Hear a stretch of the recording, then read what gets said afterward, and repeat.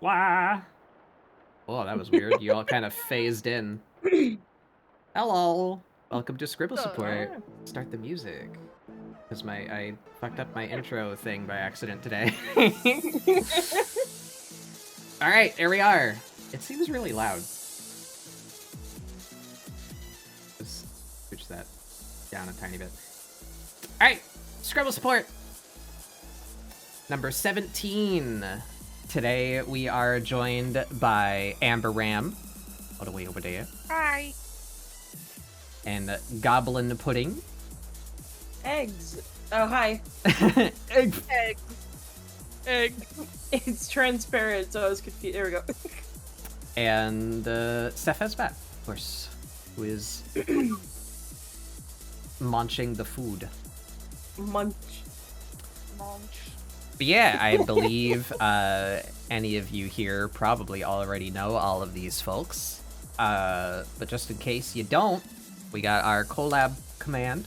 You can check them out. I am reaching for the oh wait, I forgot. I have technology. Pop. Yes! Behold, my stream deck. I can click buttons. What? A stream deck? You're bougie. Welcome, D-Pork. Yeah, Oh my god.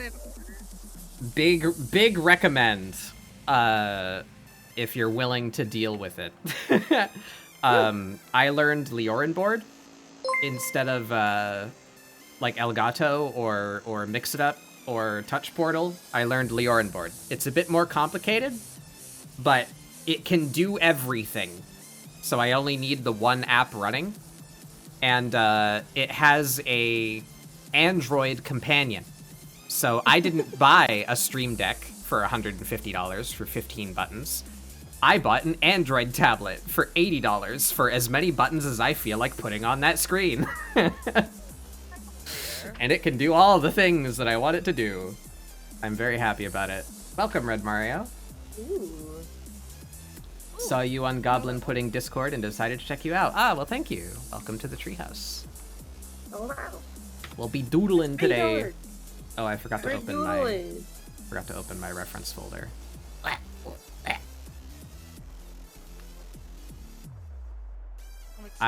feel like I have a decent idea for this one.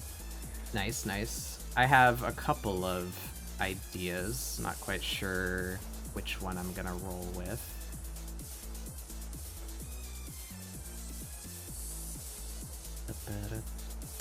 Got some Shantae music going. It's good. Ooh. Oh my god. Ah. You ever just like make a mistake in the program and then you physically react? Fuck. Yeah, sometimes. Sometimes I squawk. Yeah, I make noises. I make a lot of noises. That's how you know Like, you are either goblin or goblin adjacent. yeah. Goblin Stater? Goblin Stater? Oh wait, what? I call myself a goblin accessory. I know, what is it that, I know bugbears are like kind of goblin adjacent. Oh, no, they're Goblinoid. Yeah, Straight up. goblinoid. Yeah, just so it's a bugbear, hobgoblin, and then goblin. Yeah. Subspecies or whatever you'd call it. Yeah. Yeah. Same family. Yeah, I'm excited because they've been teasing like more bugbear stuff.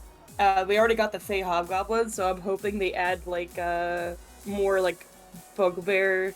Like I've been really wanting an Arctic bugbear so bad. Whoa. Just a big old white Yeti man. Yeah. Yes, big old Yeti. It's been a while Goofy. since I've done this style. Let's give that a shot today.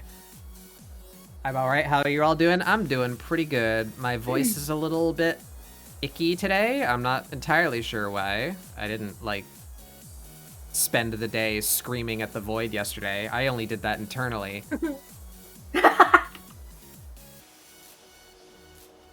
Was it because of brush stuff? Yes. Or- It's because of the brush stuff, yes. Ah, you Kellen mentioned- Royer, welcome. Thank you so much. I'm gonna go. Oh, you. Well. Oh my Congratulations, you broke Why? tits instantly. You've destroyed. Oh shit. He went off the screen. Yeah, that's what it's supposed to do, but it broke. Well, is it okay now? Did it fix itself? I guess we'll see. Bop. Here we are. Man, I really wish there was a better solution for streaming multiple screens than Discord. Is there not one? Not that I know of. At least not one that asks you guys to do a bunch of work. Right. It's the only other solution that I am aware of is it would work most of the time because I think just about everyone I've asked to be on ScribbleSupport is also a streamer.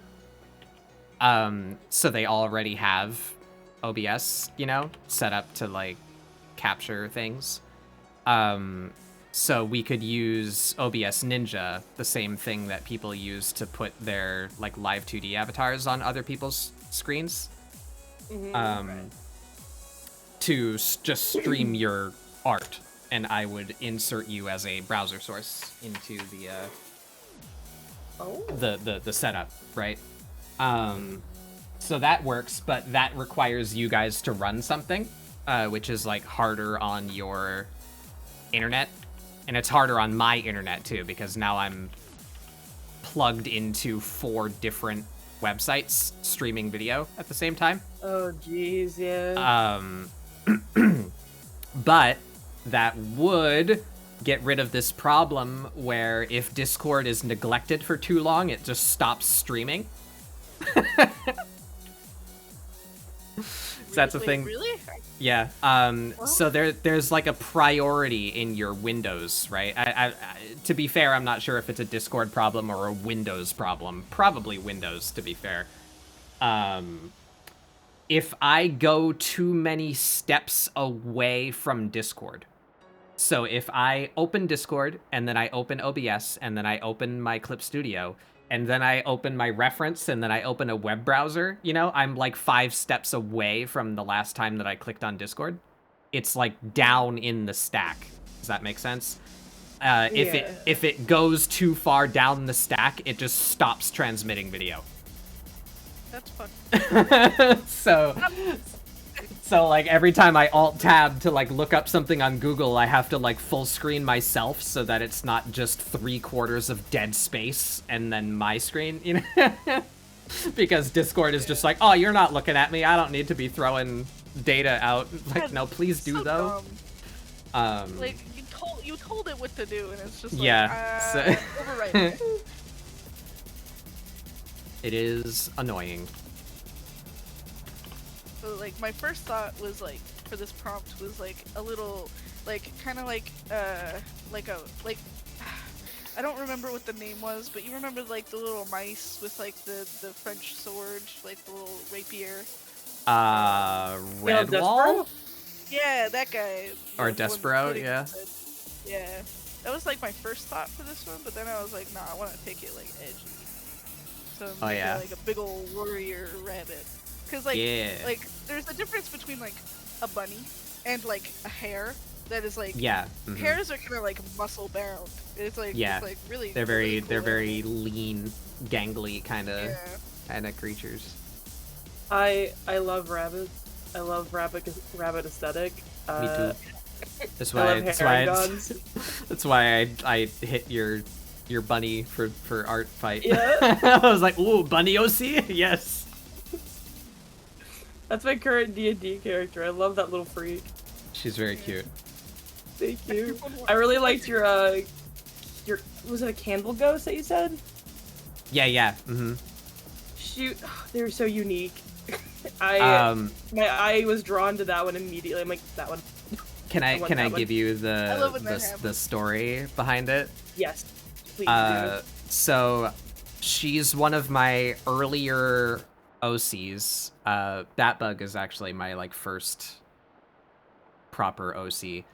I've been doing art for many, many years. I started very, very young because my father Grub is a career artist. So I've been drawing for a long time, but the amount of work that I have produced in the past, like, 2 years is more than the rest of my life easily. So God, I only started doing it seriously very recently. So I didn't have like a DeviantArt phase in middle school, you know, like I skipped all of that stuff. Consider yourself lucky. No, I think it would be funny. I think I would love to look back at my cringy old shit if I still had it. You say that. Yeah, no, you lucked out. Just be glad you didn't fall for the blue eyeshadow, okay? We all have our cringy faces. But so Batbug is my first like proper OC because I skipped like that step of being a digital artist on the internet. Okay. So the Wick, she's called, was one of my very next earliest ones, and I wanted to make a slime because the thing that got me started with taking art seriously was doing a 30-day art prompt with a friend. And from that art prompt is where Batbug came from. The original prompt was like bat butterfly or something like that. So I interpreted that into Batbug just in time to take part in like the Halloween seasonal art prompt that year. And one of the other things I did on that prompt was a slime, and I had a lot of fun doing it. So I was like, that was fun. I want to render slime more because it was fun to like communicate the interior, you know, make it look like there's like shit stuck into him. The prompt was riverbed slime, so I had like silt and like stones, you know, like going up into the body of the creature, and like leaves and stuff stuck to them. It was very fun to do. So I was like, okay, I like slime. I want to do that again. But also because I'm a relatively new artist, even though I've been doing it for a long time, I've never like practiced it. I still have an issue with like same body syndrome. So I want like to you practice. Draw, like, every people like the same kind of. Yeah, with the same proportion. Yeah. And I don't think that's bad, but I want to branch out more. So I came up with the idea that I want to practice more varied body types, but it takes me a really long time to conceptualize characters. So I thought if I made a slime girl, then that excuses them being able to be depicted with multiple body shapes, and it makes sense. So I was like, I only need to conceptualize one character, and then I can use them as body shape practice. So that's why I wanted a slime. But then I was like, I don't like just slime girl, you know? I feel like that's common. And I wanted to do something more interesting. So I was like, what is a different kind of slime? What's a substance that they could be made of that's not just like Dragon Quest slime, you know? So I said ectoplasm. So she's ghost slime. And then the candle motif just kind of got added on top of that. So she's like ectoplasm slime, kind of reads as candle wax, you know, but that was her design process. And then I drew her like one other time and and then didn't draw her again. As you do. I do As that. one does. I completely understand. How am I framing this?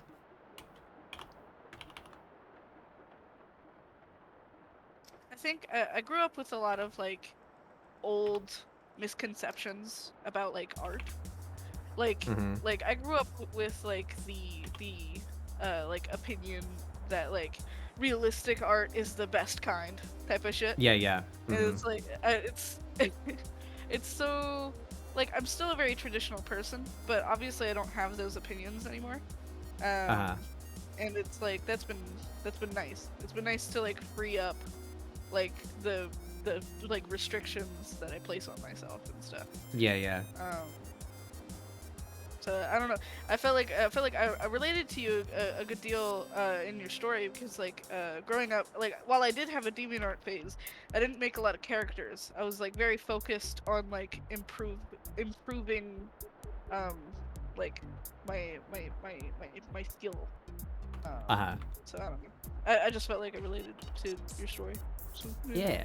So take that. Boom.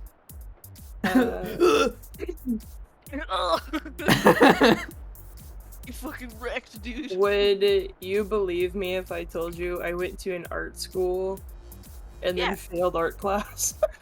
Yes. Yes, 100%. Well, like, I didn't go to art school, but I failed art class. I went to an art school specifically for the art company, right? I had a letter of recommendation. I had all this cool shit. Me and my dumb baby brain. I'm like, I'm gonna get into art study.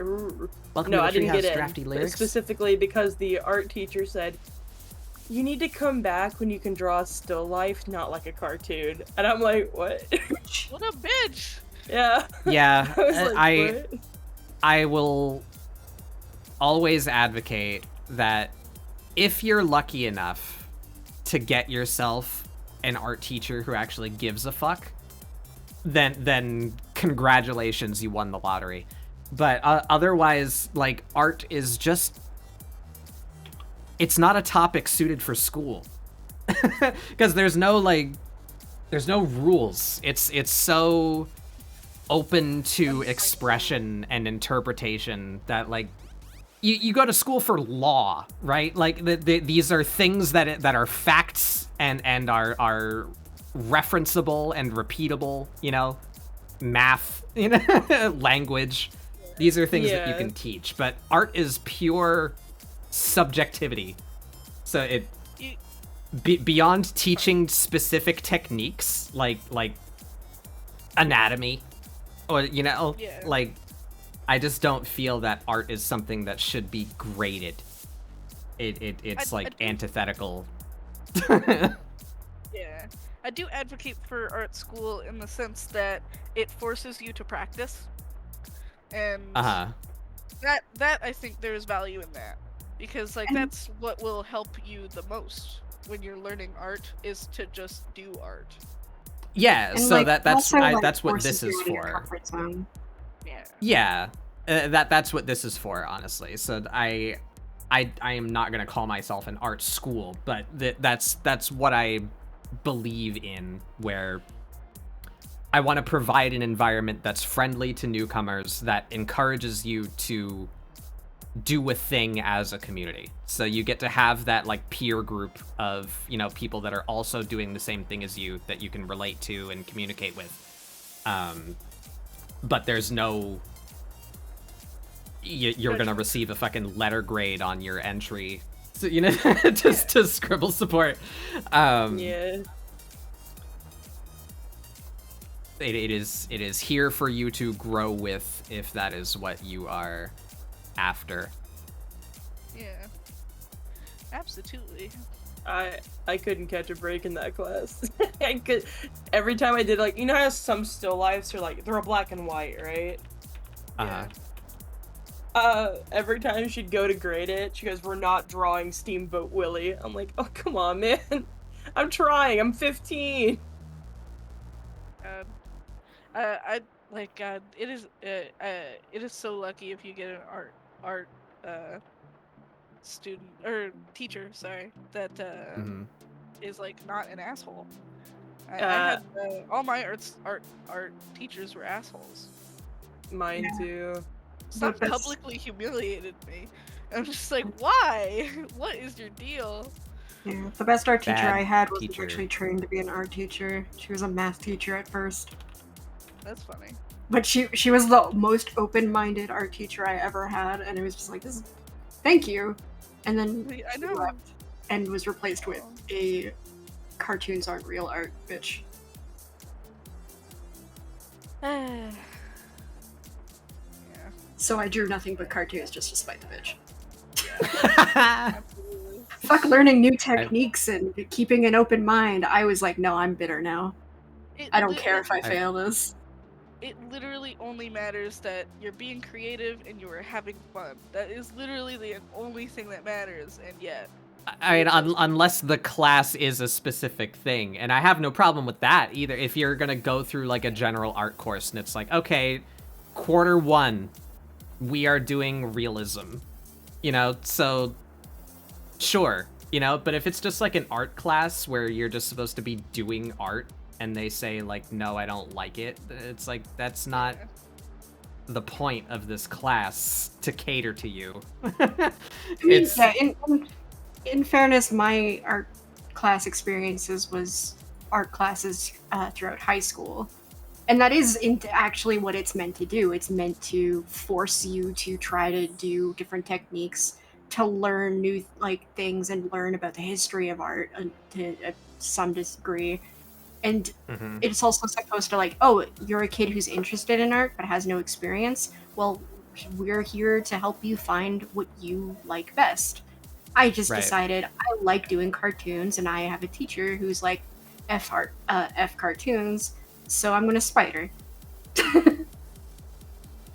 I barely passed that class. The next art teacher I had was the most apathetic, did not care kind of teacher. He was just there. He had tenure, so he just didn't care. He made the assignments, and that was it. My math tutor was more encouraging than my art teachers were. That was math tutor. The two best teachers I've ever had were a math teacher and a science teacher. What is with math teachers being great art teachers? No, she taught me math, but just in general, like teachers that actually gave a fuck. One was a math teacher and one was a science teacher. Oh yeah, that's honestly like a weird thing I've noticed through like my schooling too, is that actually the teachers who really actually love teaching and love their subjects tended to be math teachers. It was weird, but it's like, I guess you're teaching math to a bunch of kids who most of them hate math. You kind of have to love what you're teaching at that point. That's a good point.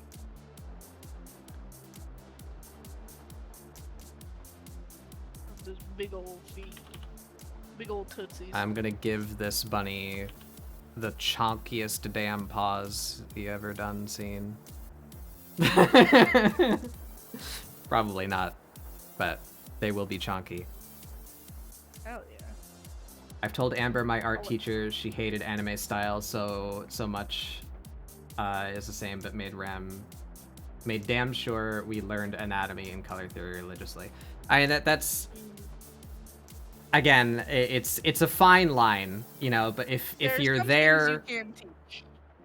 If that's the class, then you signed up for it. You know what I mean? Like if it's a variety class and you're supposed to do different stuff, then you should do different stuff, and it's totally fair to not like it. But that's the point of the class, is for you to find that out, right? You give it a fair shot and you say, I'm never doing still life again, and that's fair. But if your teacher is a fuckwit about that mentality, you know, and saying that, no, well, this is real art, you should learn to like it, or, you know, stupid shit like that, then fuck that person. And especially if it's not the class, if it's just like a general art class or whatever, like, I don't know, physical media class, and the point of the class is to teach you how to paint, then whatever the hell you paint, as long as it's not, like, of course, stuff that's not suited for a classroom setting, right? then there should be no rule for what goes on that canvas. The teacher's not allowed to say, I don't like that, or do something else. Then, your style is ugly. I'd argue that if it's an art class that's meant for adults, that you can paint whatever the hell you want. Yeah. As long as it's not illegal.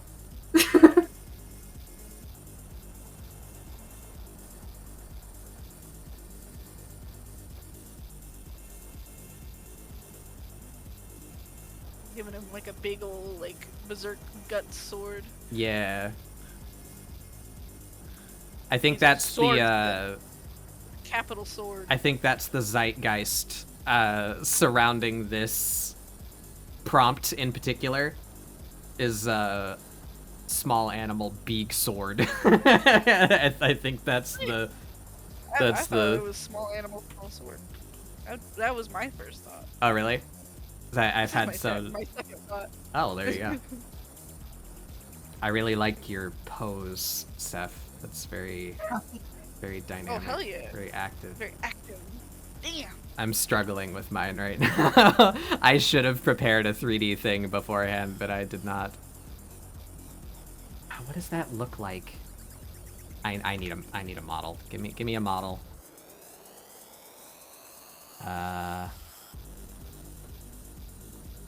Oh yeah, I just downloaded this one that's got big chonky hands.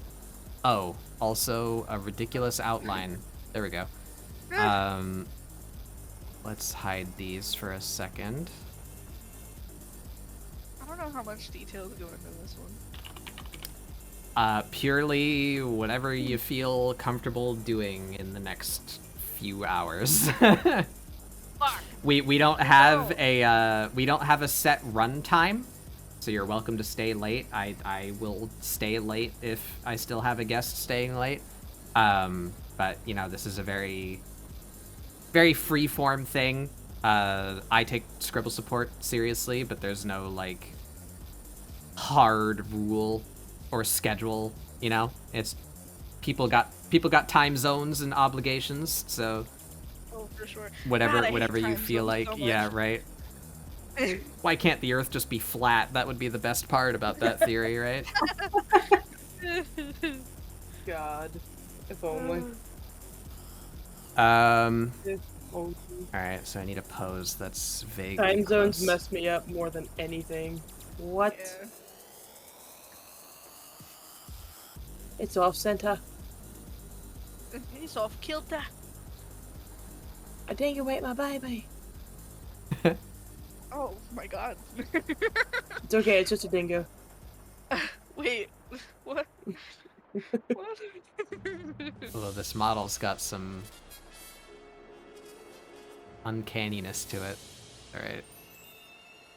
Just gonna use it to get make a Naruto run. Yeah, this is pretty close to that, isn't it?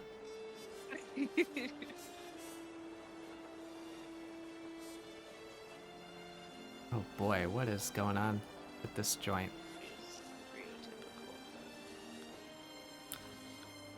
One day I will learn to rig for Clip Studio. And I will take over the world when I do. I can just make my own pose models. Hell yeah.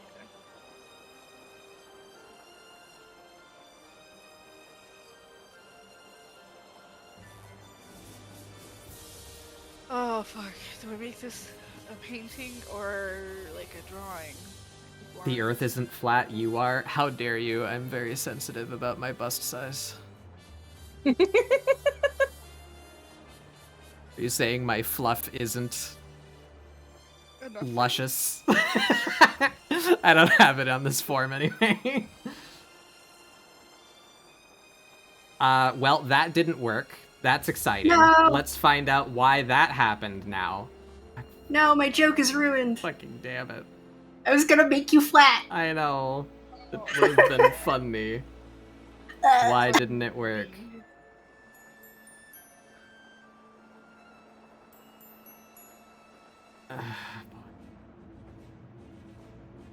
Alright, let me try this.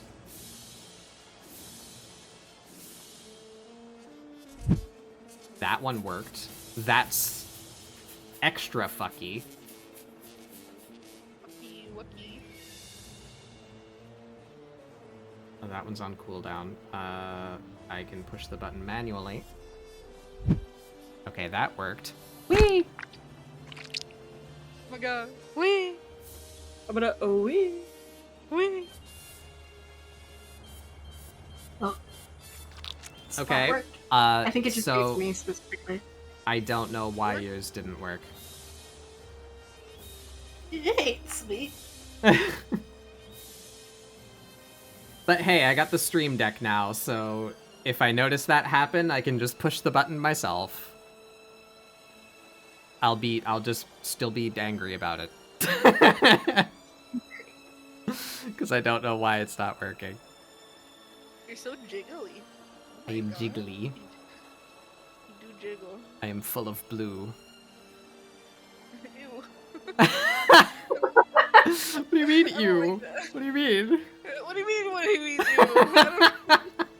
How was that not gross?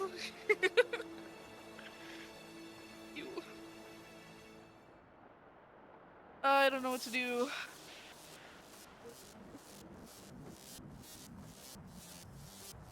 Oh, this is painful. This model is not cooperating.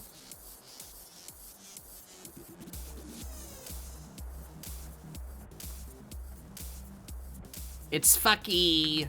Ah.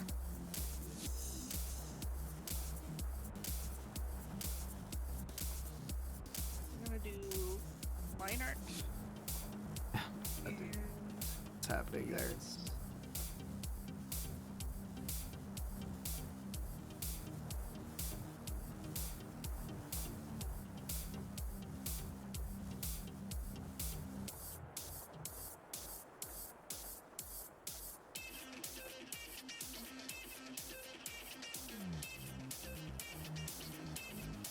Okay, so this model seems to be impossible to pose in the way that I want for some reason.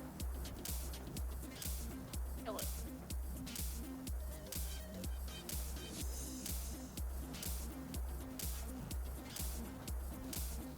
What? What? What? What?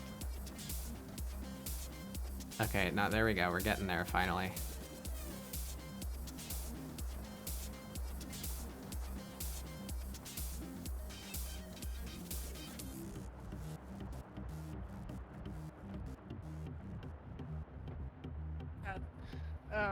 That right? Once my art teacher, like, we had this like hallway where we would hang up our projects, and because I was a very shitty student for all classes, but also art, he like my old project, like not my new one that everyone else had, was still up there, and so we were all in the hallway, like the entire class was just like looking at these like projects up here, and he like took it down and like gave it to me slowly with this look on his face that was like, "You disgust me," and I was like, it was a very mortifying experience at the time, but like fuck that guy, man. Like, it was such a jerk. Yeah, publicly humiliating you. Yeah. Yeah. I think that classifies people as jerks once they do that. Yeah. Mm-hmm. You are upgraded to jerk status. Also, hello, tribe. Sorry I didn't say that earlier. Full of blue, like fruit gusher. Yes, exactly. You understand. Oh, I love gushers. Wait, somebody say tribes? Have you kids heard about tribes? Sorry.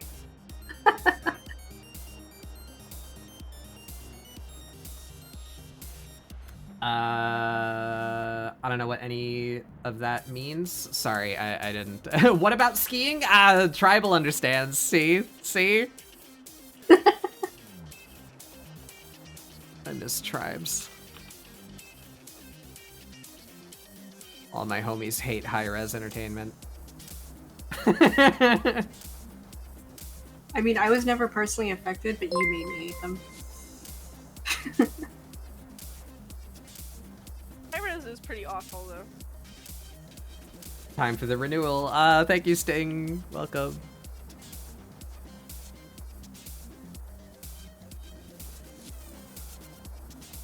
Yeah, the TLDR, High-Res Entertainment makes a business practice out of abandoning projects when a new trend comes out. Oh, yeah. And it's stinky. They just drop their games.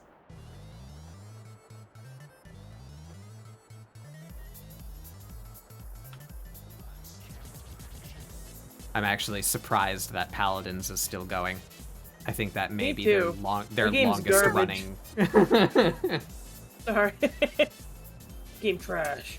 Why the beef with High-Res? I'll say in a bit more words. My favorite video game franchise from the late 90s was Star Siege Tribes. It's a first-person shooter, but there's nothing else quite like Tribes, so I've not been able to satiate my craving on any other game since Tribes died.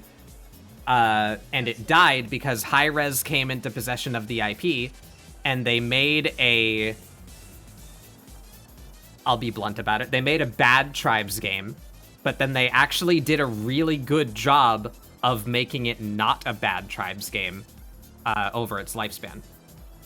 They did a very commendable, respectable job of listening to the community and like why it was not Tribes, and they made it way better. And it was fun. Like a year after it came out, it was very good. Was it too little, too late? No, the game was good. And it had a healthy audience. There were, it didn't take forever to like matchmake or anything, so you could tell people were still playing the game. And they were developing a level editor, which I feel is kind of a relic of the past. Like, barely any company actually provides the community with creation tools anymore, which I think stinks, but, it's what it is. So I was excited to see that they were actually creating a level editor so that we could keep Tribes going. That meant that at least in the level front, we wouldn't have to wait for the developers to make new levels. We could make them ourselves.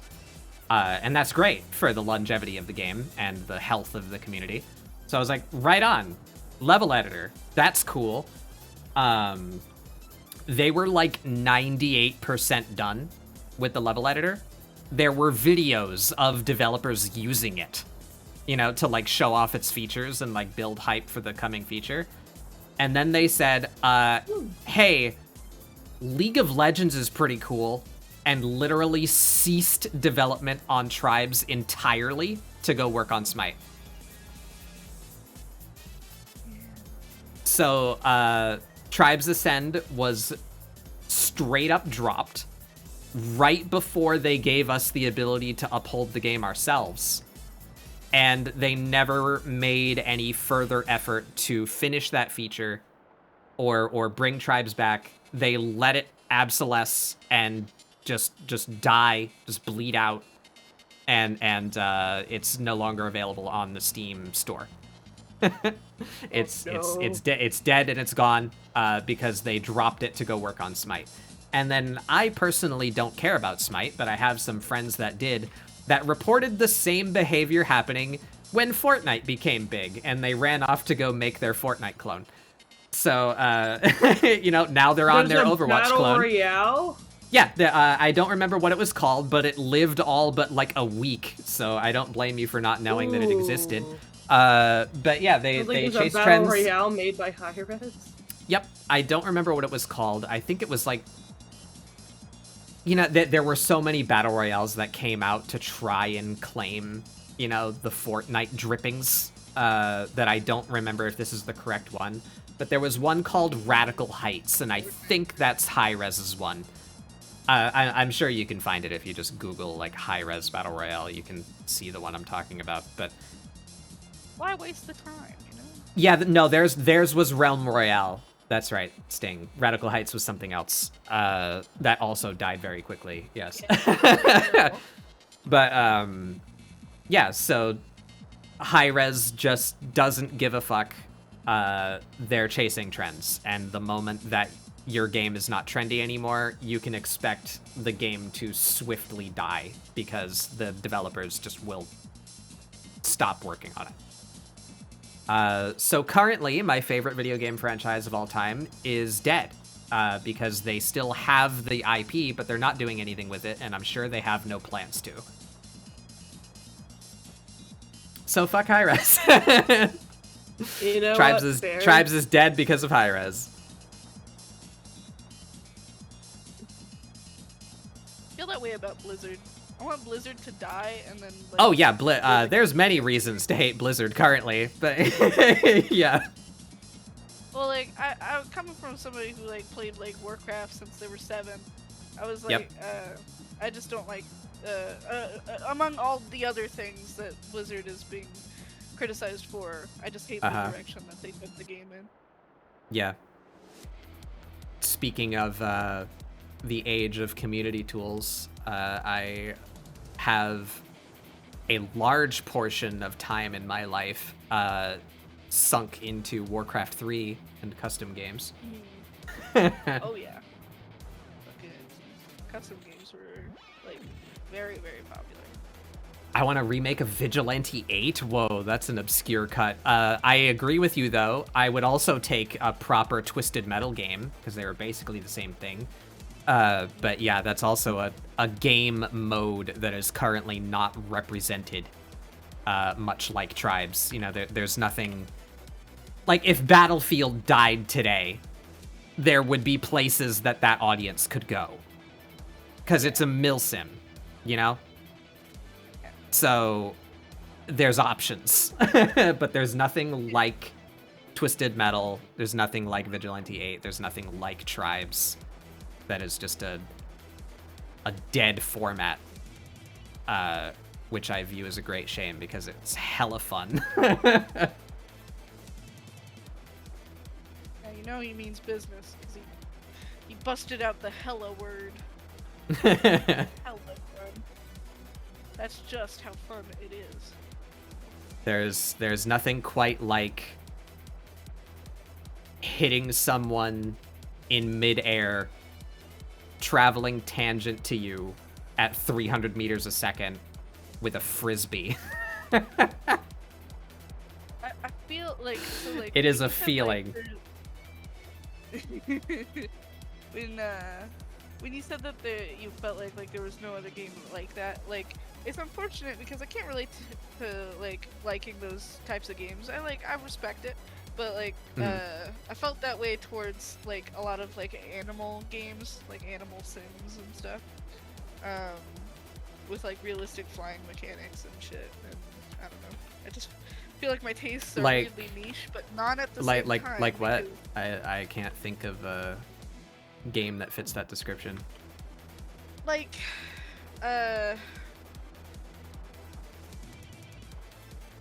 they're very niche. I'm almost embarrassed to bring them up. Oh, well, I guess you don't have to. I was just curious. When you say Animal Simulator, I immediately go to like Goat Simulator. Which is fucking dumb.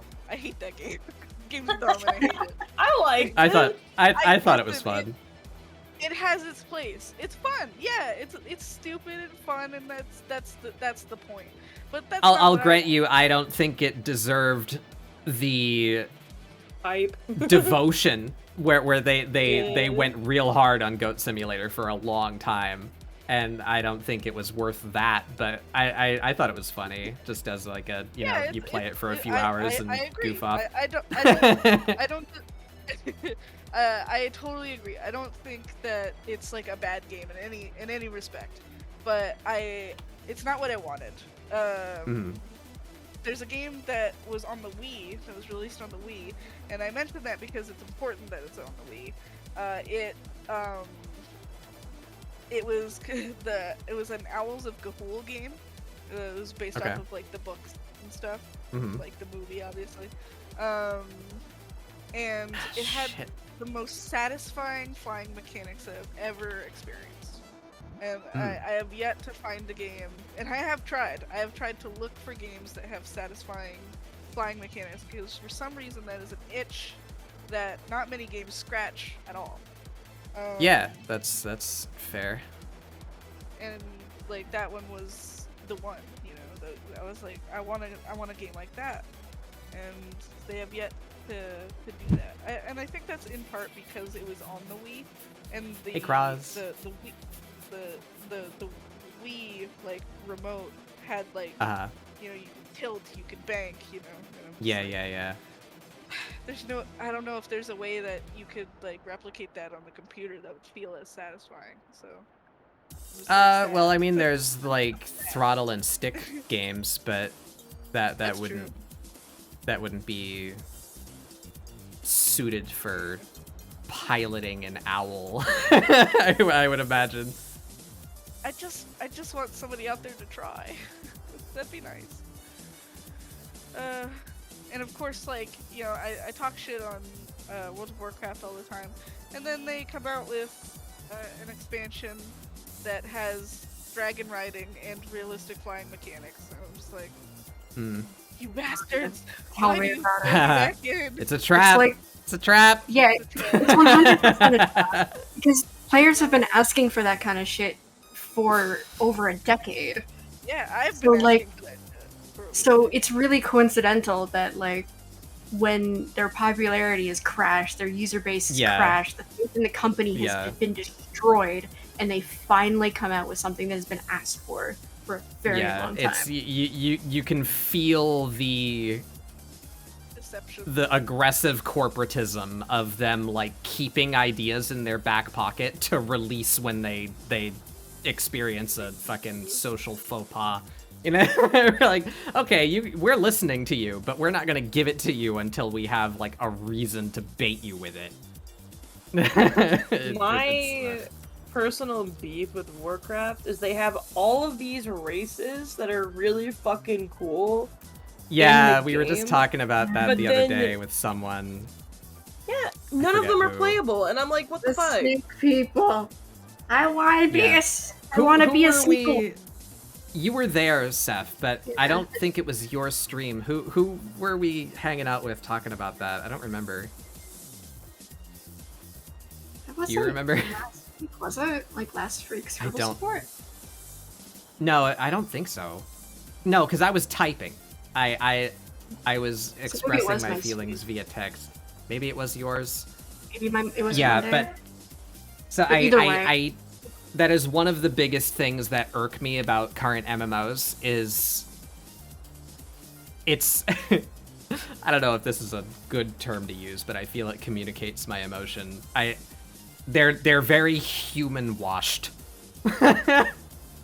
Does that read? Do you understand what I mean? Even if the race is not human, they're very close to human, and I think it's boring. There's not enough monstrous races in MMOs, because, like, the biggest beef I'll forever fucking have, like, World of Warcraft, fine, whatever. You get to be a Minotaur, that alone is a stretch, and I'm happy I get to play as a Minotaur, or a Goblin, for that matter. But, like, games like Black Desert, oh my god. they're like, look at all these different races. I'm like, these are all white women. What do you mean? Yeah. Yep. Like, Tribal, that's within the game, but they're exactly.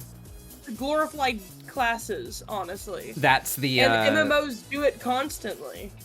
Yeah, the prime example is Final Fantasy XIV, as Tribal just said in chat. There are... So first of all, we'll start with the base player races. For those of you that aren't as crusty as me, you may not be aware that Final Fantasy XIV is actually basically Final Fantasy XI-2. All of the player races, well, the like vanilla game player races in Final Fantasy XIV are straight up ripped from Final Fantasy XI. But already their interpretations are less interesting than they were in Final Fantasy XI. You know, from like 2001 or whatever the hell that game was released. The prime examples are the big people. In Final Fantasy XIV, they're called Rogaden. In 11, they were called Galka. In 11, they had tails. They had way more exaggerated proportions, you know, like gorilla shape, like giant arms, tiny legs, enormous like Hulk torsos. And they had tails and like beast faces. They had like padded noses and like really heavy like sideburns, you know, like kind of like fur that leads up to the hair, you know what I mean? Yeah. And the Mithra in Final Fantasy XI, now the Mihote in Final Fantasy XIV. They also had padded noses. They had furred tails. They had more lion. Not only did they have noses, but they had like more triangular faces, like more cat-like actual face shapes. Slitted pupils, you know. And they had this cute little detail where they actually all spoke with like rolling R's, like they like purred their words.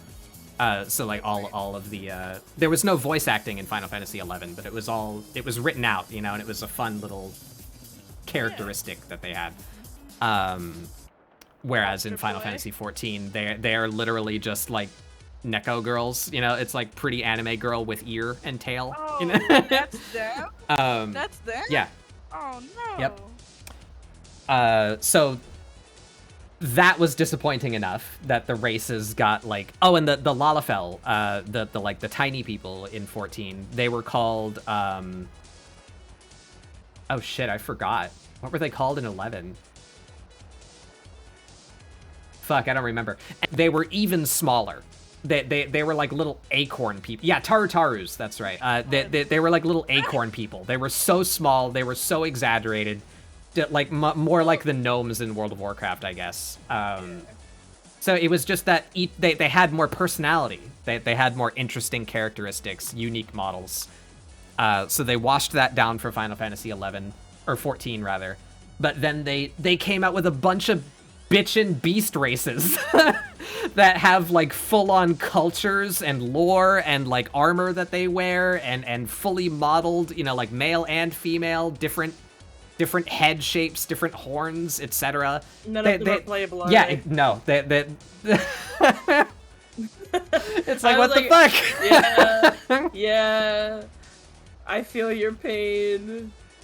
I guess it's like they want to make characters that like people can relate to, and I guess like, and that's fine, but like, why not have the options? You built it; they're right there. Like, see, both of them to assume that I relate to a big-titted white elf lady. Yeah, I don't. I resonate with the goblin that eats out of the trash. Give me the goblin. Or like if you do have the rare monster race, then you're going to get the situation of like the men look monsterly. Yeah. The men look monsterly. Yeah. The ladies look like sex pots, and it's just like, fuck it, let me be beastly. Let me be beastly and feminine. Guilty of that. Yeah, they are. A lot of them are guilty of it. But yeah, World of Warcraft definitely. Yeah. I think trolls are like the most egregious. Oh my god, right? Yeah. I think the orcs are too, because like both. That's true. Both are They're pretty just bad. like thick though. They're like big. Yeah, Yeah, orc women are definitely nice and like atypical in that way, you know, but they're still like way more pretty than the men. Yeah. Well, you say don't- that, but then we go through the face options, and like 2 of them are pretty, and the rest are like they got warts and wrinkles and scars and stuff. But yeah, I still agree with all this. Like, God, you can make such a long list of all the races that you want in WoW, like the fucking Naga, the fucking Rank, the fucking Sobek. I think the blood trolls should have been playable, because they look so different from a regular troll or any of the trolls. Where is this? There it is. They even have like sub races now. Yeah. With, like, the... Yeah, like, I feel like that's a allied races or whatever they call them. Yeah. That's allied races, you're right. Yeah, I don't, you know, at this point, I don't think World of Warcraft is ever going to be saved just because of what Blizzard is. But there's still parts of WoW that I like, design-wise, that could have gone somewhere cool, but yeah, it's fucking... it's all corporatized. It's Activision Blizzard now, so... Like, none of the people that made the games that everyone loves and remembers so fondly are there anymore. No, and that's why I take such huge umbrage. I mean, we've even been doing it, of like... Wow, Blizzard has changed. Blizzard used to make games that I loved, and that's true, but that's misdirecting. Where the company never made games. The people made the games. So you should give loyalty and glory to those people, not to Bethesda or Blizzard or Ubisoft, you know? They don't give a fuck about you. Follow the people, follow the lead designers and the creative directors of the games that you like. They're probably still around. And you might find another game that you love because that person made it. Don't ally yourself with a corporation. They don't give a shit. Oh, yeah.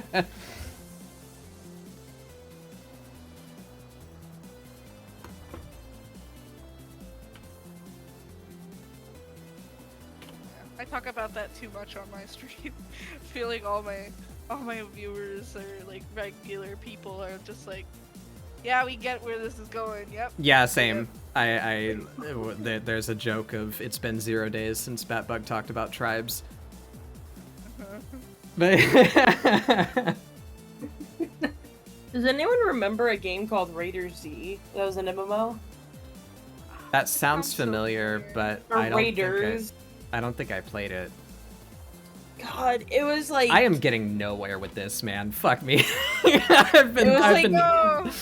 best MMO ever made, because it was the only MMO that allowed you to multi-class. At the time. Yeah. I was playing this stuff when I was in middle school and high school, and this game, if you wanted to be a cleric and deal damage, you could. If you wanted to be a tank and a rogue, you could. Yeah, I appreciate systems like that. Obviously, it's harder to balance, but I am of the opinion that online role-playing game PvP is amongst the worst form of PvP that you can engage in. So personally, I would say don't care so much about the balance and just, you know, make it enjoyable for the PvE experience. But if you're trying to balance it, I understand that it's difficult, but I think it's so worth it to at least, you know, and maybe my opinion is not the popular one, and that's why it's not done so much, because they don't view it as a profitable decision to make. But I enjoy games with like heavy flexibility like that so much more than like the typical, you know, tank healer DPS setup. But it's hard, so they're not gonna. So yeah. Anyway.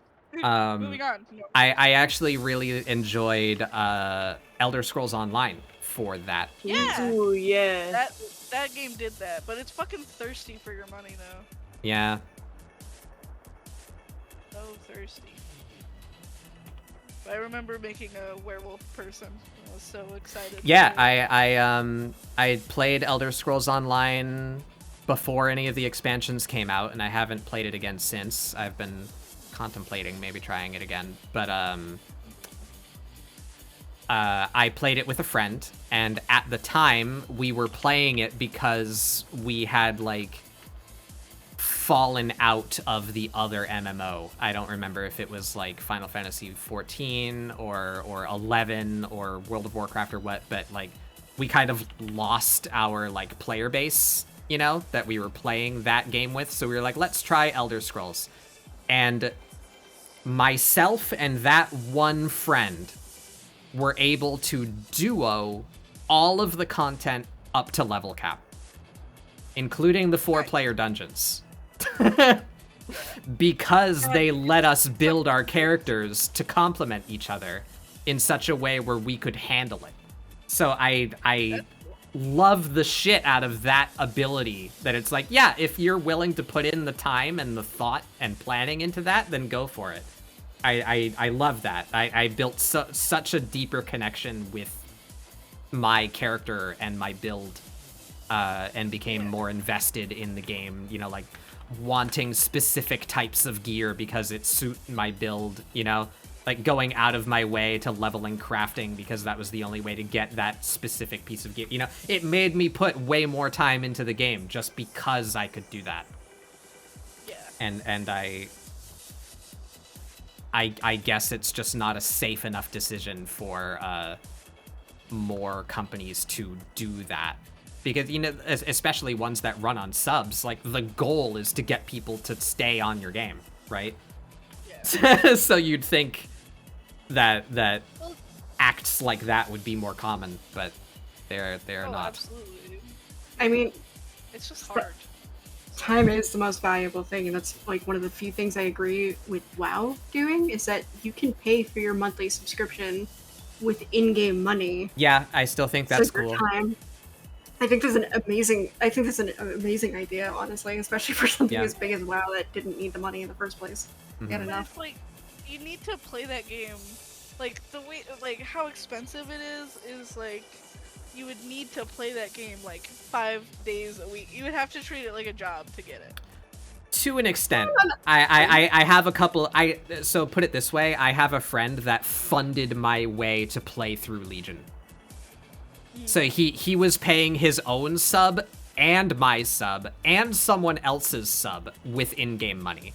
So if it's more that you just need to learn how to play that game than put like a ridiculous amount of time in it, which isn't something that everyone is willing to do. I certainly wasn't, but it is doable for like a, you know, not full-time job level commitment. Yeah. It just might not be the most fun thing. Yeah, it's very grindy is my point. Also, it seems like Tits is indeed not working because I was not donked by the daily donk. Let me restart. You got he's docking? I gotta reboot my Tits, you know how it is. Oh my god. Same. Sometimes I gotta do that. After a long day of work, you know? Alright, hopefully that, What kind of job do you have? Jesus. What kind of job do you got? There's a pat bat that didn't go through. Son of a bitch! What the fuck? What the fuck? I love that bird. One more trip. What if I do this? What if I have it open on my computer and my tablet? Does that break things? Head pat. Yes. My button worked. Splat me.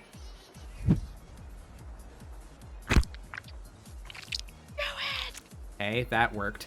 What if I redeem it? Where is it? Splat bug.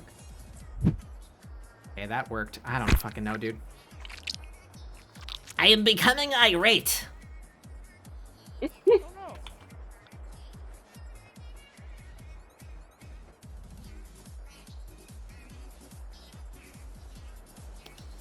So who's excited for Splatoon 3? Peep. Peep? That's it. That's it? Oh no. Yeah, Peep played that game a Splatoon lot. 3. And she's like super stoked. She's like ready to pre-order it. Aww. Peep's also a freak though. She's not here, so I can say that.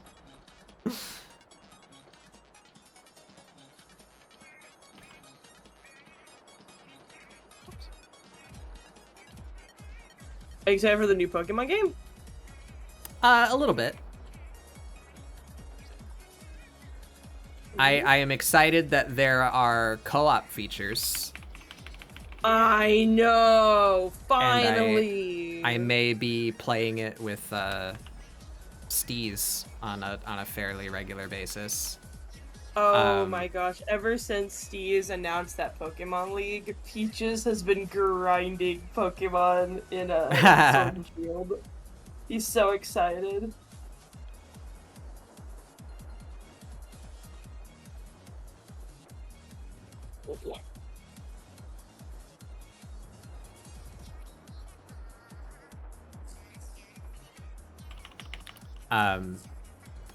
But yeah, I don't know. I was big into Pokemon when I was younger. I was prime ground zero for Pokemon. Oh. Like when it became big in the West, I was like 9. So I was like ready for Pokemon, you know? Yeah. So I played the living hell out of Red and Yellow and Silver. But then some fun life things happened, and I moved very far away, so I lost all my friends. And I didn't have much of a reason to continue playing Pokemon.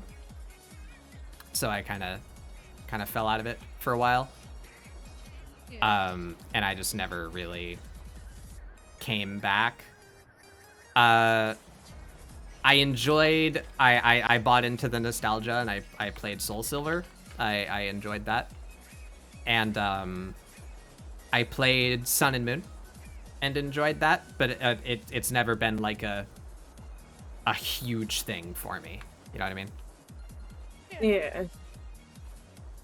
That's fair.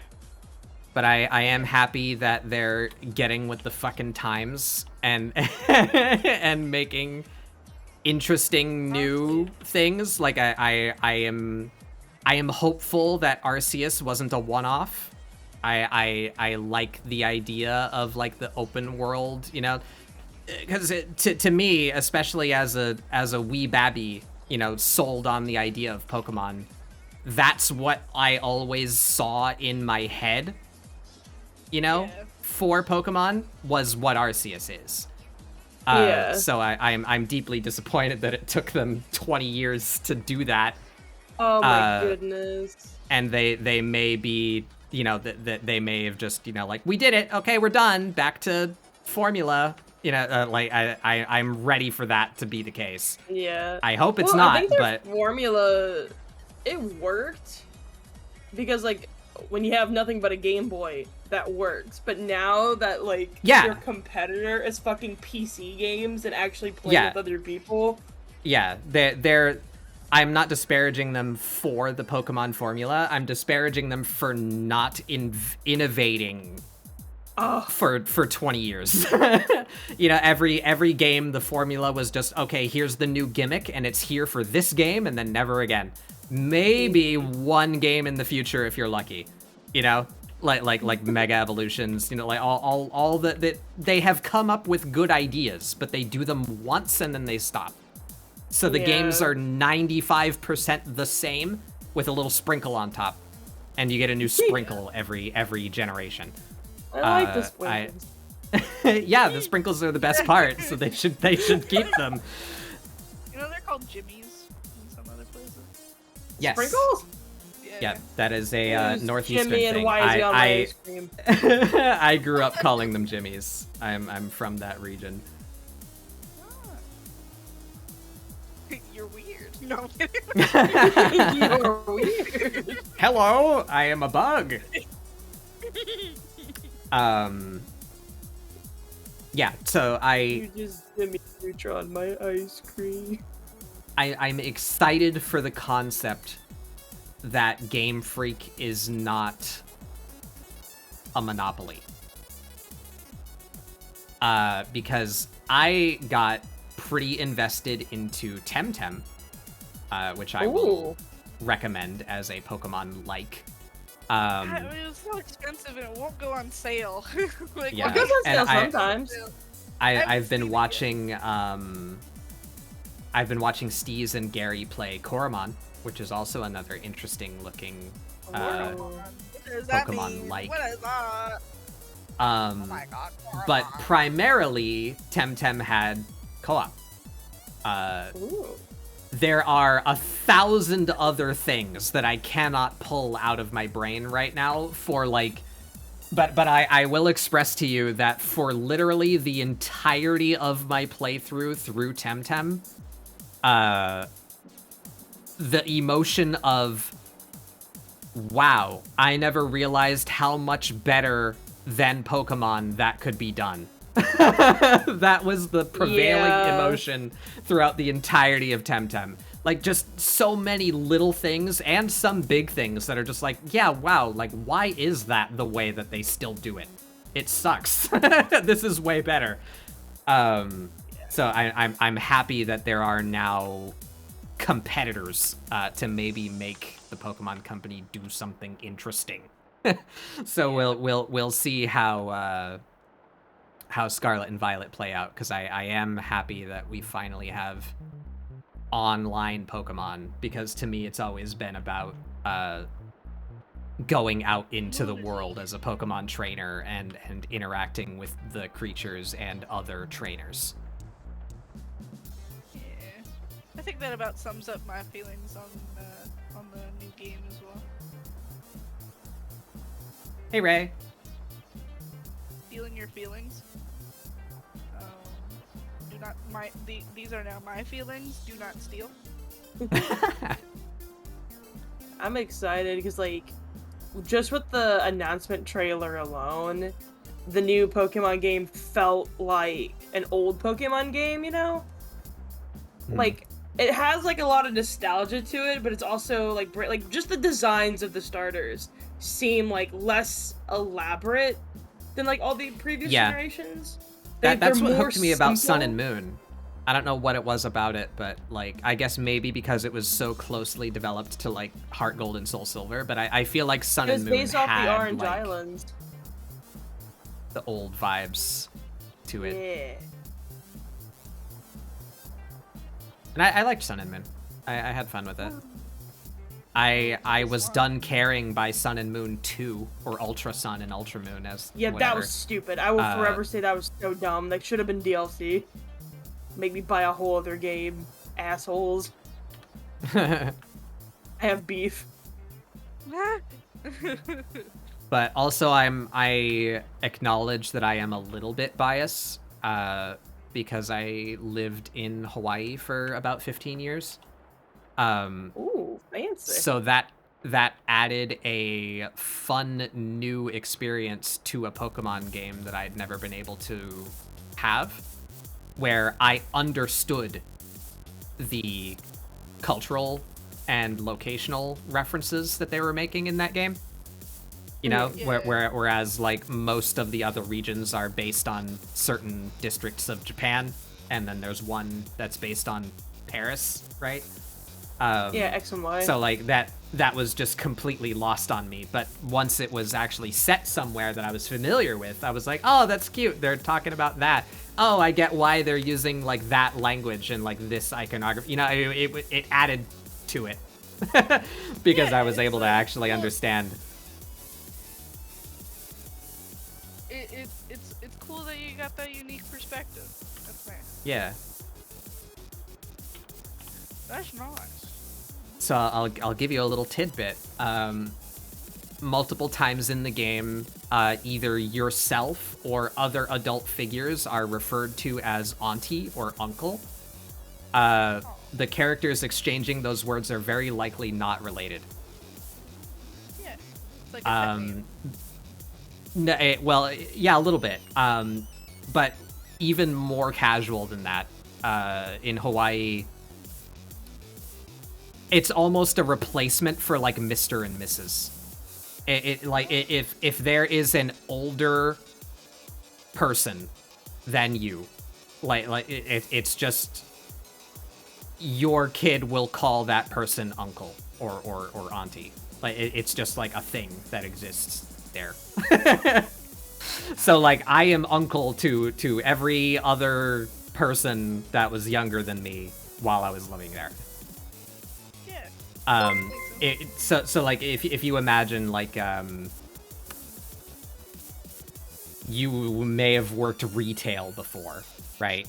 And, like, if a child comes up to you and asks you for help, they might say, like, excuse me, miss, or ma'am, or, you know, like there's some noun there, right? That a stranger will address you with. That's what they use. So, like, a stranger child would walk up to me in an aisle of Walmart or whatever and say, "Uncle, can you help me find something?" You know, that's just like the culture that they have over there. That's cool. That is very neat. I never knew that. Yeah. Then again, I never knew, like, a ton of things about Hawaii. I just found it very funny because, like, the Unova region is based off of America, and there's a lot of biker gangs everywhere, and it's just funny to me because it's like, yeah, that sums it up. that sums it up real good. Which one's Unova? That's Black and White. I skipped 3, 5, and 6. Oh. So that's one of the ones that I'm not familiar with. So 3 Black is and White when was actually one of my favorites. Moved. It's pretty good. Oh yeah. 3 is when I moved, and then I played Pearl because that was when my younger brother was like the Pokemon age. So I bought him Diamond, and I played Pearl just so that I would have, you know, like, the things to trade to him. But then he didn't care to stick with it, so I didn't either. So no. I went on to skip 5 and 6, and but then for whatever reason, Moon seemed appealing to me, so I played that one. And I also haven't played Sword and Shield. Sword and Shield's fun. It's funny, we were talking about, you know, like, the cultural differences and stuff. A friend of mine makes fun of me because she grew up in, like, I think she grew up, like, in Europe and stuff, and, like, you know, in those countries, like, you're surrounded by, like, 15 other countries, like, there's, like, just a bunch of, like, culture over there, and like, she was making fun of me because I didn't know where something was, or, like, a place was, and she was like, no, I'm like she was, like, embarrassed on my behalf. I'm like, bitch, like, we have Canada and Mexico, and that's it, so I'm gonna need you to shut up. I would wager a guess that a huge percentage of Americans could also not complete a name every state map. Absolutely correct. Absolutely. There's states I forget about because nothing happens. Like, one of the states I actually live in, I forget it's a state because nothing fucking happens here. Ever. And there's other places, like, what is Ohio? Like, they're crazy. They're crackheads. What is, like, Ohio? What is Ohio? Why do we have it? Return it. Something absorb it. Yeah, like, why do we have it? Absolutely valid, and that is a very correct assumption. This place sucks. Yeah, I feel like it's not appreciated in other countries how fucking big the United States is. Yeah. Like, Texas covers most of Europe. Yeah. All right, we got 49 other fuckers. Alaska's even bigger than that. So, like, the idea that just the sheer volume of landmass that we encompass is more than almost every other country. It's like, so don't blame me that I'm not, like, geographically sound, you know? Like, I'm not, I can't help it. Fuck. Also, on top of all of that, our education system really doesn't give a shit about other places, so... Oh, yeah. Oh, yeah. Learn about America, that's all you need. That's all you need. And learn about what we want you to learn about America. That's all you need. Absolutely. I will never forgive my history teachers, or like just the school in general, for making me take 3 years of what was called world history, and we only learned about the U.S. Yep. It's like, here in America, we were cool. I'm like, no, shut up. We're pretty epic. We're kind of neat. Yeah, we took this land. That's pretty pog. Like, that's pretty pog. I wish a textbook was written like that. Like, back in 1978, we totally pogged all over the place. We dumped a tea in the harbor. Can we get an F in chat for the British Union? Or the Japanese Americans after Pearl Harbor, or the fucking Native Americans when we were taking all their land, and the Mexicans that we took all their land, and... Can we get a rip in chat? Can we get a rip? Secret world history lesson: every country sucks. Yeah, exactly. I'm not saying that it's better other places, because I'm sure every single government is hella biased to its own, of course. You know, of course. But yeah, there's a bunch of historical occurrences that could be learned from that aren't, because they are suppressed. They're embarrassing. Oh my god. Hot takes here on ScribbleSupport. I think they're like lukewarm. Yeah. I think they're takes that everyone has had before, at least once. Sorry, not to undermine our takes. Sorry, no, I was being very sarcastic. Okay, good. God, Amber, read the room. I'm sorry.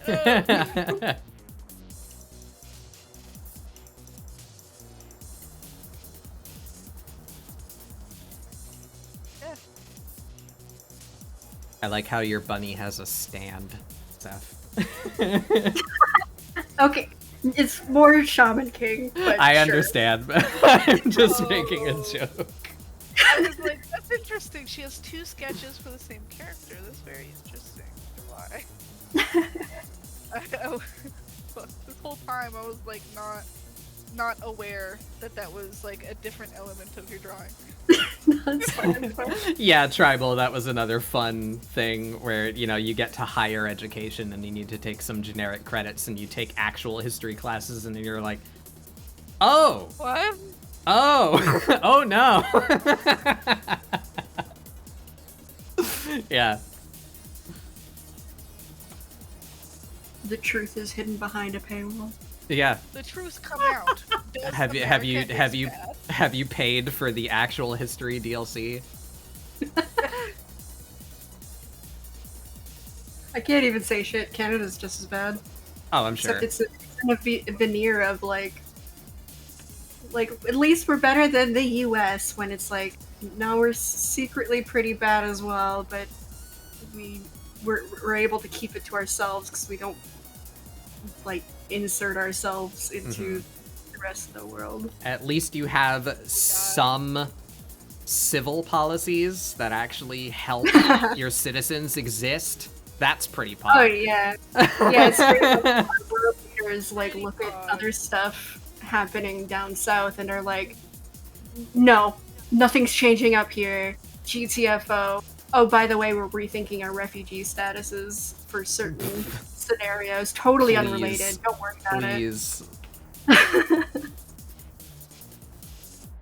they're definitely, yeah. If you're ever in a situation and you have a uterus in the U.S., you might be in the future. Depending on the state you live in. Canadian law might overlap her individual state stuff in that, like. Oh yeah. Sorry, I misheard. Yeah. I thought you were just talking about what's going on down here. Yeah. No. Canadian refugee law might be tweaked to allow people with situations and uteruses to be able to come across the border and get help. Yeah, and not legal very briefly, just for context, if we have some non-Americans or people living under rocks, you can say it. Well, I was trying to think of a phrase that says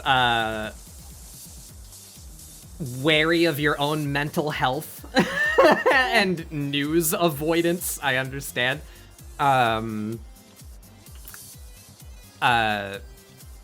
There is no longer a federal level protection against abortion. So that is now on a state-by-state basis whether or not that is illegal. So not the entire country is gonna go this way, but it is now possible for the areas with the specific kinds of demographics to make those things illegal. And as a response, Canada and a couple other countries I've heard are allowing allowing people to take care of what they need to take care of without facing potential legal repercussions when they get back. Cool. I wish them luck with that, because there's already talks about that existing down here, where, like, in the state, if you hold residence in one of these states, then leaving the state for such an act is still punishable to you. Like, which is BS. So you would literally have to move state which is total BS. Like, yeah. It's a much lesser thing in severity, but it would be like you go from a weed illegal state to vacation to one where it is legal, and then when you get back, it's like, hey, so we looked at your bank statements while you were in this state and saw that you bought weed legally. We're gonna charge you and everything for that, and it's so stupid. So friggin' dumb. Agreed. Whoops. But anywho, bunny people. Funny, we always get into like serious topics on ScribbleSupport. I feel like I always, yeah, I don't know. It's just, but sometimes, like, some things, I don't know, it doesn't necessarily need it to be talked about, but it's always nice to, like, discuss serious topics. This is a place for discussion. Yeah. And also knowing that there's like, oh, hey, neat, I'm not insane. There are people who agree with me. Yeah. When in a world where it seems like that's odd. Yeah, you never know. You could encourage people in your chat to talk about things that it's not always comfy to talk about, but knowing it's okay to talk about it. Yeah. Like, it's crazy. Like, the majority of people, like, they ran like several tests in several different areas. The majority of people would agree with you that abortion should be legal. Mm-hmm. Yet, but they're not the people that sit in the chairs. And that is what I will describe their job as. They sit in the chairs. And talk very loudly. Must be nice to sit in the chair all day and do nothing. Contemplate how you can impose your beliefs on other people. Yeah.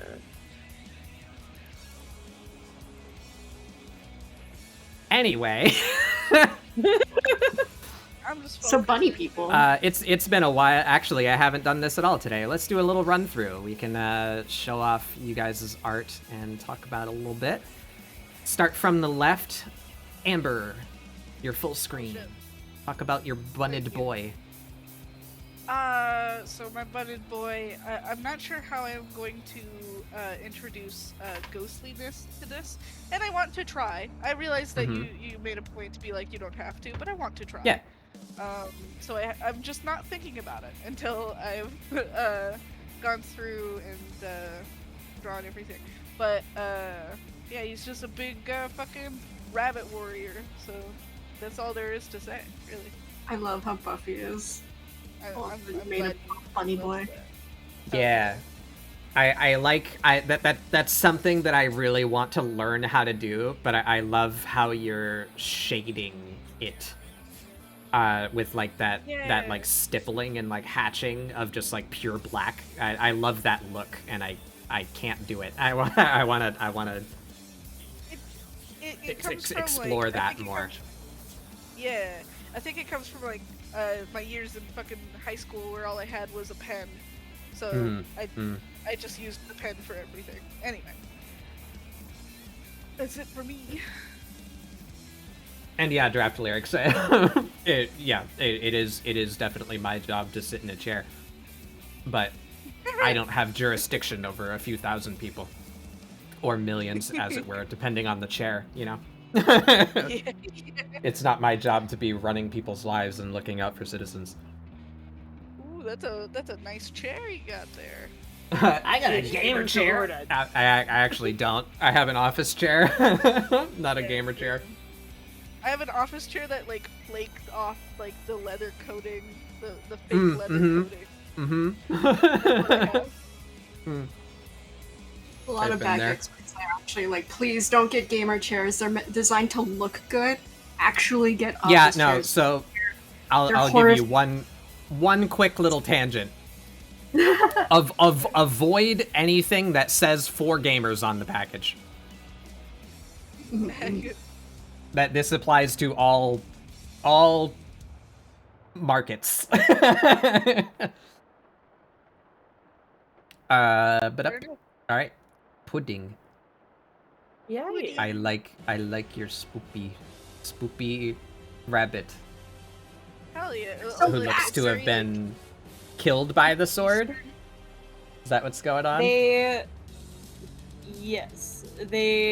like were that. a swordsman that worshipped the rabbit, the moon goddess, which is also like the rabbit goddess. And she got killed by her own sword, and she's like, bruh, now she's coming back. I like it. Haunted bunny sword. That's really cool. And you've done so much so fast. Yeah, she's really quick. It's insane. That was actually something that briefly passed through my brain, and I decided against it. I guess I'm going, or well, I'll talk about mine when we get to mine. Seth.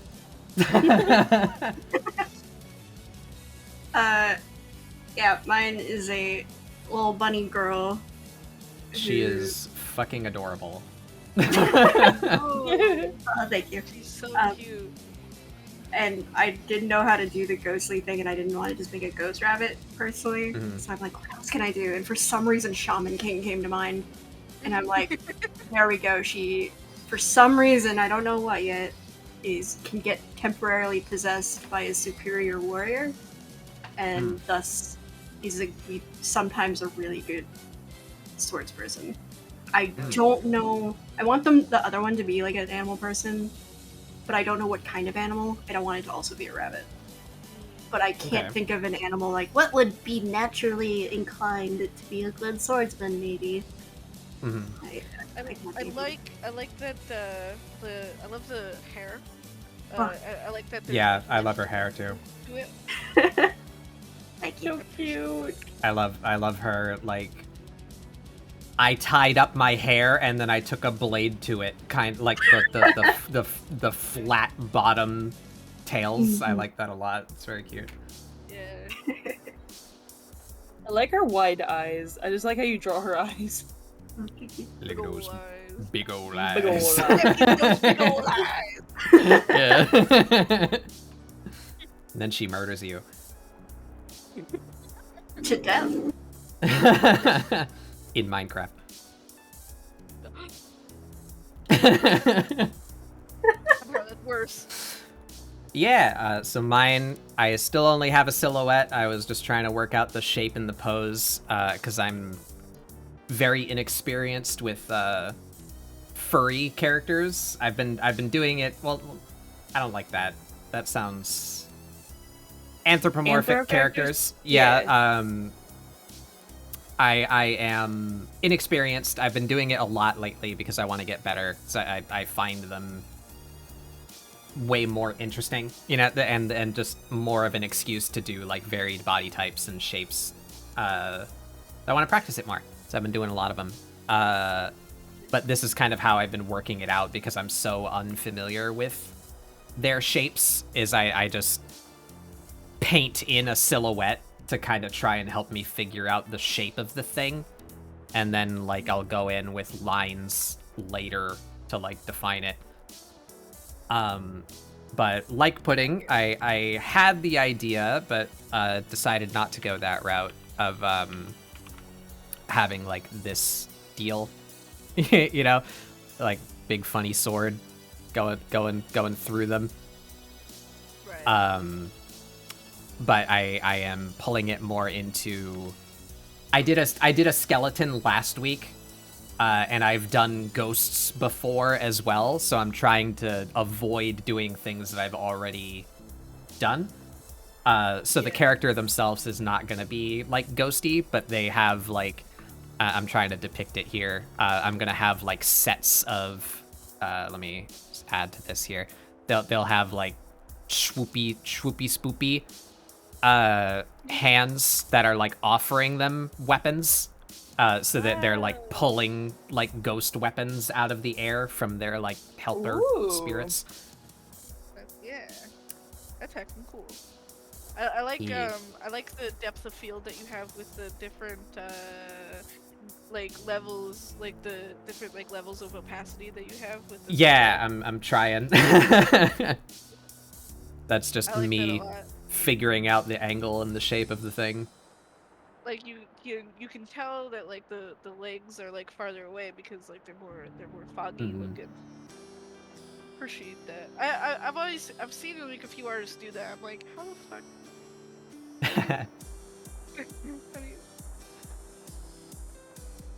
Hell yeah. Yeah. I think you got like a really fucking cool idea. And since you asked, draft lyrics, I have the prompt. There's our prompt for today. I also have it up here. It is Ghostly Rabbit Swordsman. But I will always stress that ScribbleSupport is meant to be supportive, hence the name. It's meant to be an excuse for you to draw. So the reason why we have a hashtag is so that people can scroll backward. If you feel more inspired by a different prompt or want to do something else, or just omit the rabbit part, you know, whatever you want. It's all just about making you want to draw something. Yeah. So there's no rule that says you need to do exactly this prompt or exactly what type of thing that we're doing. Like all of us chose to make our character an anthro rabbit. But you could say, like, I don't know, I've got a Robin Hood character that's called Rabbit because he always gets away. You know, like, or just a plain old ghost swordsman that has, like, rabbit iconography on his tabard or something. You know, whatever. However you want to interpret it. That is the point. I'll offer inspiration. Hell yeah. Oh, hell yeah. Oh, yeah. Yeah. Sorry, I like making noises. You'll find that my stream is all noises. It's all just noises, and some of them might make sense sometimes. Do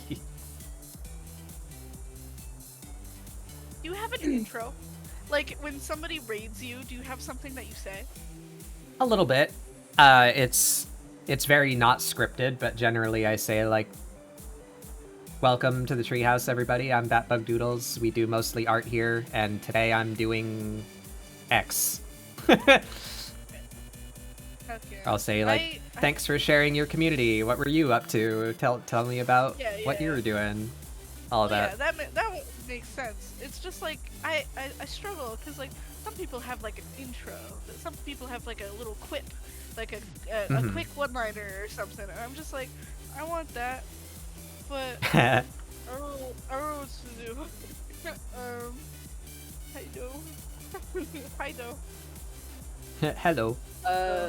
Mine consists of saying hello with a mouthful of food, so I don't think it's really that important. You have the that specific hi, how are you? Hi, how are you? I love that. Well, you say you're more goblin than pudding. That's something. Oh, that's because that was mostly an inside joke. Because many kept saying... It's good though, I like it. Oh, thanks. I'm also a Roomba, because I just eat trash. Don't leave it. I'll eat it. Better watch it. That's fair. I don't know. I know that it's not necessary. I just want one. I just want one. I don't know. Like, welcome to the Grove. Take an apple. Or I'll take you. Whoa. Oh my god. Watch it. Is that I'm into taxidermy. Be careful. It's a hobby. Hell no. I just imagine your hand like goes huge and you just like grab a person. Yeah, that I said that one meme with the face that like breaks their hand through the camera that they like reach out for you. I love that.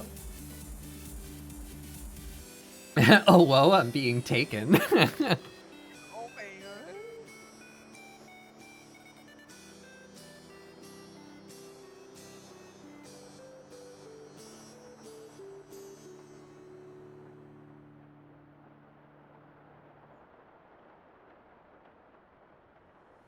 So I said I was gonna go back with like lines to define. I may not do that. Oh, painting, dog. You're painting. Or dog, you don't have to listen.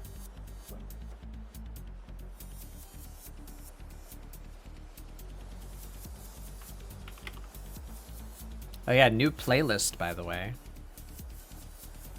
New playlist. My music stopped. Yes, I'm still listening. God. I hate it when it does that to me. I hate, like, are you using YouTube?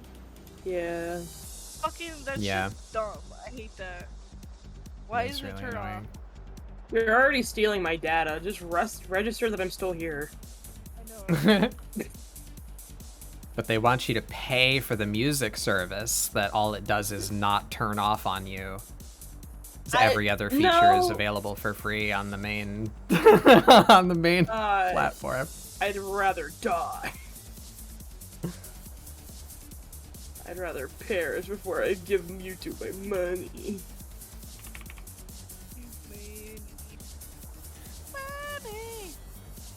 Money.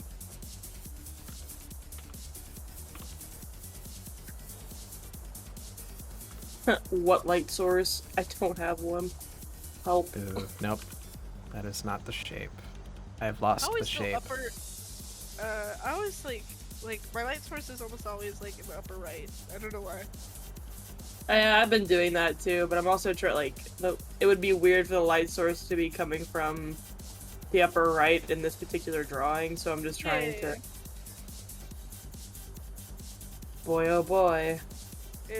Are you doing like light source from below? That's always really ominous. Yeah, that's what I'm trying to do, or at least a lot more around the sword area. Yeah. There could be multiple like light sources, you know.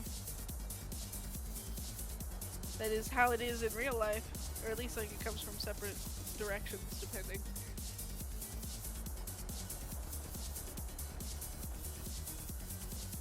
That one's a bit of a struggle for me. Bunny noses. Right. I should know this. Like a V. They don't have... Yeah, I do. Or like a Y. They don't have... Do they actually don't have toe beans? I do know that, yes. I did not know that. And I was really upset. I just assumed, oh, small furry animal has toe beans. Mm-hmm. And then I saw a video of it going, oh, they don't got toe beans. I'm like, well, how do they bean around? Like, where do they go? Banuis, they don't got the toe beans. They just got a bunch of fuzz. Yeah. Fuzzy, naked little feet. Weird. I don't like it. Ew! Ew, are you naked? I like it. They're cute. Oh. They're just naked little feet. Like, what is it? Hey, they're not naked, though. They're, like, actually fully covered. Yeah, but that's what I'm saying. You shave their little feet and they're naked. Little naked feet. There's no beans. Why would you shave a bunny's foot, though?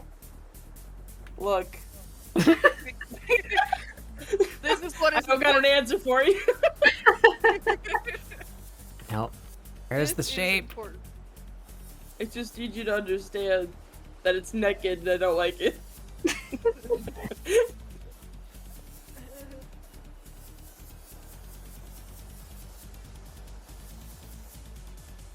It's a very specific... And how do you feel about, like, cats that don't have fur in their toe beans? Oh, they have toe beans. That's what I'm saying. They got beans. They're all Bunnies don't got beans. They're just little freaks. If you shaved their feet, would they really not have, like... Because they have toes. They have toes, but that's like not having a fingerprint. You can't track them. They're like little criminals. I've never actually... I've never actually looked at, like, a shaved bunny to know, but I would assume it's just kind of like rats, you know, where they kind of have beans, you know? But it's you know, it's just like how people have heels, you know, like it's just like the meaty bit which contacts the ground, you know? I'm all about hoof supremacy. Or paw supremacy, I guess. That's good too.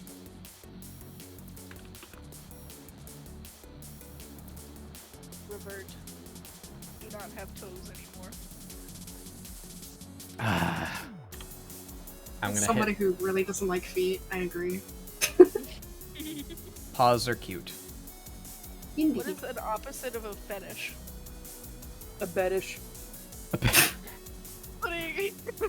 What? It's The ice cream's called? It's fine. It's whatever. A radish. What? It's the opposite of a fetish. I mean, what's the answer? Like, you tell me. Nothing I say is correct. But I mean, like, not in the wording. Like, in the Oh. yeah. Oh, disgust, probably. Disgust, aversion, repulsiveness. Disinterest. Like it wouldn't be phobia, but A vendetta? Wait, a vendetta? No, I don't think that's right. I think a repulsion would be it. If you have an attraction to something and then you have a repulsion to something. That's true, but that's the opposite of attraction. But it is closest. I guess it's kind of just Or indifference. innate. Like, so the word fetish has like an arousal connotation to it, right? Like, so it's an attraction, but specifically a sexual one, right? Yeah.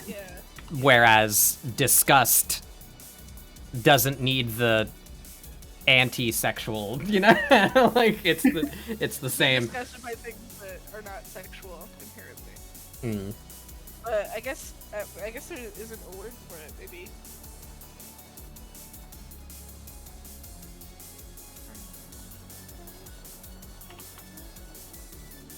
Hello. Hello. The symmetry tool wouldn't turn off. I was confused. Shut.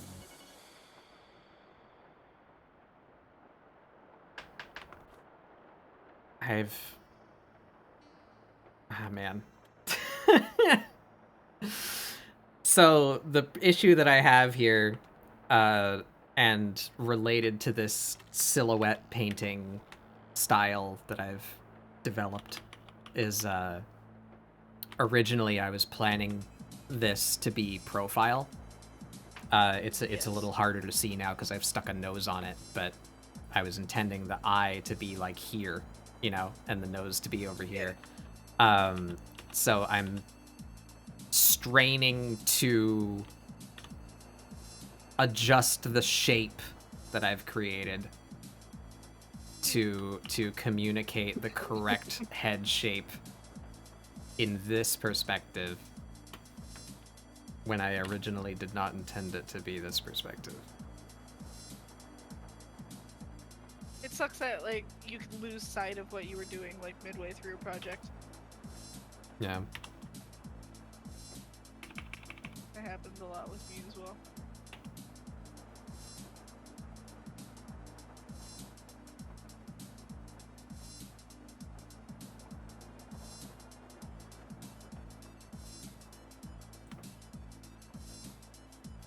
What are y'all's favorite vines? Like, you know, when Vine was a thing. What's your favorite Look one? at all those chickens. That's a good one. Pudding, is your favorite, like, I do that? I see that. Yeah, I say that a lot, don't I? Or I also like the road work ahead.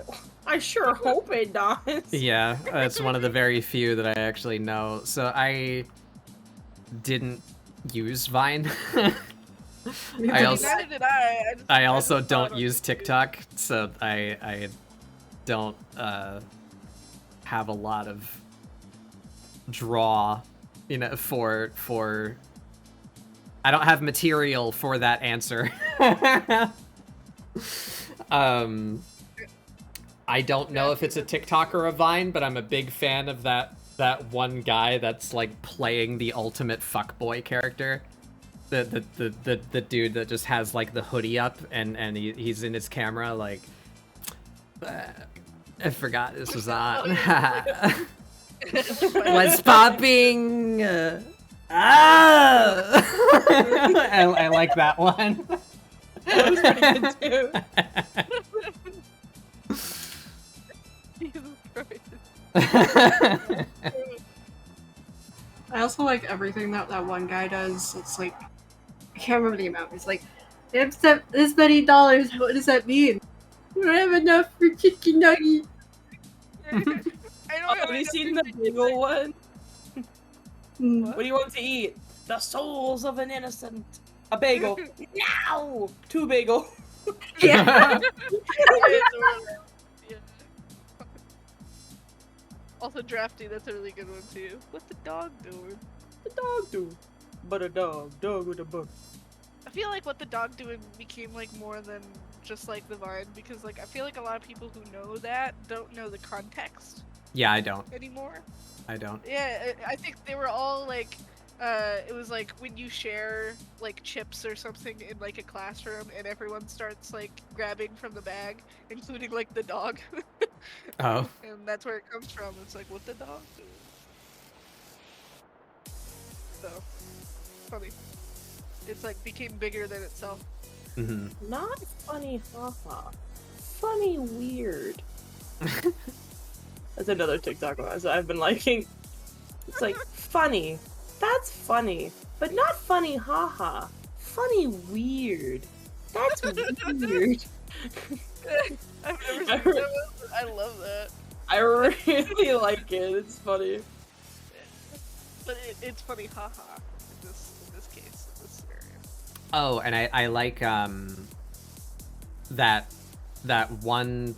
Moon has told me his name like 1,000 times, and it does not stick in my brain. My ears are too big; it just falls back out. He's like a really handsome. He looks like Norwegian. He's got like long blonde hair. The guy that talks about people's cats. I really like the fucking dubious little creature up to mischief, no good. The beast is demonic in nature. Very icky. It's just like videos of people's cats. I like that guy. I also like that guy. Hey, Mason, how's it going? Welcome, everybody. ScribbleSupport 17 with Amber Ram, Goblin Pudding, and Seth Fezbat. Welcome to the treehouse.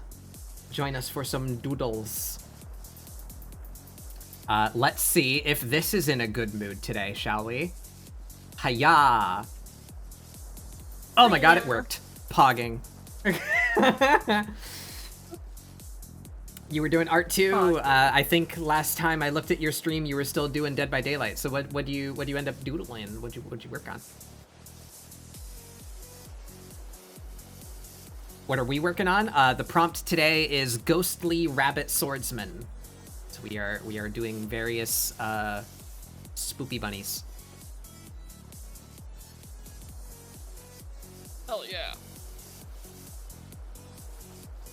This is what I sound like, Mason. It's what I've always sounded like. Do you like my voice? I get lots of compliments.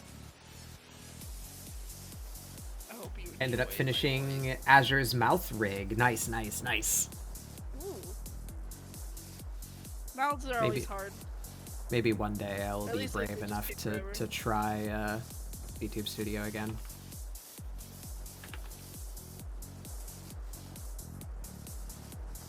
I had looked into doing rigs as a form of income like a couple of years ago, and at that time just about all of the documentation was in Japanese, so but since then I have had some kind people that I know who are capable with rigging. Both offer to help me and also offer the tutorials that now exist, sources that they learned from. So maybe one day I will try again. No time like the whenever you feel up to it. Yeah.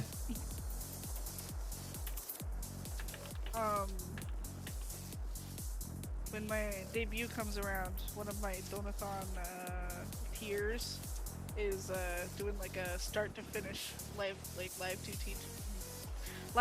2D tutorial. And Yeah, that would be cool. I want to do that because like it's so cool. I've been enjoying live 2D quite a lot. That's not the correct word, but you get what I mean.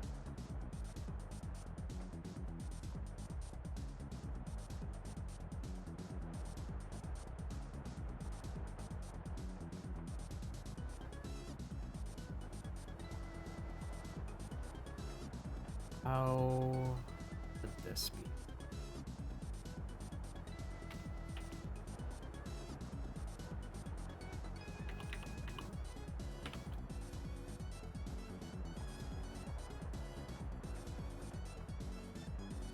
But yeah, I'll do another. Let's do another quick run through since some new people just showed up. We got Amber Ram drawing a big old buff rabbit lad. Yeah. I like him. Big old, I love the shading. Man. I love that style. I wish I could do that. You can, but you know, it's fine. No, not right now. I know I could learn, but I certainly can't do it right now. I'm just so tired. A lot of people say they can't, and I'm just like, you son of a bitch. Yeah, no, I get that word out of your mouth right now. I seek to learn to do that. Yeah. It's not a skill that I currently possess. Yeah, I grew up with like a lot of old-fashioned ideas about art and what constitutes good art. And growing up, I wanted to like defy the anime art style that I came to hate as a child, and so I went big into like semi-realism and comic books and all that nonsense. I don't believe that anime, like the anime type art style is bad. It isn't. That was just some stupid fucking opinion I had when I was a kid. back when I still thought that realistic art was the only art that was good. Mm-hmm. Very, very, very nice. But anywho. I'm thinking like my idea for like to add ghostly is like maybe like cool shadow monsters like hold on to his shoulders and stuff, like literally like, you know, the fucking guys that he killed like hanging on to him or something, you know. Oh, that's cool. Anyway, I like it. That's it. That's all I got. Yeah. We got Puto, who's got like Hello. a finished whole ass thing already. Oh Yeah. Look at it. Yeah. I'm sorry. That's not a bunny, that's a rabbit. Yeah, well, the prompt is actually rabbit. So Amber definitely went the most hair out of the rest of us. But yeah, Puddings was fucking awesome. It was very like I love it. Haunted haunted sword, bunny cool. spirit. Yeah. I love her outfit too. It's very cool. Hell yeah. Her big ol'. You've heard my opinion on big ol' hair already. Big ol' hair. I like that big ol' hair. I do like the large hair. Hell yeah. Yeah, I took that opinion you had to heart because I was like, but Bad Bug likes the hair. I was like, yeah, look at the hair. So I went with it, and it was. I do like the tails too, but I think that would make a good like alternative for the future. Like if you're attending an event or like doing something special, I think it would be cute to like tie up your desperately hair. Trying to tame the beast that is her hair. Yeah, exactly. And like, Seth, cool, except I didn't try. Anyway. are you making it a burb? Yeah, I decided, hey, I was gonna do like a simple idea for today, because I was like, oh man, my arm kind of hurts. I should probably take it easy. And then I'm like, but what if Eric Crocker though? Eric Crocker and Harrigan girl, and I thought it would be really funny, especially considering Burb and Rabbit. None. Uh-huh. Hell yeah. That's cool. That's a like if it's like specific a bird of prey, ship dynamic. Yeah, the predator unintentionally empowering the prey. Let's go. Oh yeah. Alright. And we got me. Hell yeah. I guess right now I have a shadow bunny, because I've just been drawing them in like silhouette to try and figure out the shape. Now I'm trying to slap the actual detail and figure on top of that. We will see how that goes. But so my integration of ghostly swordsman is this bunny. I'm thinking of giving them like one fucky eye, like glowy ghost eye. You know, like they're somehow in tune with spirits, and the spirits are the ones like giving them their swords. They summon spoopy swords. Which is fucking the heckin' cool as fuck, dude. Shit. Sorry. Thanks, bro. I just like rolled through all of my normal vocabulary in like one.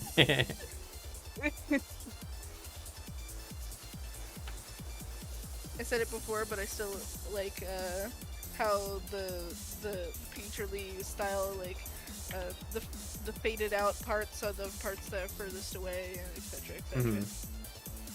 Still quite adore that. Oh, you're so heckin' nice, Tribal. My goodness. Thank you. you. Oh my god, Goblin Pudding going for round 2.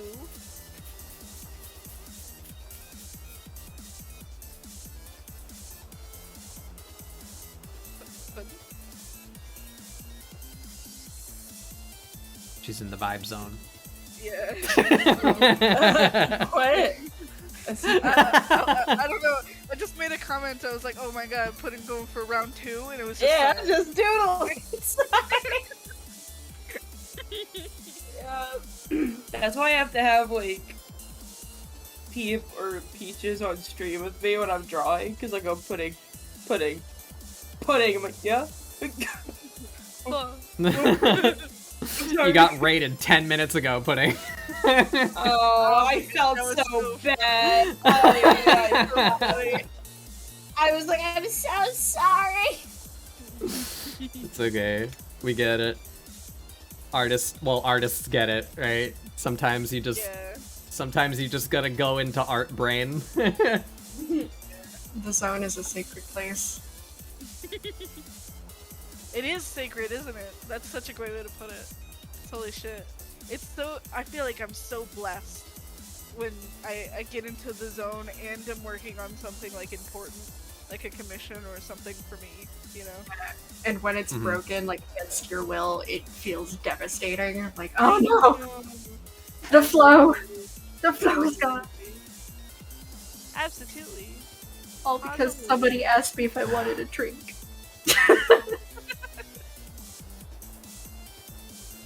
Like, you can't even be mad about it either. It's like, well, shit. Yeah, it was bound to happen eventually.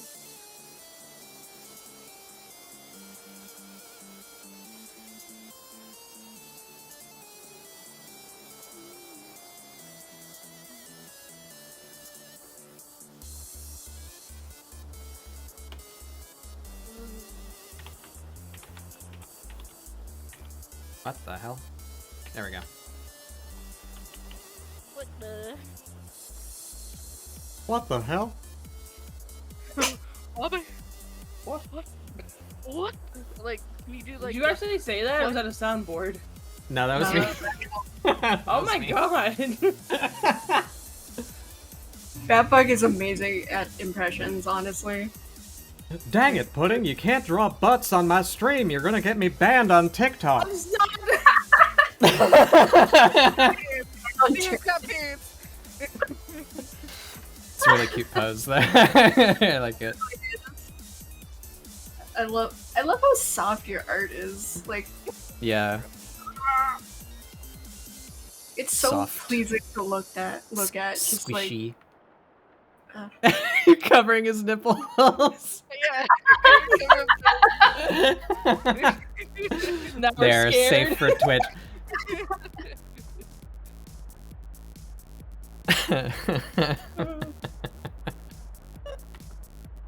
I'm so sorry.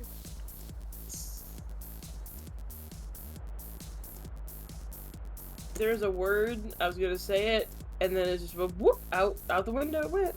There it goes. Yeah, I heard like a sound and then like nothing. Yeah. I was gonna say something and then it just... The distant sound of Rice Krispies popping.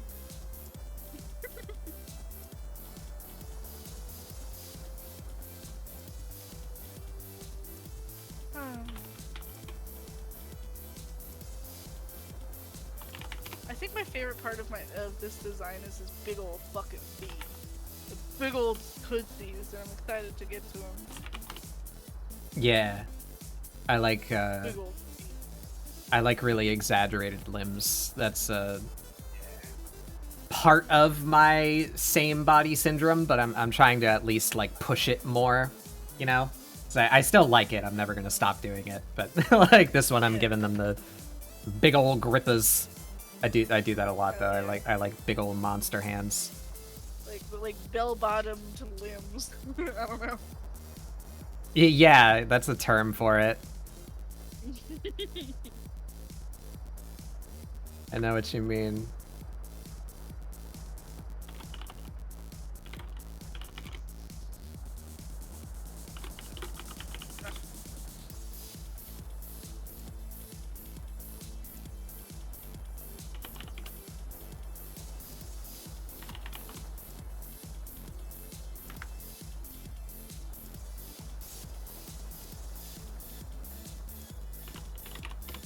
Alright, there we go.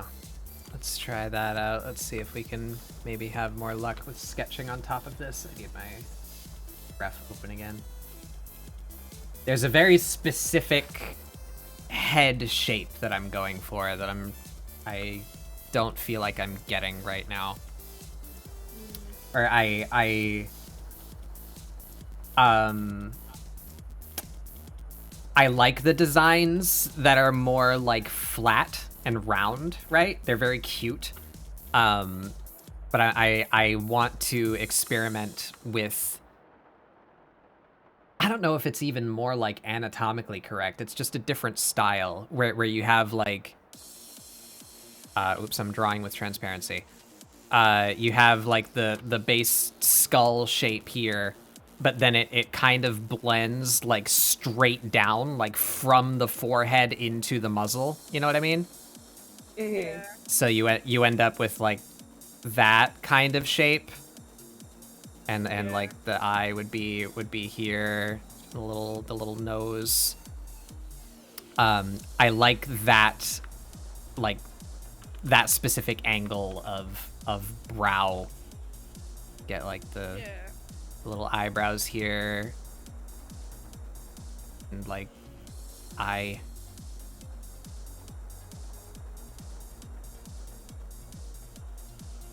Like that. Benui. What kind of pupils? Yeah. Well, actually, bunnies, you almost entirely see pupil. Yeah. So there'd be like a little bit of color up here, maybe, if that. Rabbits are so, like, you look at them like in real life, right? And they fucking just look like petrified all the time. Their eyes bug out of their skull, and they're just like so wide all the time to get that range of vision, you know? Yeah. But it just cracks me up, because like I would look outside, look into our yard, and see a rabbit, and it just looks like like that's how terrified when I just like peeked outside.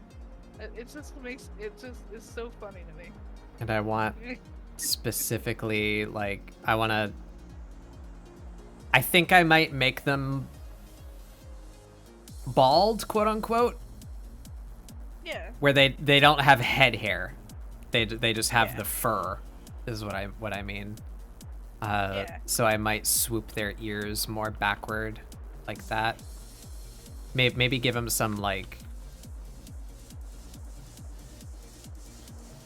I don't want to steal too much directly from my reference, but the reference I'm looking at has like side locks too. So they have like that kind of deal going on. I like that.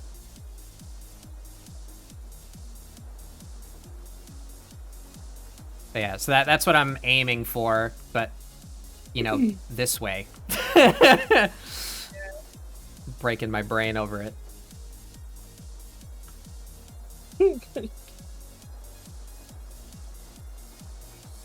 Why is Drafty calling me out?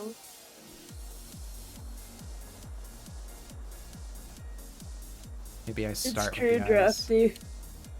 I'm always getting banned on TikTok.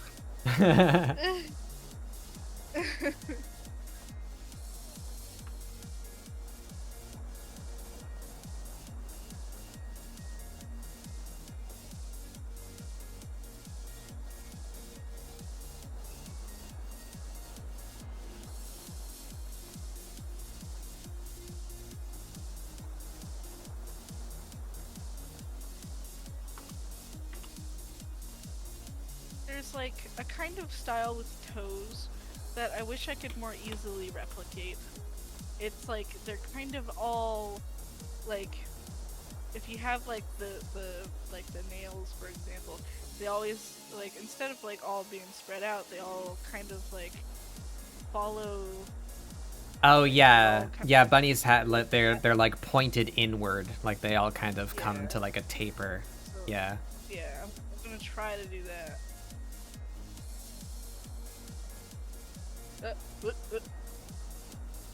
I wish my line art was a lot more interesting. I hate, I can't, even though like everyone says don't compare yourself to other people, but it's not as easy as that. For me anyway. I struggle with that. So I can't look at, like, I can't look at other people's art for too long, kind of thing. Like, I can't browse through Twitter for very long, like, at all. Because then I'll just fucking compare myself to, like, all these, like, incredible artists with all their incredible line arts and stuff. And like, I just wish my line art was, like, more interesting. Yeah, like, well, I mean, it's all about the...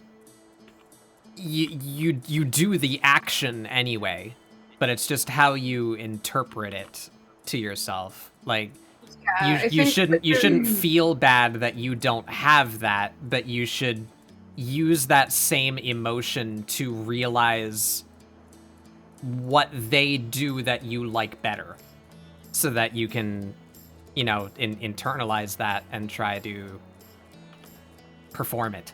Right. You're, like, as artists, like, you're going to always compare yourself to other people's work. I think it's an unavoidable thing. Yeah. Just gotta frame it. Instead of being like, well, why isn't my art like this? We're like, well, how did they do this, and how can I incorporate it into my art, if that's something you want? That's a good way to put it. I guess, like, a lot of the time, you son of a bitch. Give me just a sec. Okay. A lot of the time, I assume that it is a me problem. You know? Mm-hmm. Oh, yeah. That's inherently where I started having problems. Yeah, it's a very difficult thing to reframe how you think it in terms of, like, comparing yourself to others. It's not easy, but it's just one of those things. Hashtag artist problems.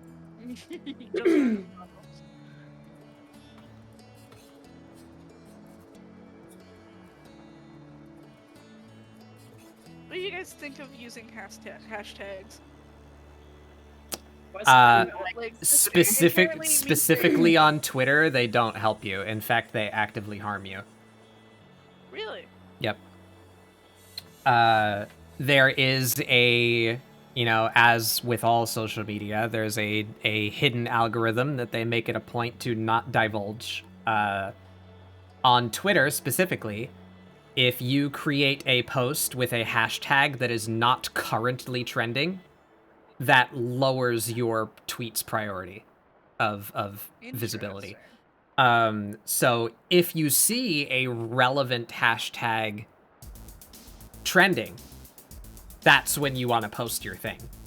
So, like, everyone who puts VTuber Uprising or whatever, or like EN VTuber on their posts when it's not trending, that's making it harder for people to find you.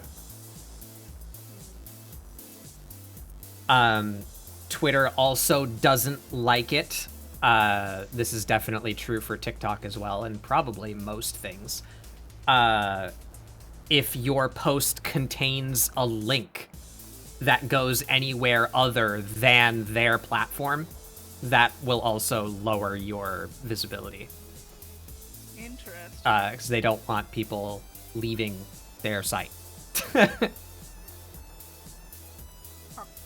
So, yeah, answer your question. On Twitter specifically, hashtags are often bad. Unless they're currently trending. That's fair. I'll use them sometimes. I don't ever remember to use hashtags. Is it like, so, one thing that I'm curious on you guys' take, is it bad to, like, use them, like, objectively? Like, not in this, not in the sense, like, of the Twitter algorithm, but, like, in general. No. Like, if it's wrong to use them. No. Okay. If you're on a platform that has a tagging system, then that's there for searchability. So, right. If people Unless are... Unless what? Unless you're Tumblr, I have no idea how Tumblr worked. It doesn't. They removed the porn, so it doesn't work anymore. Yeah. I knew that, but like, you can't search. The search system on Tumblr is borderline, like it exists, but it doesn't work. Half the time it shows up, nothing can show up with your search, even if you search up something as innocent specific. As innocent as some type of like Bleach or something. Like, I don't know why I thought of Bleach first, but whatever. But if you search it up, half the time you won't find anything, or you'll find super vague stuff. But, like, the most people use hashtags for is just kind of like, I have other thoughts on this topic or this thing that I'm reposting, but I don't want to add an actual fucking thing. It's more like a PS kind of thing. It's like I've said my piece, or I don't have anything important to add to what I'm reblogging, so I'll just say it in the tags. That's wild. That's not the typical use of hashtags. Nope. It was the search function, and you used to have to use it properly, and now it's literally no point. You don't become Tumblr famous, really. And Was that really a thing? Was that real? It was a thing, yeah. Oh, I didn't know. I found out being Snapchat famous is a thing. I had no idea. Yeah, that's fucking weird. It is weird. I never understood Snapchat. Whoops. Yeah, you okay? Yeah. Did you show something that shouldn't have been shown? I mean, it wasn't anything bad, it's just I know she'll kill me if anyone else sees it before it's done. Oh, okay. I was like, should I be making a note to delete the bot, or? No. I don't even draw an SFW! Yeah, but you never know, you might accidentally dox yourself or something, I don't know. Oh, okay, yeah. That was also there's reasons other than porn where the bot should be deleted. Yeah, okay, fair enough. That should be a rising concern, huh? Not for me. I don't want anyone to think I draw porn. Oh, you have my address? That's fine.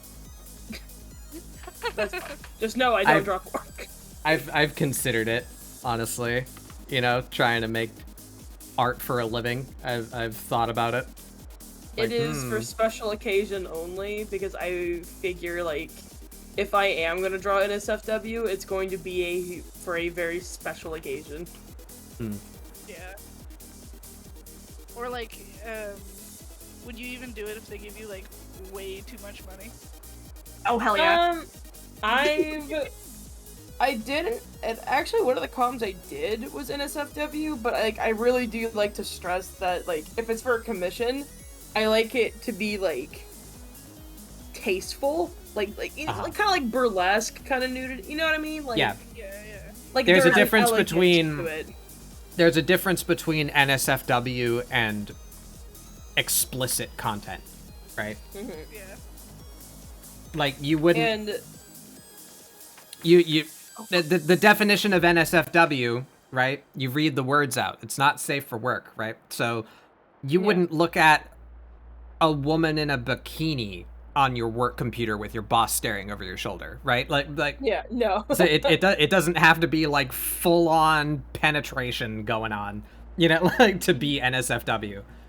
Yeah.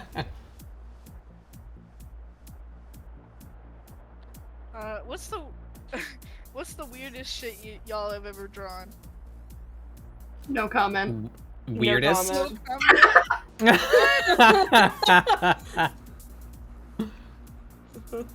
I don't know. Honestly, I'm pretty tame when it comes to that. So I can't really think of anything particularly weird that I've drawn. Never ever in your life. What specifically? Like naughty things? Naughty things? Like, whatever you would classify as the weirdest, I think. I don't know. I'm not American, but I plead the fifth.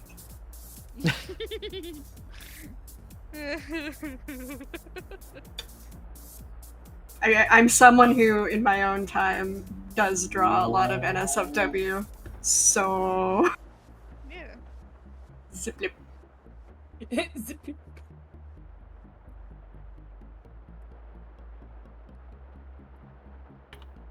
Yeah, I don't know. Nothing comes to mind as far as like, that was a weird thing that I did. Okay. You can feel free to scroll my Twitter. We'll find them. I'll say one. One that's not NSFW is I did a racist comic before. Oh. I got thousands of dollars to do a racist comic that is like, yeah. The abbreviation was MBM. It was something black man. And it's not racist towards minorities. It was racist towards white people. It was like glorifying like black people, I think. I see. Like to an extreme. So yeah, I'd say that's the weirdest. I don't know if I still have like the manuscript or like the script. But I'm not sure if I have any of the original art, which by the way, it was bad. I don't think I earned that money, but I'm not sure I care. I'm not sure I care about that one. Yeah, I don't know. Like I said, I've been doing art for a very long time, but barely until very recently. So I skipped out on having like edgy teenager thoughts or like you didn't know better kind of framework, you know. I never went through that, so I don't feel like there's really anything too strange that I went through. That's fair.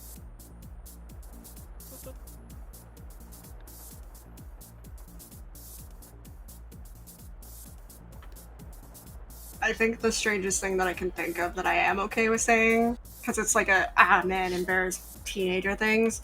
I did have an mpreg phase. Oh, what? An mpreg phase. Oh. Men who can get pregnant. Oh. Especially in like yaoi content, like especially fan content. Where is? There it is. I know that was a thing. Or like I've heard the word before, but I didn't know what it meant. Yep. Huh. It's usually not in a good sense. Like it's not in a like if I were to draw something like that again, it would probably be like, oh, this is probably a trans man or something. Yeah. But it definitely wasn't the case when I drew it. That's fair. So that's probably like the weirdest thing that I can say that I used to draw. That's fair. I read a comic that was like a trans man was sharing his experience with like growing up trans in like a very like horrible like place. And yeah. Thank you so much, Draft. Doodlebug, 2 months. Like, wow, hell yeah. That's crazy. I never knew that was a thing. Ashamed of the commissions you've done. That's alright. A lot of the time, but I don't know. I don't hate anyone, so I don't think that that's a huge problem. Huge old problem. What the heck song is this? Oh, it's a Necrodancer song. I didn't recognize.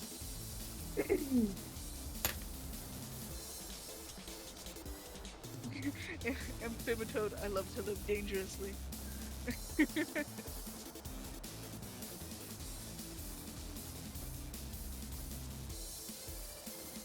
was one time I drew Sonic porn. Well, that's nothing. I've been on the internet. That's on my feed ever so often. I just go scroll right past it. I've been on DeviantArt. I've seen things. The word inflation will never have the same meaning to me ever again. That's funny. We watched Space Jam last night, and there's a lot of that going around in that movie. Really? Yeah. Fucking Bill Murray got inflated. I can't unsee it.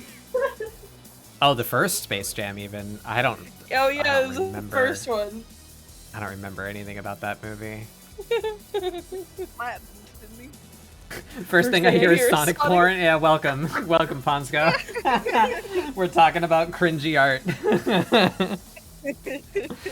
That we may or may not have done in our past.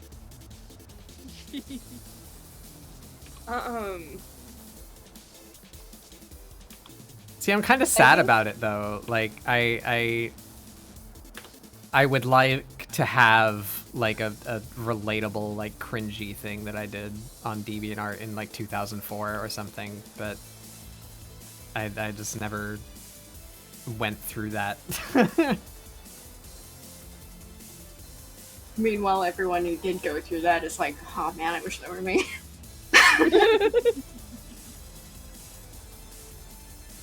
Like, I like having the backlog of art. That's not like the embarrassment part, it's the subject matter. Yeah. I think I get it. The prices for VTuber models keep getting higher and higher. Look up VTuber inflation to learn more. Don't do that. Don't do that. Don't do that. If you're a minor, don't do that. Even if you're not a minor, don't do that. Yeah. Just don't. Just don't. I don't kink shame, but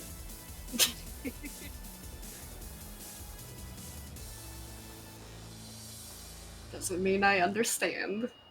Yeah. And it's like, you don't want to subject people to something that, like, you know, they may not like. That they might not be okay with seeing. Not getting the expression I want out of this Banui. Banui. Yeah. Wait, is that what you said? Not a, oh, I said Banui. Yeah. Wait a minute. Did I hear that right? More like Patooey, because of her face that she's doing. Anyway, sorry. Going back to my I'm art. glad I didn't discover anime as a teen because I know I would have been a huge cringe weeb. That's fair. God, I wish that were me. Alexa, play Unraveled. I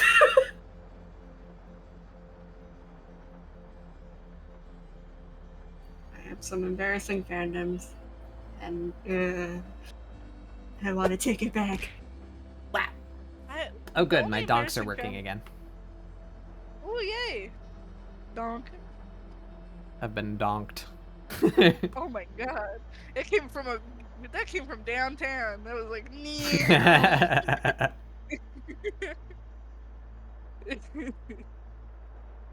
the only embarrassing fandom I ever got the luxury of being a part of was Warriors Cats. Hey, that's not actually that bad.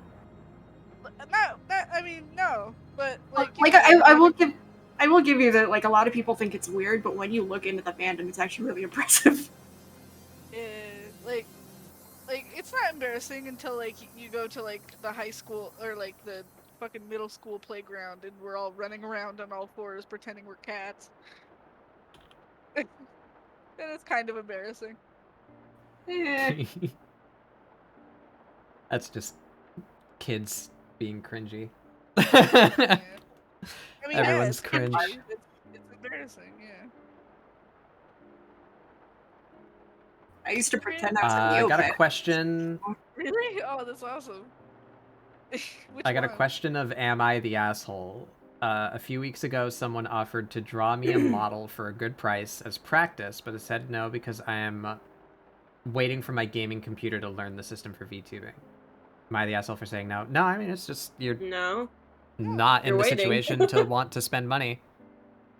I'd say you're unlucky for having that opportunity in a moment where you can't take it, but you're not a bad guy for not. I mean, like, you could say yes, like, to, like, have it for the future, I guess, but, like, I don't know. Shit. I don't think you're an asshole. At least, like, if he's treating you like an asshole, then, like, he's an asshole. Yeah, if they made you feel like an asshole for politely declining, then no, you're not the asshole. Yeah, he is, in fact, the asshole. Or they. I don't know.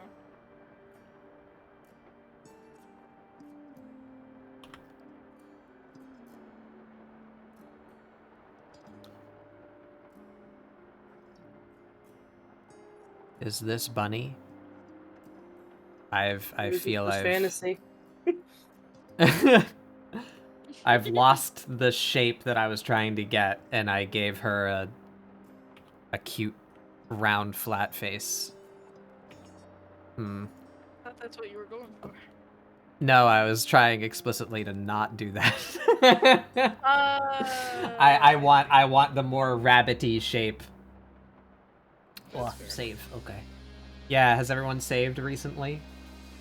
Oh, I have. Or at all? Mine's still an untitled. Yep, same. That's why I was like, oh wait, we should all save. Let's all save.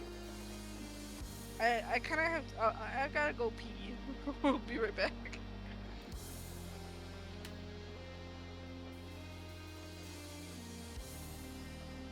How do I get more there, I suppose?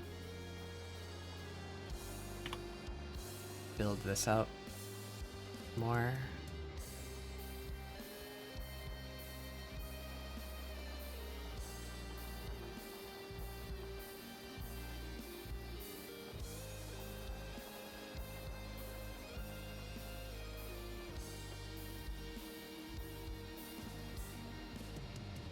That's better.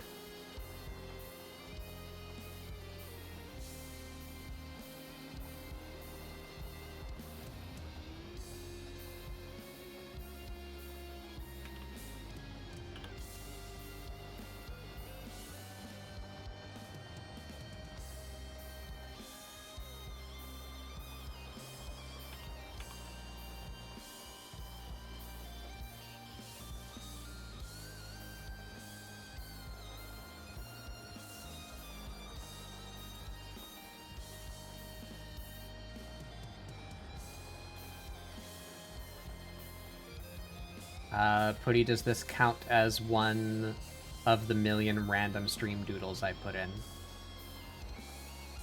What? I don't know. They're speaking to you.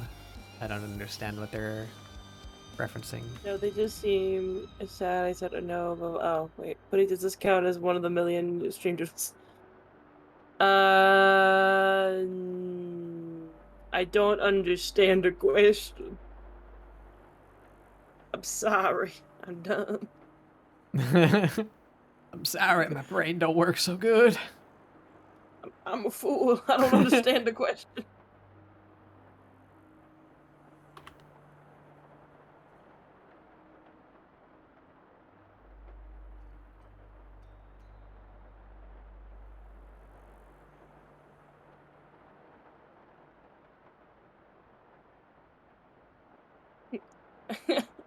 I've redone my prompt. Good, perfect. 10 out of 10. Hey. Wow, done. I love the little ghost, just like, ooh.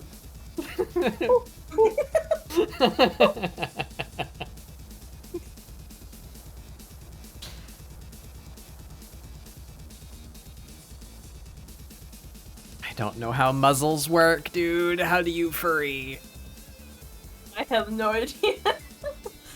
It's still something I'm learning because I prioritized humanoid anatomy over learning anything else, and now that I draw mostly D&D stuff and people have been bringing me their anthro characters, Like, oh, I'm not gonna try my best.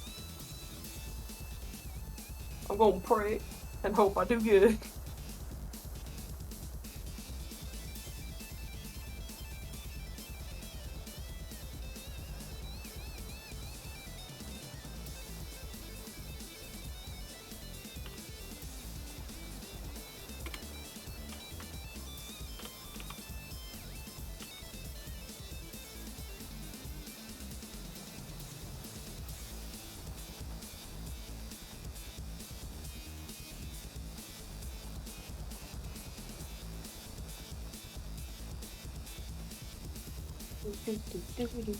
That not only am I trying to draw a muzzled character, of which I have little experience, but I'm also trying to draw them making like a very specific, like, scowly expression.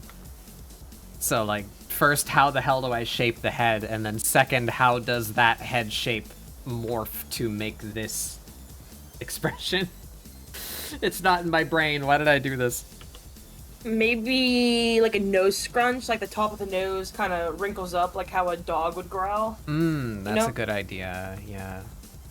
So that Now, how does that work? Assume, yeah, I would assume that's like what it would look like since their face is like longer. Uh-huh.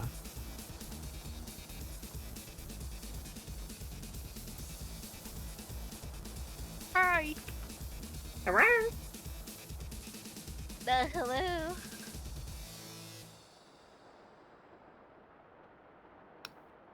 So yeah, wait, sorry. So y'all just like not make noises over here, or you never make noises? No, I make noises sometimes. All of the noises. Okay. Sometimes we squeak and squawk. It just depends. I have a clip of Seth making goblin sounds on my... What implies a goblin sound? Not it. Not doing it. Not falling for the bait. My my guests are always lovely people, and they were paying aggressive compliments to Seth, and this makes Seth make the goblin sounds. I see. I make a lot of those as well. Like, people like compliment my voice, and I'm like, excuse me? How dare you? How dare you? I'll do it again. I'll do it again. I love that goofy meme. Yeah, I'll fucking do it again. I'll murder. Shut up, Goofy. Shut the fuck up. Yeah, I'll fucking do it again. I'll do it again. Yeah. A nice running joke that we have going on right now is the Scooby-Doo laugh. Because our friend Jay hates when we do the Scooby-Doo laugh. And he even hates it more when you break it up and go, rah, hee hee hee. Rah, hee hee hee. Rah, hee hee hee. Like, the fact that Jay hates it makes it so much fun. I know! I know! Why is he I don't know! One trick I use is to put a little circle in front of the face, and I use that as the end of the snout. Random bug facts: butterflies only live for a week. Have a nice day. Yeah, butterflies do not live for very long. Yeah, I found that out the hard way. Some of them can go for a while. I would say a week is like an average. But there's some that last like a season.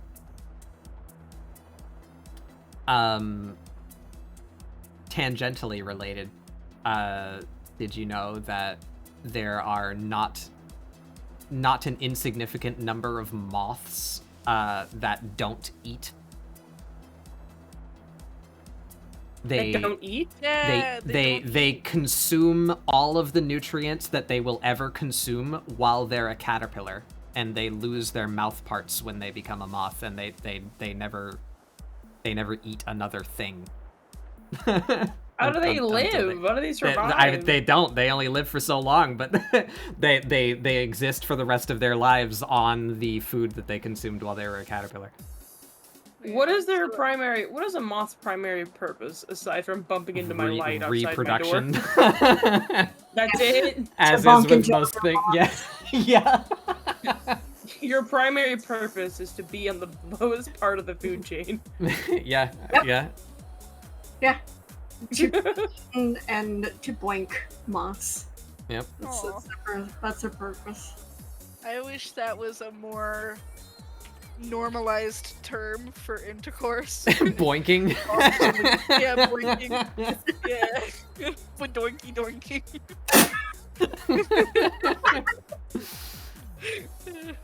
Oh, I bedoinky doink to that guy.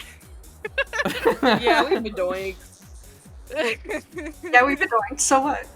What are you, a narc? Remember, practice safe boinking, everyone. Don't forget to wrap your boinker. Gotta go to the corner store and get me some boinky bags. So are you the boinker or the boinker? No! The boinky bag. God, that is fucking hilarious. I love that.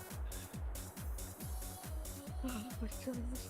I just realized that I have a song that is not royalty free on this playlist. How did that happen? Oh.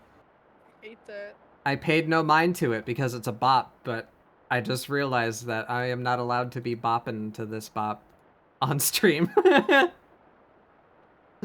Well, that section of the VOD's probably getting muted. Convenient censorship for all the boinking talk. No. So let me save this playlist before I forget to do that. I'm just gonna take a quick little run through this playlist to see if I see anything else that shouldn't be on here.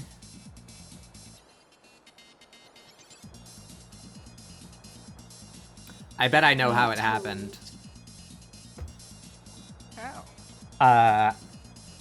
As earlier discussed, actually I don't think we were live when I said that, so for everyone in the audience, super awesome, ever-present ally, strong friend, forced Windows updates, fucked over my audio this morning, and I had to like redefine all of my devices and how my digital audio cables work to make everything suitable again. That was fun. I had my media player open so that it was just a constant source of noise, so that I could figure out if the noise was coming out of the right places, you know? I think I had that song open on my media player. So when I pushed my start button that like opens all of my programs and shit for me, it probably just added my playlist onto the song that was already open. So it remained like in the lineup, you know? Probably. That's my guess. At least That you bug caught drawing it a now sassy and bunny. not, like, listened hours. Yeah, well, it was only one song on my playlist of like 5 hours of music, so. But yeah, it just so happened to come up, so there's probably going to be a couple minutes of muted audio in my VOD. If you're listening, that's what happened. That's why there's that muted section there in the center, because I was playing Venga Boys. Wait, which Venga Boys song? Boom Boom. Hell yeah. Worth it.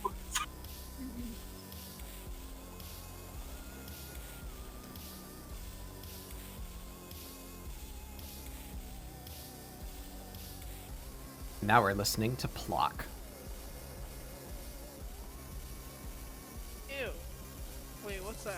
It does sound like a gross word, doesn't it? Yeah. So Plock is a absolutely forgettable SNES platformer in the era where everything was like, so Mario's pretty successful, huh? Yeah. And its soundtrack has no business going so hard. I love when that shit happens. There is a man by the name of Tim Follin, whose holy crusade in the late 80s and early 90s was to get hired by video game companies who, of course, at the time were far less protective of their brand and relations than they are now. And I would imagine we're just like, yeah, we can afford you. Here's our game, score it. And that man gave his goddamn all to these random NES and SNES games. The music is so fucking good, and it doesn't fit the games like at all. The other one I have on here that I love to bring up as this example is you will never experience so much hype for playing Pictionary on the NES. It's so good.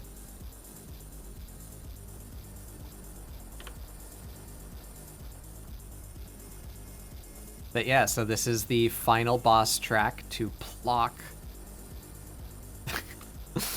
The classic SNES platformer. And to further drive that point home, for anyone listening that hasn't already heard me rant about this already, this is the track. This is off the console. Like, this isn't like a remaster or like a fan remix or anything. This is the track as it existed on the SNES. And it's so good. Like, it sounds like something that you'd expect out of like a chiptune artist like today, you know? But this was made in like 1996 or something. I don't remember the date exactly.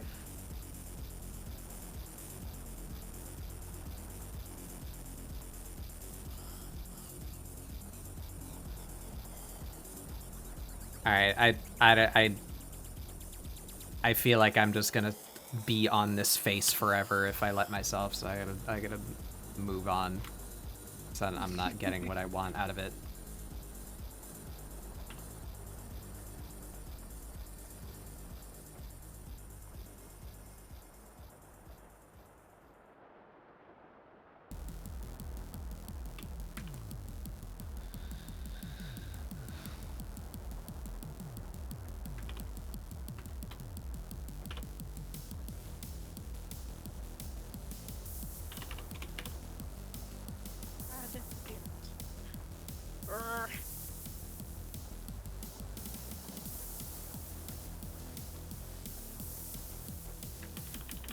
How would that work?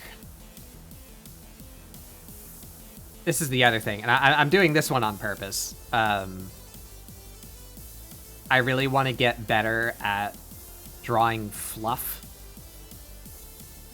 I think it's really fun, and when it comes out well, then it's appealing. Yeah.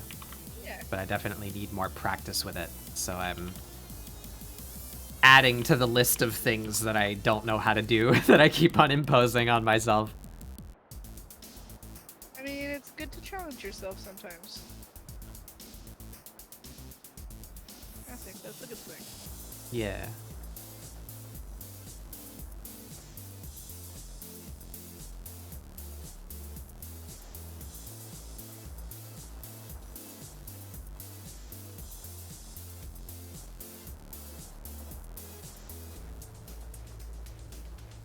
Oops. I will be back. I will get water.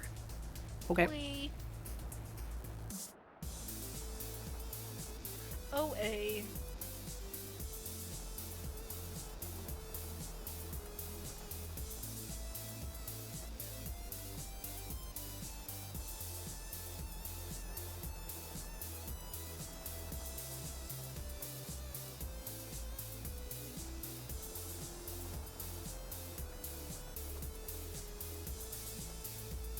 sometimes I feel like I challenged myself too much when I was growing up and like trying to learn how to do art and stuff.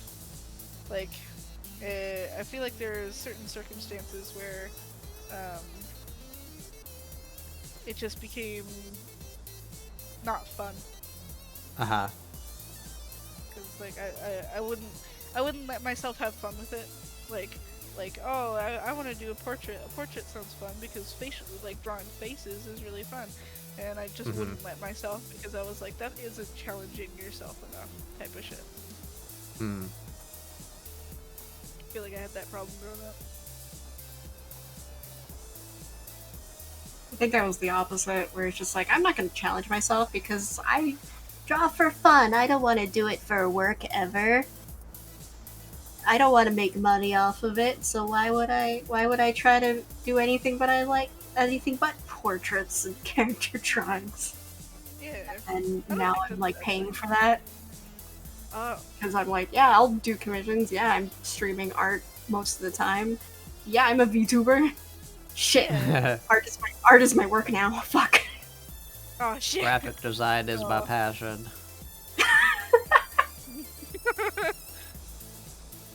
Oh god, I suck at graphic design. Fuck that shit, man. I hate it. Oh, it's too hard. Making boxes look good. Who the fuck can do that? Yeah. Moon is really good at it. Really? Yeah. Hell yeah. I'm gonna have to get better at it, like making graphics and stuff for like debuts and all that nonsense. Yep. Fun. I tend to like to try to make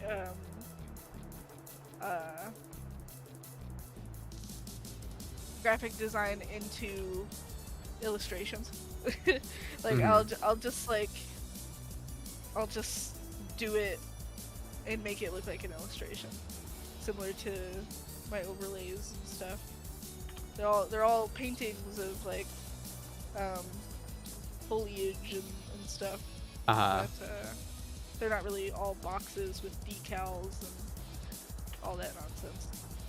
Yeah.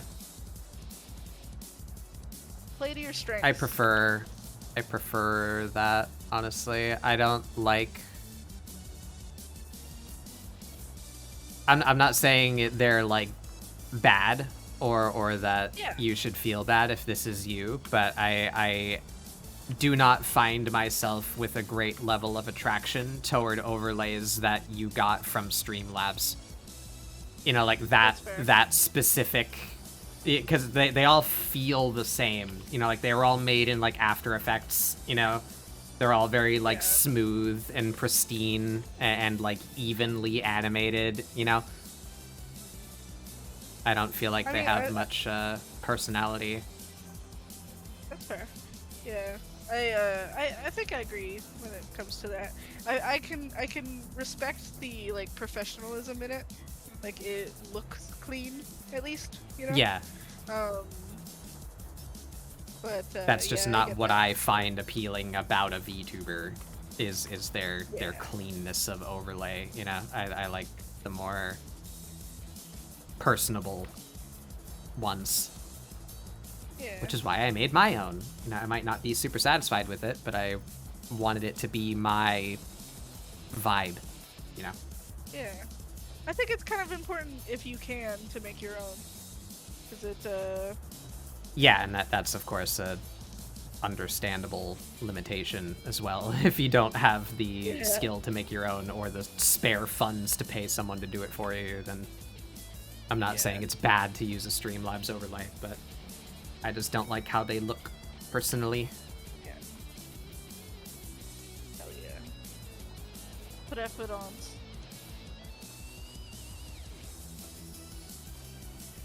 Something is wrong with this foot, but I refuse to spend any more time on it. Something is wrong with you, sir. Sir! It looks It looks like his toenails are bumped up against something. And he's, like, pressing his toes into, like, a rock or a wall or something. You know what I mean? Like, they look, like, arched up and pushed in. Yeah, his toes compared to the definitely others. pushed in. I even made, like, changes to, like, fix that, and it's still there. I'm like, did I just Yeah, like, I know that feeling. I know that feeling. Like, I tried my hardest to aim away from this, and it still came out. I'm haunted. Yeah. Maybe if I just take these middle two, I feel like the middle two are like especially the problem. Alright, I really need to pick up the pace here. I'm 3 hours in, I barely have a rough sketch. No, you don't.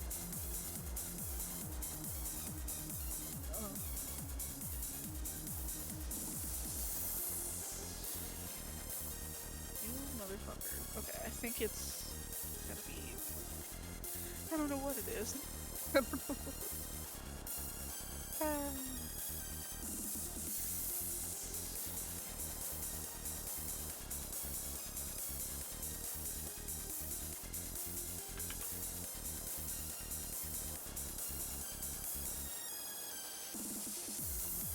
I want them to be very floofy. Floofy bunny. At least a step Like in the right in. direction. Like an arachnid. Welcome. Thank you for the raid. How are you? What were you up to? Does my shoutout command still work? Yeah, it does. Nice. Playing Genshin. Cool, cool. You have fun? Get some stuff done?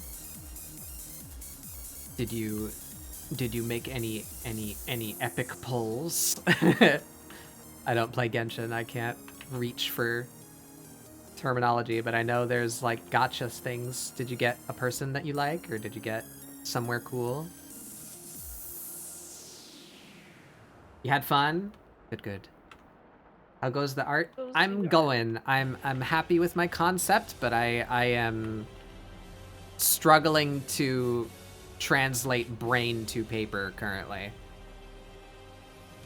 But that's okay. It happens. Yeah,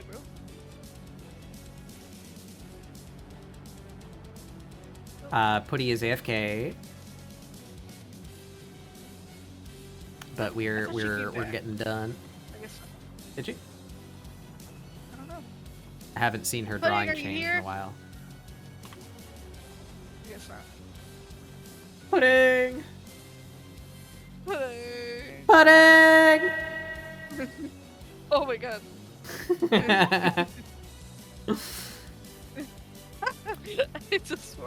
I want that to be like an alert. Like, the Something chat just... like does that sound alert to get her attention. Everyone's doing ghost buns. Yeah. This is ScribbleSupport. I suppose I should have said that probably when Mason showed up too. This is ScribbleSupport. It's my weekly art show where I have friends on to do art prompts with, to hopefully encourage you guys to draw along. If any of you are interested in art or getting into art or want a community to do art with, that's what this is for. So we do weekly art prompts. Art prompts isn't all that it's ever going to be, but it's just what I've managed to organize now. So this week's prompt is Ghostly Rabbit Swordsman. And these are our interpretations so far. Do you have any ideas as to what you would want ScribbleSupport to be? Yeah, so I would really like to have like structured, deliberate segments that have like a curriculum or a specific technique or aspect of art that I want to discuss. So like today we're gonna draw a thing with vector layers, for example. I want to, because I get those questions a lot and I like answering them. I like teaching. I have a great amount of respect for people that seek to better themselves. So I'm always eager to help when I have the power to.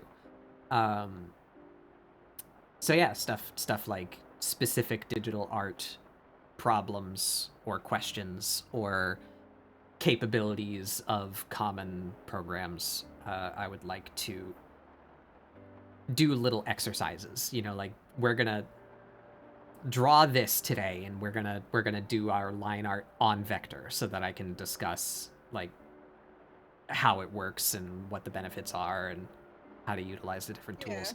I'll also high on the docket. I want to do a Bob Ross paint along at some point. Oh, hell yeah. That was actually part of the hurdle here with all of the brush drama that I've been going through over the past couple of days. You can check my Twitter if you want to know more about that. Is because I would want to construct a tool set that mimics the very limited tool set that Bob Ross uses. So that when we do it, we can have, you know, allegories for what he would be painting with. Yeah, like you could actually follow along, because following along with a Bob Ross tutorial digitally is hard. You need the right brushes. I've seen people do it. You just have to have it in your brain of like, okay, well, this is what he's using this brush for. So I have something that can kind of do that, you know? And you just have to like translate it, you know? But that's an extra step and something that people with less experience with their chosen program might not be able to do. So I would like to have a specific set of brushes that are publicly available, so anyone who wants to follow along that uses Clip Studio can go grab them and do it. They're certainly not widely applicable. It's like, it's hard. It's sad that way a little bit. Yeah.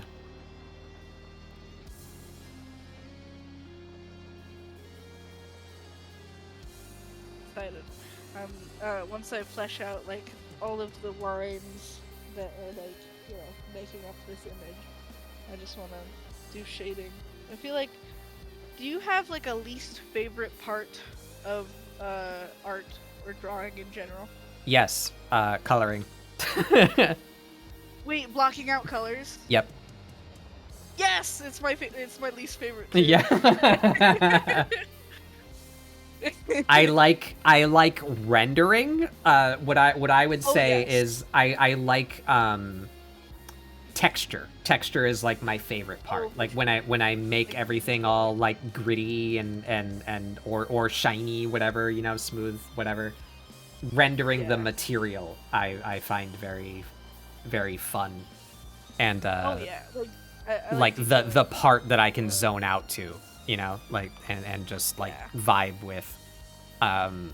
But I do everything in my power, including vector layers, to make blocking out color as fast and easy as possible, because I want that part to be over. Yeah. God, I don't know, I just get really impatient with it. It's like, if you give, I don't know if like this is like a feeling that other artists have, but with me personally, like I feel like a coloring book is like not fun. A coloring book is like not fun for me, because it's I don't know. It's just a waste of time. I get you. It's like, it's the blocking out colors part is like a self-imposed fucking coloring book, and I'm just like, I don't have time for this.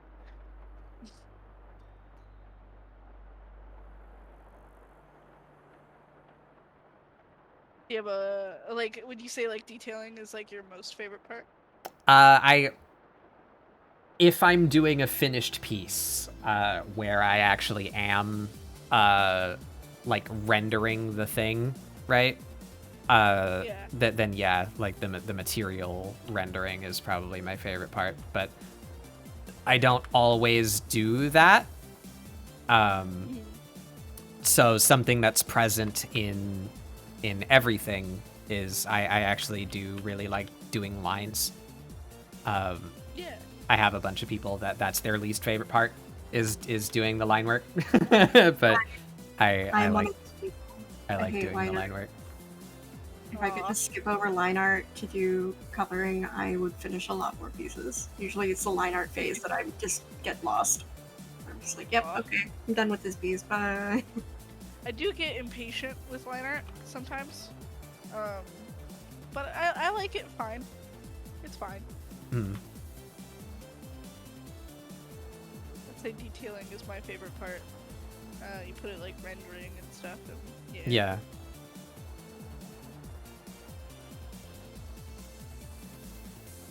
Like, I feel like adding the shading to the hilt is like my favorite part of this picture so far. Like adding the shading and stuff, like textures. Yeah.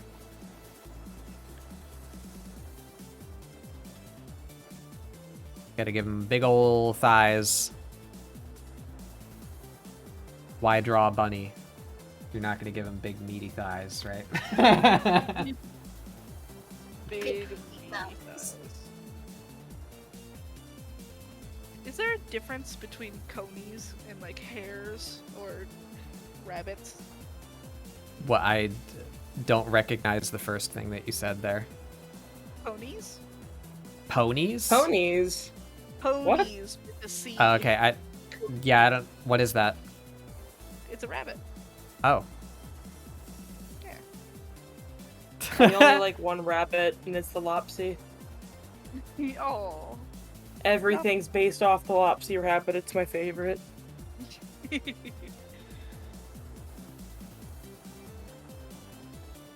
See, I didn't plan out this midsection very well. It's just all silhouette, and now I have to actually understand what's going on in here.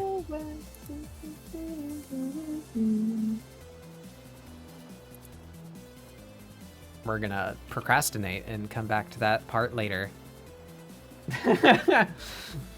You will exist with your nebulous crotch. That's a new sentence. That is a new sentence. That's a good IGN name. Nebulous crotch. Non-binary screen names.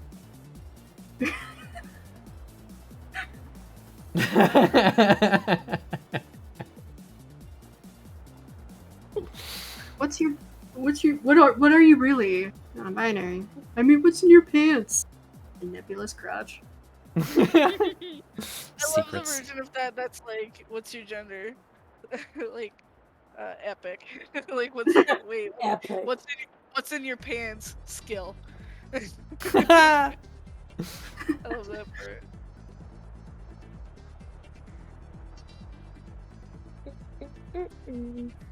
I'm gonna Banui foot. big ol' eyes. Big ol' Stop foot. at me with those big old eyes. I'm gonna take this opportunity and I'm gonna order my food. I have not eaten today. Nice. You didn't hear me say that out loud. That's how you get. It's part of the ritual. That's how you get the art going, right? Yeah. It's the fear of starving, so you draw faster. Works every time. Oh my god.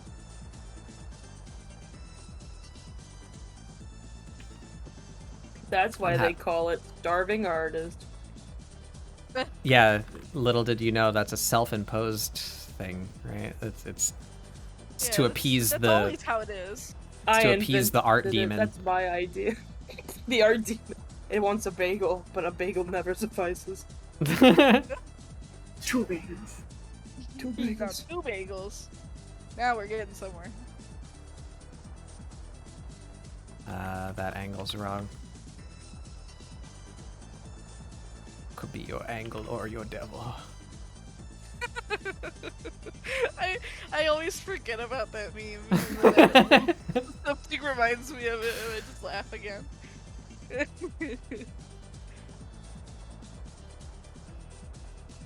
Alrighty, I can take away the sketch. Yay, that's always fun.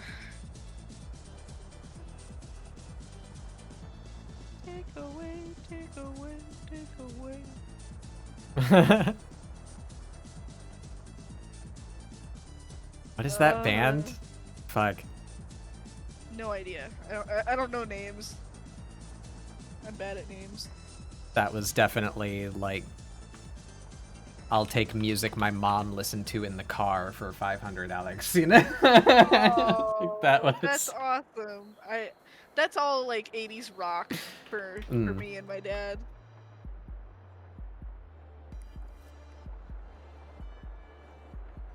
What are you drawing? Huh? You gotta cover up that bushy. Oh. There you go. Tushy covered.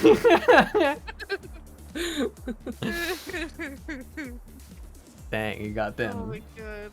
Cheek bearing shorts. Cheek bearing shorts. Oh my god. I don't know if I'll color this one. I don't think I will. Yeah, I don't know if I'm gonna end up coloring mine either. I'm taking a long time to draft. Yeah, I'm doing flats on there. I like the anatomy in yours though, Batbug. Oh, thank you. Like I'm pretty happy with how they're turning out. This is a shape that I would not often do. They're much more. What would it be? Like the head to body ratio is a lot higher than I would normally put it. Perspective, right? No, I usually try and aim for perspective, but I mean like you know how when you hear like a figure motion. No, a figure described in head number of heads. Like this is a 6 head tall figure. You know what they're saying is yeah. The head is a specific proportion to the rest of the body. Normally I would draw much more gremlinoid characters like what Seph's doing. Little creatures, little guys, you know, big head, big hand, big feet, you know, small torso, little goblinoid shaped creatures. I like drawing them a lot. So that this is much more full bodied, so kind of like a I new guess. Body type. Yeah. Okay. It's still not quite close to human proportions, but it's a lot closer to that than I would normally go. I would say. So I'm pushing it a bit, and I'm happy with how it's turning out. But now it's time to figure out what's going on with the hands and the specific meeting of the hips to the rib cage. What's going on in this zone right here? I love defining the rib cage. I don't know why, but like whenever I do, I get that hit, that dopamine hit. I'm like, I don't really know what about it, but it's a good spot. Yeah. I like kind of hard to point out on mine, but I guess what would be like right here, where the little hip where you have so ribs are shaped like this, right? Yeah. You have this shape, sternum, you know. Yeah. Rib cage, right? And then you have your shoulder stuff going on up here, collarbone. Yeah. This shape where that meets the waist, so like right there, and then like actually more like here, I guess. I like that spot. Figuring out like how I don't even know what they're called. I've never been formally taught anatomy, so you know the funny muscles on the side what go like this, you know. Like what that area, down to like the hips and like the hip dip if there is to be one, just right there in general. That's a good spot. It's fun to build out those shapes. I agree. Would you guys say that your favorite part of drawing a character is their face? Not always, no. It depends on the character. Yeah, it depends on the character.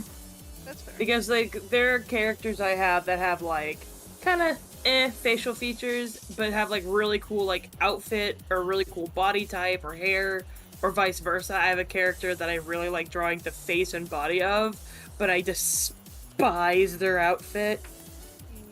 But I refuse to redesign it. I am very, very tempted right now to ignore reality and give this bunny big, fat, meaty beans. Do honestly. I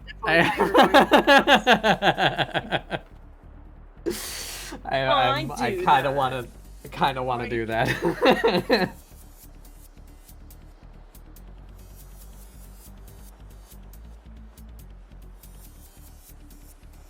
But, like, would you say that it's a fair thing to say that usually the face is, like, pretty interesting to draw? Yeah. Yeah, I think that's just, like, depends on the character, still. Okay. But the face can always be fun to draw. Like, it's fun, like, we like drawing because it's fun to draw, period. But depending on the character, some things are just more fun to draw. Yeah. Yeah, I think it would be more accurate for me to say, like, it's less the whole face, but, like, I really like, for example, I really like drawing noses and lips, like, a lot. And and that's the really fun good. part to me versus like eyes. Eyes are just kind of like, I get more. Wow. Well, I get more interested in the eyes when I get to the coloring phase. The shape and all that is like less so. But yeah, noses and lip and nose, I really find a lot of fun. I look at your art when I need to put lips on a character. Oh. Now that's nice. Lips can be so fun. And I look at Moon's art when I want to draw noses. Mm-hmm. I love the way that Moon draws noses. My goodness. But yeah, I don't know. Maybe I'm like projecting or something, because like I just typically find like noses. I mean, eyes, all of it is fun. The face is important, right? Like that's what we communicate with as people.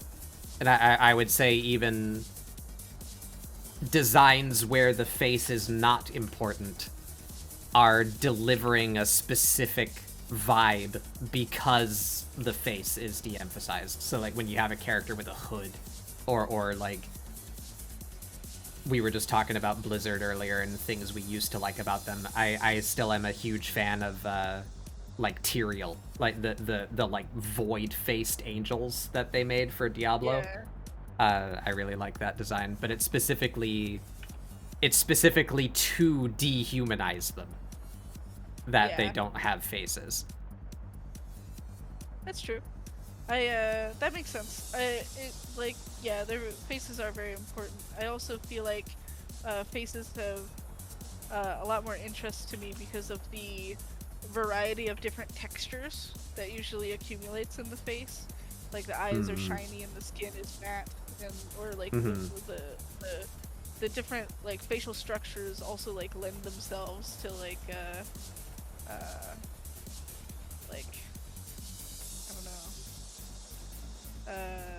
different like fuck, I lost what I was gonna say. But yeah, anyway, same Koju. I am not good at lipped characters. That's just like a so that this is the same thing that I run into when I do backgrounds. Man-made environments will always be way more difficult than nature.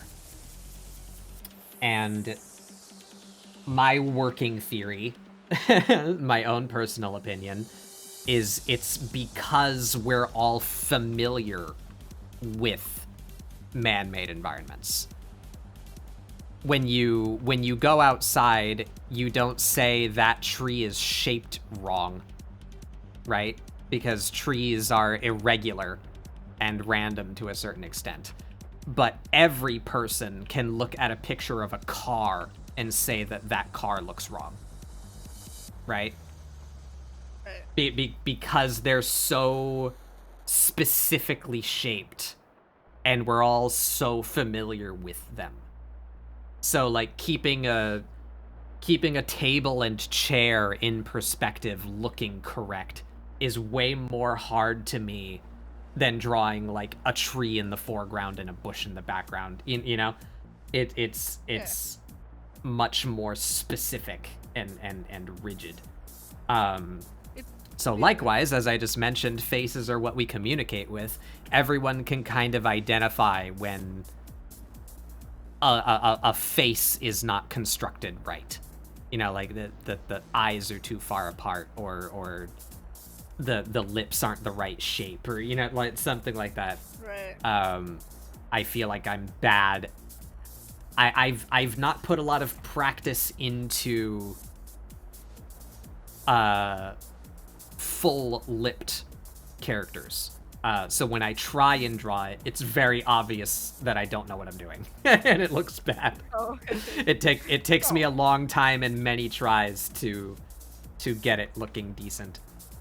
Yeah, man. But that just comes with practice, you know. Yeah, absolutely. I definitely remember a time where lips was so fucking hard. God, I remember that like it was fucking yesterday. Like sometimes there's some lips out there that are like that do elude me, but it's we're all at different stages in different places in our art journey.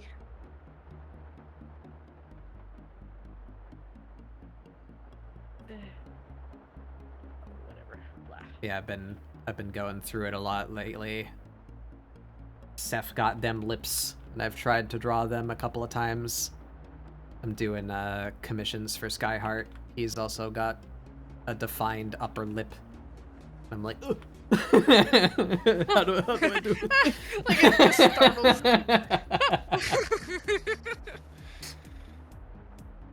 On the flip side, though, I've tried drawing people that don't have defined lips, and I find that difficult because it's like, wait, what do I do for this area here? Do I give them lip?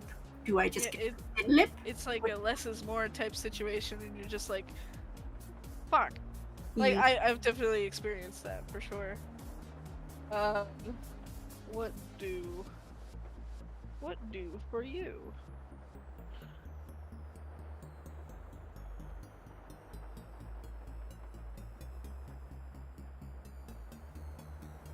Yeah, that's a big old mitt. I like that. Look at where you are on stream, Seth. There you go. Look, bunny pet. Pet goblin. Like the bunny pet. Oh, that's so funny. Oh no. Pep.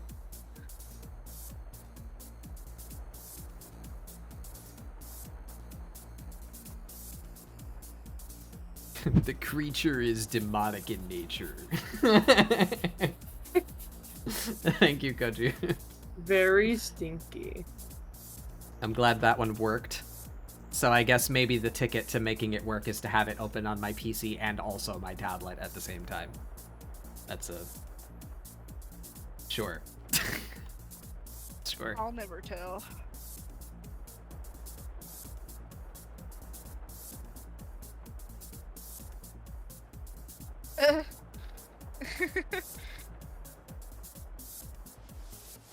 Alright, here we go. We gotta figure out what's going on in here. So... we have shoulder blade there, shoulder blade here. The spine is coming this way and wrapping around, so our ribs would be like here. Right? Top of the rib cage there.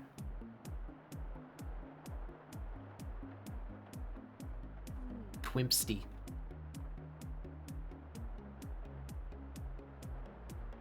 Batbug, do I have permission to eradicate a cricket that will not stop making noise outside my window? Yeah.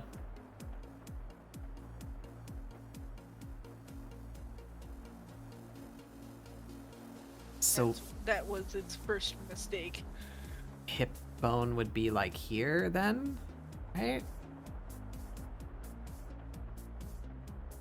That looks about right. To me. Have a bit of a crease there. Snacks. So belly would be like getting twisted like right there. Right? Does that look right? If I take away the construction tape.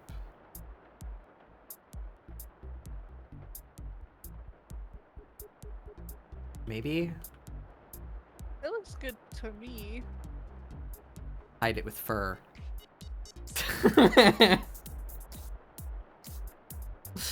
I just discovered there's an awesome cheat that you can use when drawing furry characters. A fur over is fine. Just make them real poofy, and you can't see the definition anyway. Ugh.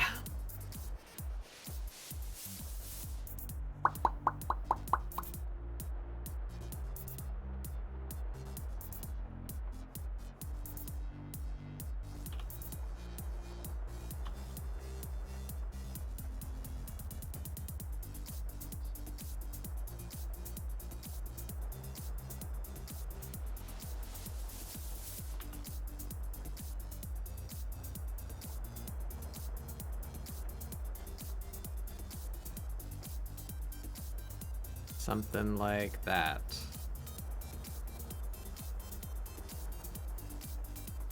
That's believable enough, I think. I have a tangent right here, though. I hate that. Let's destroy that. Be gone. Be banished.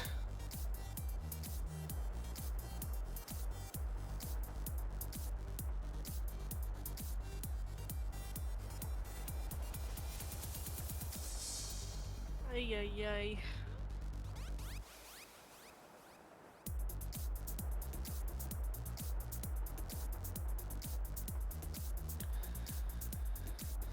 Am I prepared for the amount of work that this picture will demand of me? Maybe, maybe not. You don't gotta finish either. I am perfectly enabling to posting whips or just pieces that will never be finished for ScribbleSupport. Don't feel like it's gonna be a masterpiece before you post it. Oh, it's gotta be a masterpiece. That's what my brain says. It's like, haha, yeah, that's nice. Anyway, make it perfect. I appreciate it. It sure as hell ain't getting color. Fuck that shit. I used this old game as reference. It's like a martial arts game called Overgrowth. Yeah, I know that game. I've never actually played it. I bought it when it was on sale during some Steam sale, probably like 2 or 3 years ago, and I still haven't played it.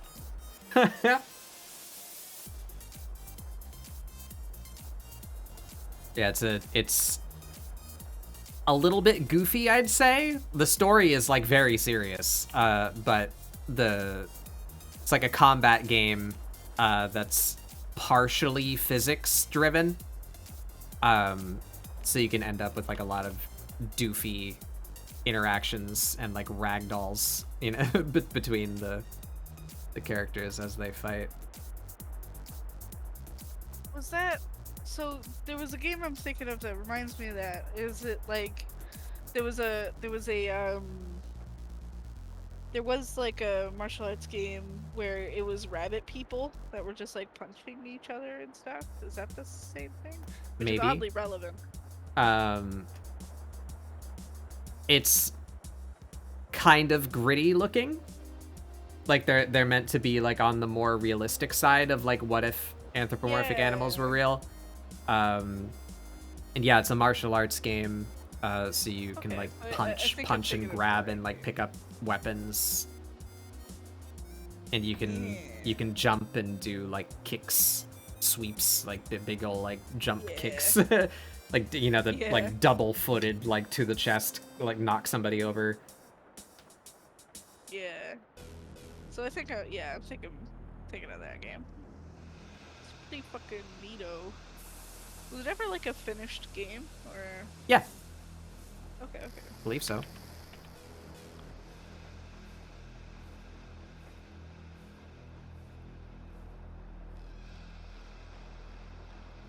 Now I gotta give him the biggest, poofiest dang tail. You ever did see?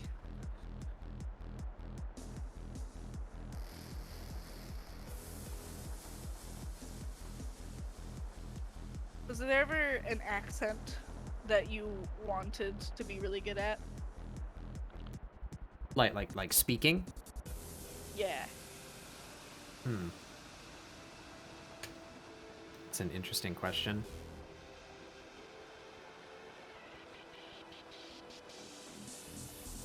I don't know.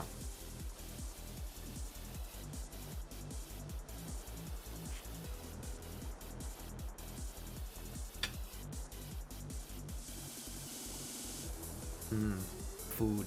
Think of one for me as well. You ever just ask a question and don't know the answer to even if you ask yourself? Because did that. Oh, you know what? I would want to be really good at making a Jamaican accent. Jamaican accents are just way too fun for their own good.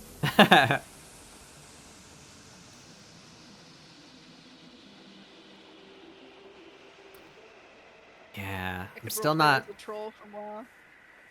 super satisfied with that, but there's a specific formula that I'm trying to discover here. That I've gone out of my way to like save some references of artists doing it well, and one day I'll pick up on it. But just like exactly where you put these things, like just those little marks that imply like where tufts are and like how the fur is like flowing and like laid on the body. There's like, it looks bad if you put them too many places, you know, like there's some kind of finesse with like where you put those and how dense they are to make it look good. Absolutely.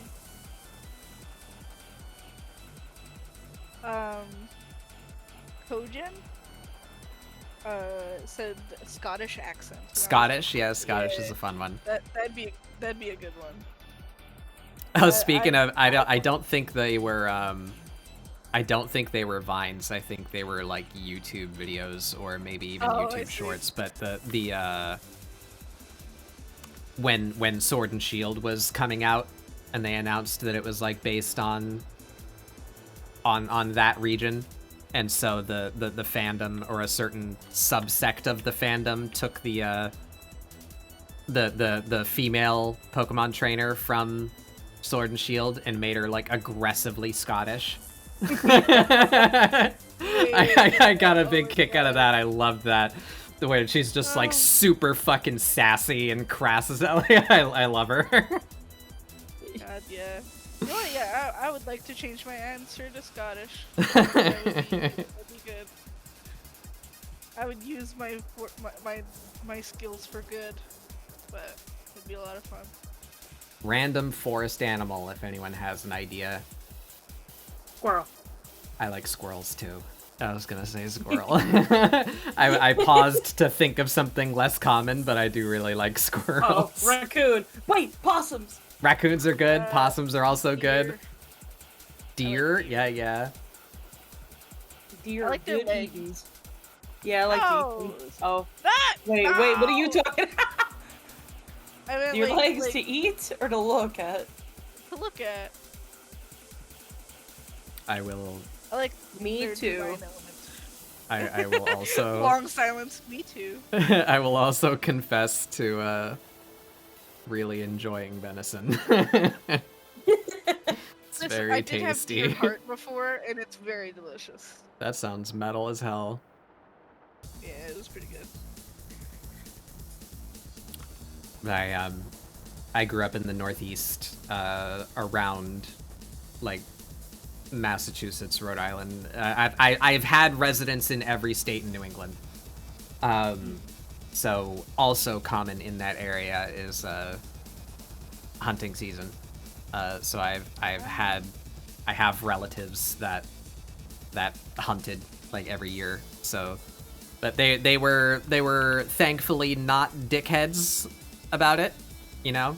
They hunt it and they keep the carcass and they make stuff out of it and they eat it, and you know it's not just I killed a thing, haha. So it was not uncommon that, you know, given a specific time of year, you end up with a couple 100 pounds of animal. You're like, I gotta consume this, so here you go. Have some of that. Yep. Be like, hell yeah.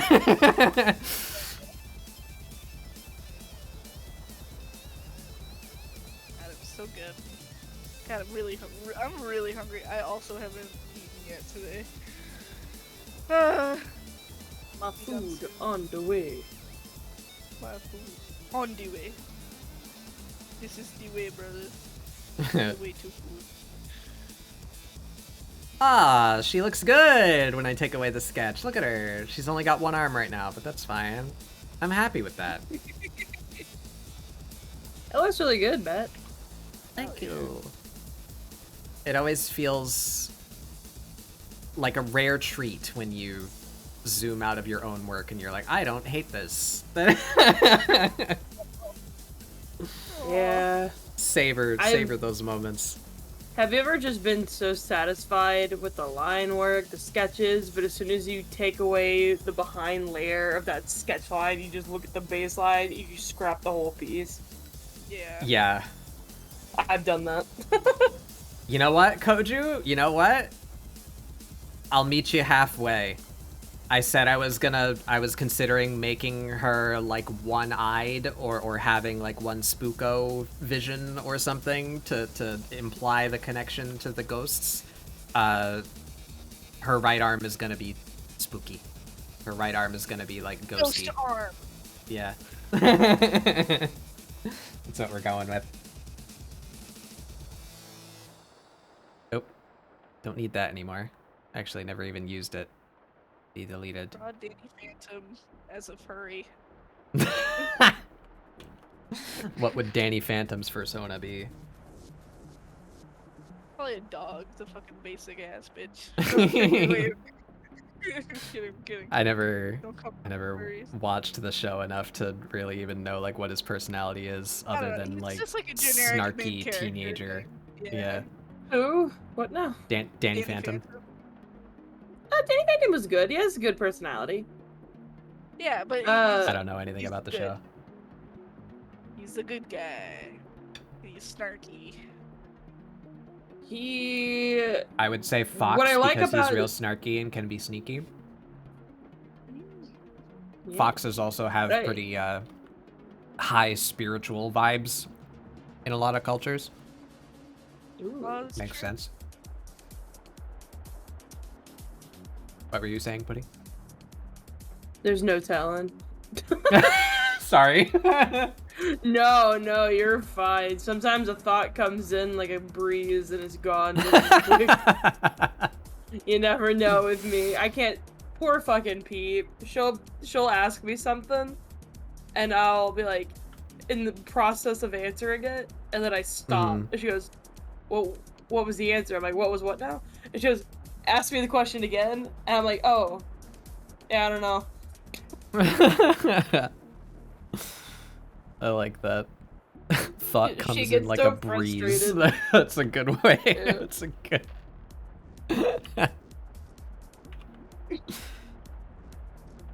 High airflow between the ears.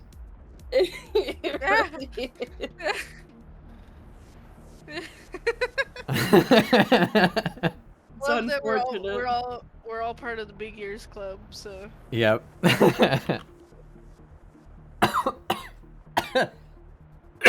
I'm being attacked by my dinner. Save me. No. Live.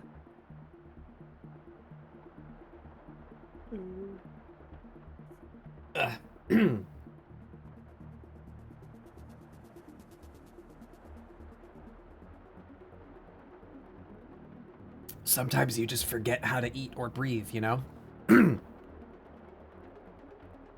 Yeah, sure. That's true.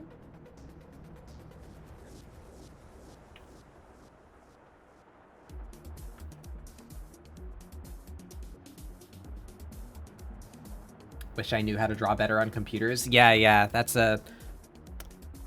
something that I've been battling with. I don't have a screen tablet. And as I've said with the very recent development of me taking art seriously, the vast majority of things that I have done now are on this not screen tablet. Wait, so what are you calling a not screen tablet? A tablet that goes on your desktop that you don't look at while you draw. It does not have a screen on it. It is Mine just an doesn't have a interface. screen. Yeah, Yeah, I'd say it's common, but I am interested. I am attracted to the idea of a screen tablet, but they're pretty expensive, and I'm afraid that the skill that I've developed in not looking at what I'm drawing would not translate. You know? Do you still draw in sketchbooks at all? I don't know. Okay. I was gonna say, like, I feel like it would translate, because I still kind of teeter between two... And that's what people claim as, like, the upside of a screen tablet. Is it's like, oh, it feels so natural. Like, it's like I'm just drawing, right? But, like, I have more practice not in that environment now than I do in it. So I'm scared to spend a couple $100 to buy a screen tablet. Having made that transition, it's easier than you would think. Like, yeah, there is like a period of adjustment, but like I found that my backtracking and editing and like undoing, like I didn't like that line, or cleanup has been a lot easier. Mm-hmm. Just because you know exactly what you're doing. The only time it becomes a problem is if things start unaligning themselves. But that's a pretty usually easy fix.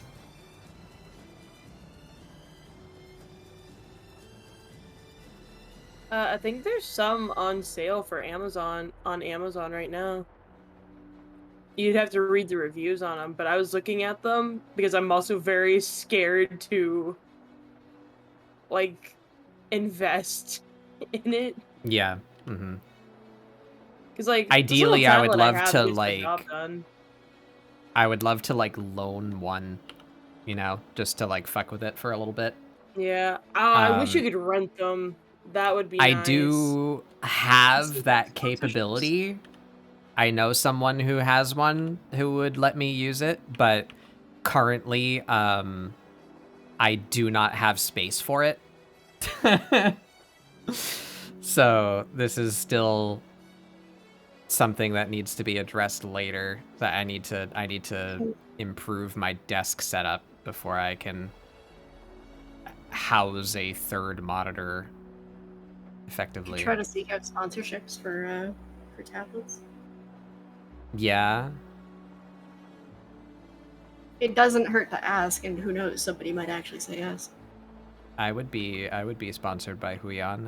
I like my Huion. I liked not paying $3,000 for my Huion.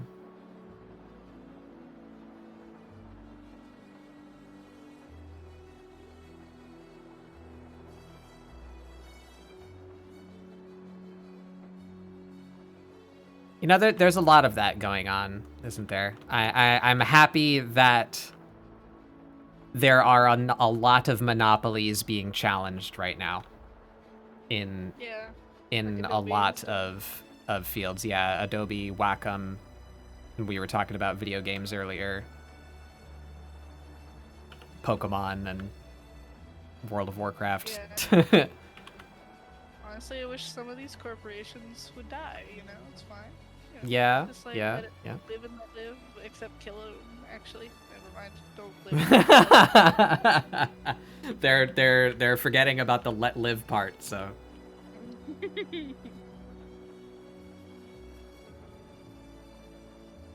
I mean, a lot of these companies got cocky. They got cocky and complacent. Yep. Like, yep, we don't need to improve. We got everything sorted out. And then, like, Wacom's patent ran out so that people were allowed to do this similar things for cheaper. And then they're like, oh no, we actually have to improve our tablets now. Surprise Pikachu face. Yeah, we have to actually justify the price, our prices now. Shit. Yeah. Shit. The breeze blew too hard. Still, industry standard. I was gonna say something and I already forgot what it was. I don't know how. So it's tough. Oh yeah. Like, I have this. I'll try and keep it in my brain. Sorry, continue. No, do it. Do it. There are people who defend the Pokemon Company. That are like they're barely given any more people or budget than like an indie team. So like that's why the games are always so formulaic and unexperimental, is because they can't afford to do that. And that may be true, but that also that's a shifting of blame, right? So Nintendo sure as fuck could fund them more, you know, if they placed more importance on innovation and creative development. So yes, it may be true that the Pokemon Company or Game Freak, you know, the development team that makes these games is not very big, especially in proportion to how successful those games are. But that's not an excuse for them to not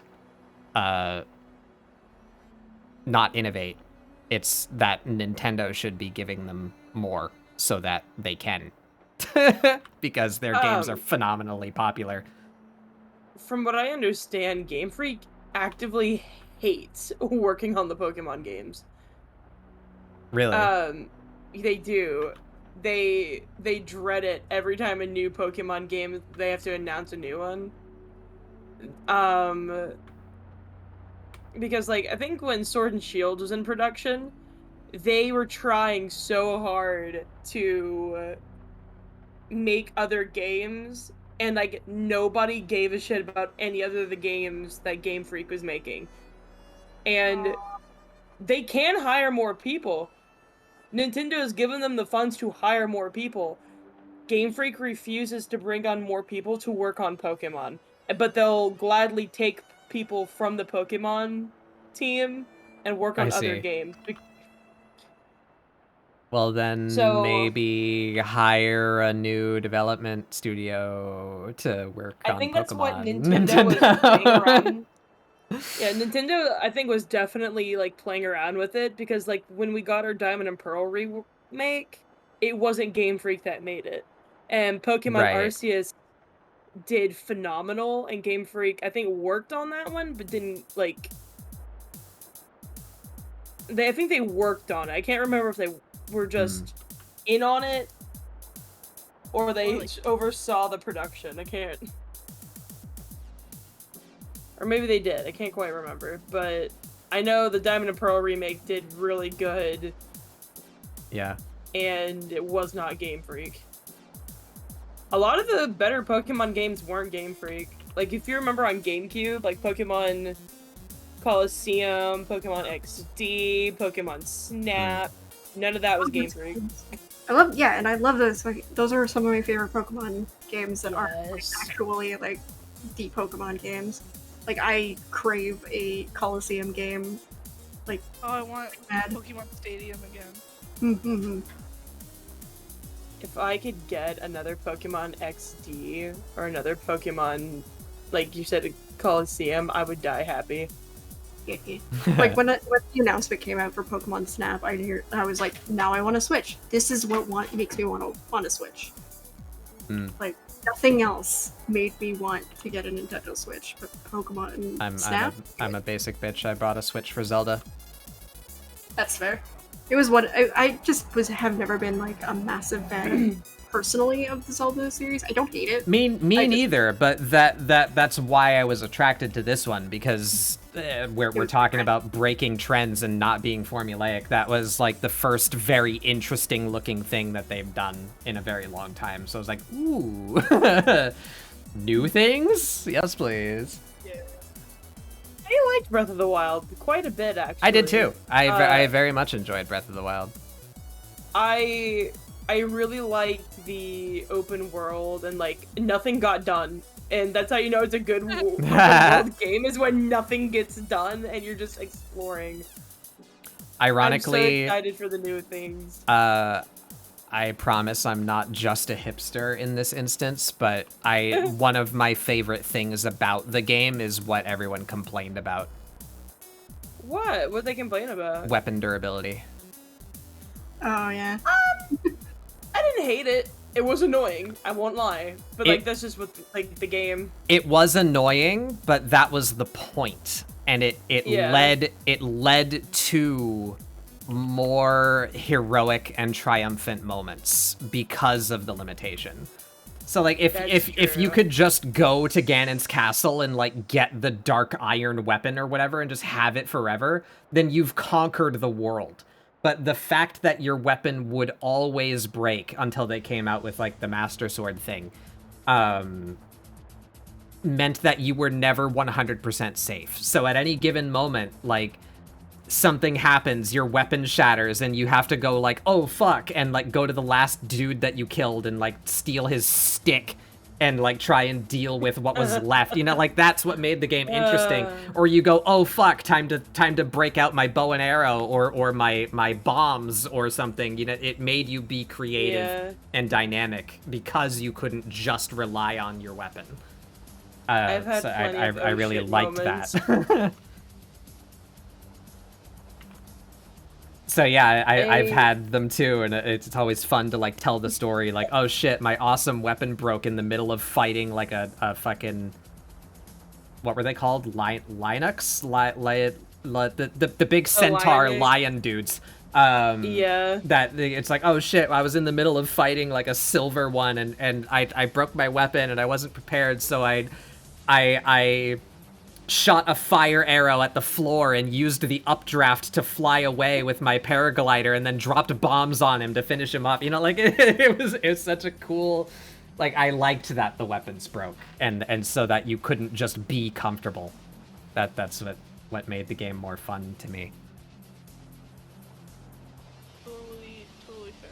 So every time I read one of those reviews, it's like, Breath of the Wild, 9 out of 10 because fuck weapon durability. It's like, really though? Like, would you have had as much fun if you just used the same sword for the entire game? Yeah, I actually did enjoy that. The only complaint I had about that game was it was really easy to just not know what to do or where to go. Yeah. That or just have really bad ADHD, because it's like, go here and talk to this person. I'm like, okay, I'm on my happy way, and it's like, oh, there's a shrine. Oh, there's a chest. Yeah, oh, there's another chest. Mm-hmm. What biome am I in? What year is it? Get it.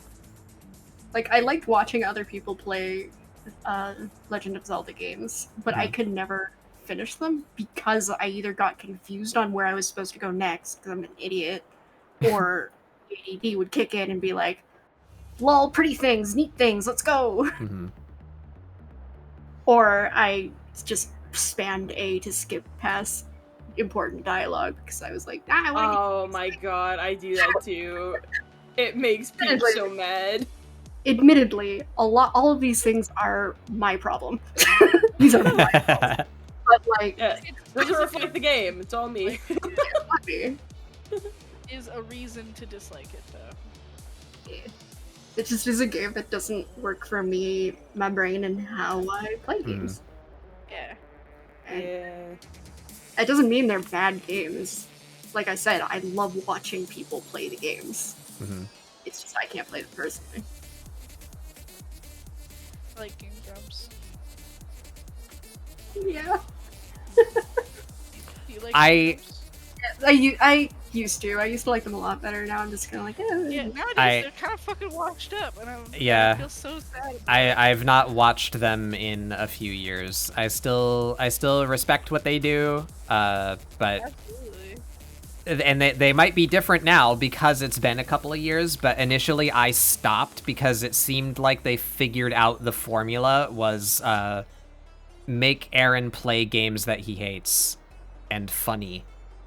So I just got tired of, like, Aaron being so painfully bad at what he was doing because he didn't want to be doing it and, like, refused to put in the effort to, like, learn.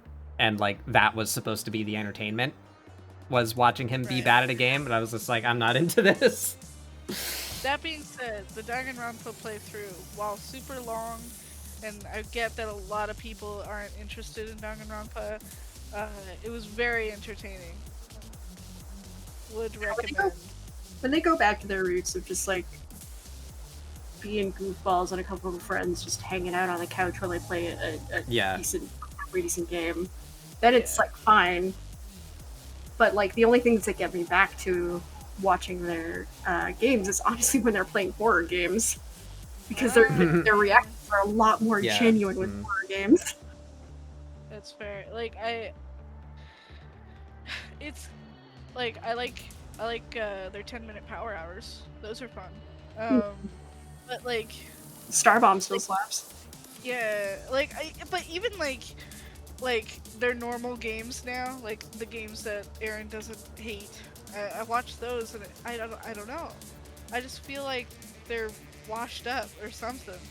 Like they're off their game or something. I just haven't laughed. Well, they've been, I guess, like since like 2020, they've also been canceled multiple times for a lot of allegations. Have and they sometimes really? it's really hard. I haven't heard about any of that. So, I guess like look into it after stream, because it's a lot to do with like Danny, but whether they're true, like some things ended up being true and then some things ended up never getting confirmed, but it was enough to be like, just in case I don't really want to indulge in this entertainment. So I went through that with Oni Plays and Psychic Pebbles. Oh, yeah. Really? Wait, They do NFTs. Ew, yucky, yucky. Sad. If Oni Plays is who I think it is, they're a tool bag anyway. Yeah. Because Chris was never a particularly empathetic person. It's the same person, because there's been a whole bunch of like Oni blank people on the internet that make content. So I don't know if it's the same person, but I played on an Ark Survival Evolved server that he played on for a bit, and this was a roleplay server, but the owner was like, hey, so content creators, as long as you're role-playing, it's fine. He was banned within a day because he kept on breaking rules, and he offline kills were strictly forbidden. So like if somebody was offline or asleep, that strikes me as something that he'd do, because he has videos like that are that content. Like they go onto like a GTA 5 roleplay server and just like fuck with people. Yeah, he would drag people's bodies while they were offline into water to make their characters drown while they play and everything. On a roleplay server, so people who are trying to fucking just have fun and roleplay. And it's just his dick move, and like I said, he was banned within a day of like the server being up. Did the people get their things back when they died? No, because I'm not gonna say which server it is, because I can't. But the owner's an asshole too. So. No. That's not cool. I mean, it's kind of suggested in that he took a roleplay server and decided to invite a whole lot of non-role players to play on the server. What's the point? Yeah. For content. He's a brown noser. Brown noser clout chaser. I can't say who it is, but yeah. Whoever it is. You were dude.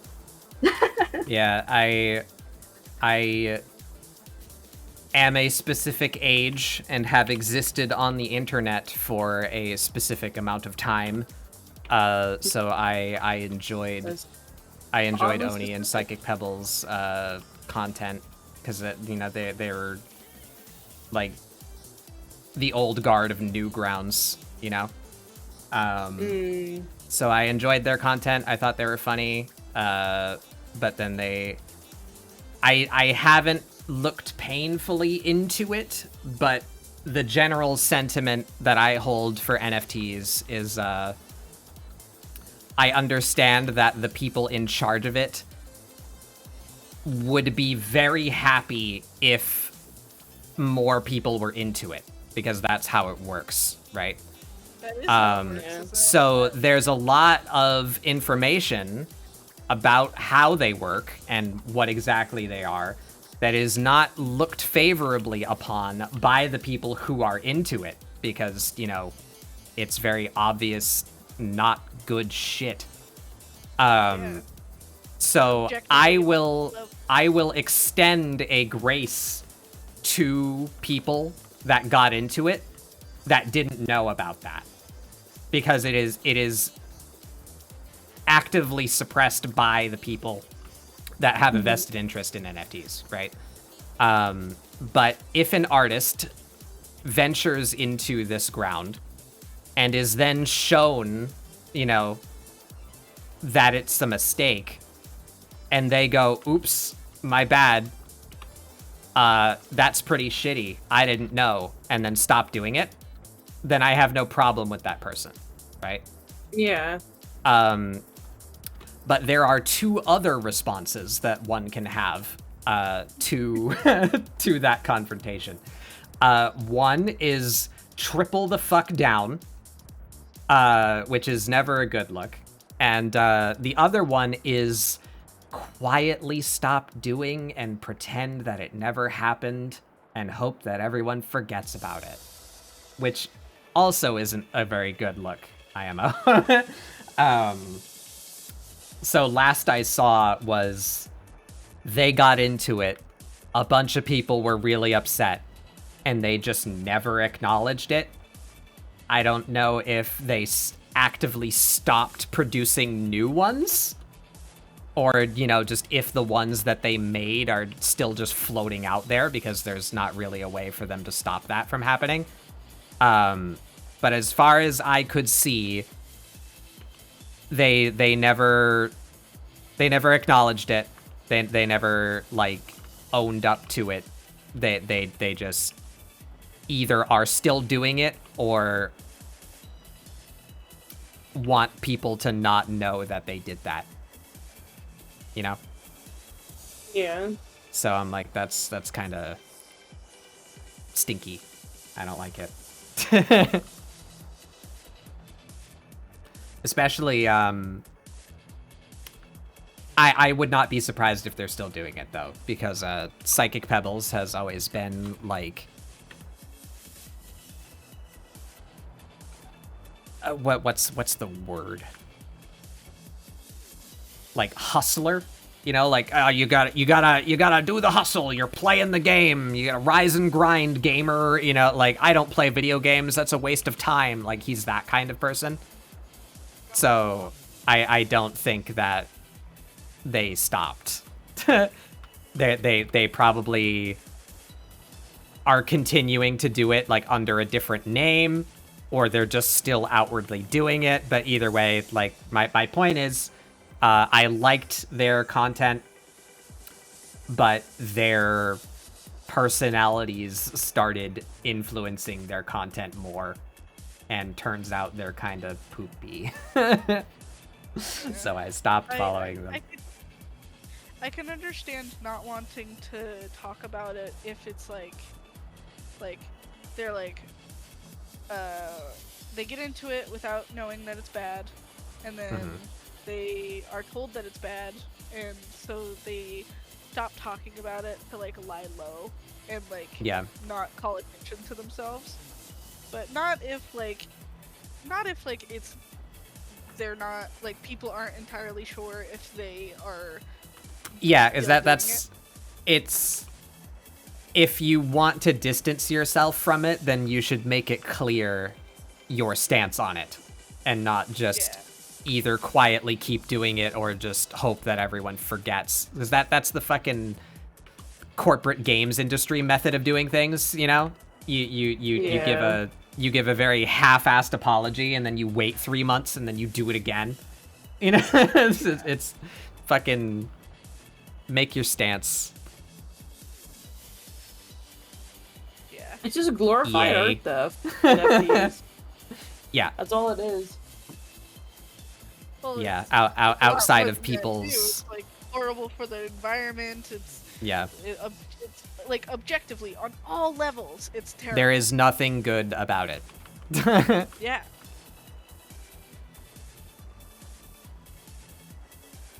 You can make arguments for crypto if you want to, but there's already crypto. We don't need NFTs. Crypto needs to die anyway. The only people who benefit from NFTs are scummy, using it for scummy reasons.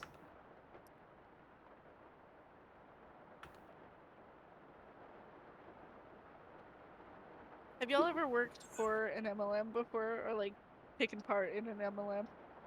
Almost. What is that? But I figured out that it was an MLM, multi-level marketing, aka pyramid schemes. Oh, yeah. Fancy name. No, but my mother has. Is she out of it, or? Oh yeah, this was years ago. Okay. She was involved with Avon. Big yikes. Is that the makeup company? Yeah. Yep. Yo. One of the first MLM. No, it's a cult. Did you know that? Most MLMs are, actually. There's a documentary on it on Hulu. I shit you not. No, most MLMs are run like a cult. Like, straight up. That's why it's so hard to get out of them, too. It's insane. They promised you a pink convertible, and then it's crazy. I recommend the documentary. It's called Cult Life on Hulu. It's so interesting. That sounds fascinating, like something fun to watch. Koju, I am not an expert, but I at least have like a fairly solid understanding of the deal. So what it's supposed to be is it's a digital way to impose scarcity on an object that would otherwise be unlimited. You're trying to make collector's items out of digital art, which is a flawed idea to begin with. But the only reason that you do that is to create a new speculative market.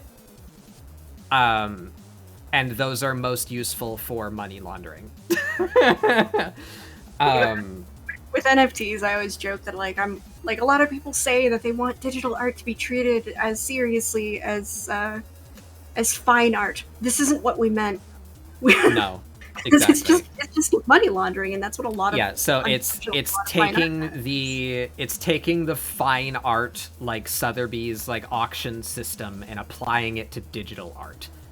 But the way that it works is just fundamentally broken, where what you're doing is you're taking a set of data, and that can be anything. You can make an NFT out of an MP3, you can make it out of a YouTube link, you can make it out of a digital piece of art, whatever.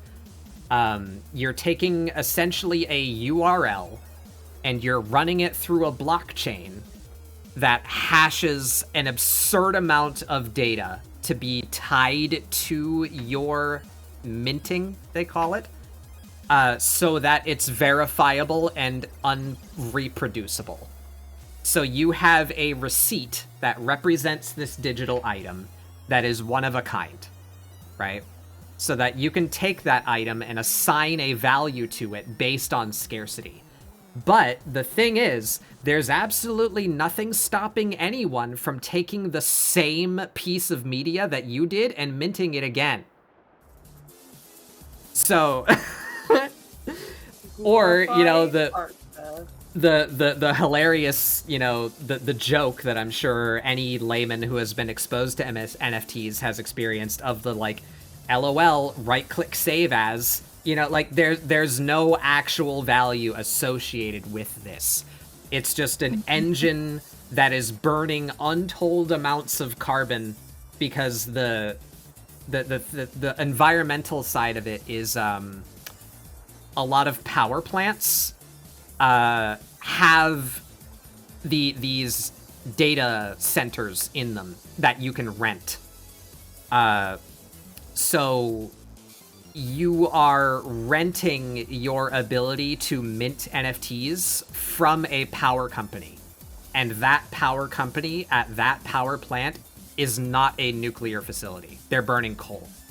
So they are burning carbon that they would otherwise not be burning to make a wider profit margin on their, like, uptime of their power generators. So you are actively contributing to fossil fuel problem in many, many cases. A lot. Like, there's datas going around of certain NFTs, like, I think the Beeple one, where, like, he made a bunch of NFTs and then he made an NFT out of the collage of them. Like, that one would have burned the amount of electricity equivalent to your average European home over 50 years. Like, it's absolutely bonkers, the amount of wasted resources of problems that we really don't need more excuses to exacerbate right now. Purely to create a new fucking market for people to speculate on. It's absolutely stupid. Really is.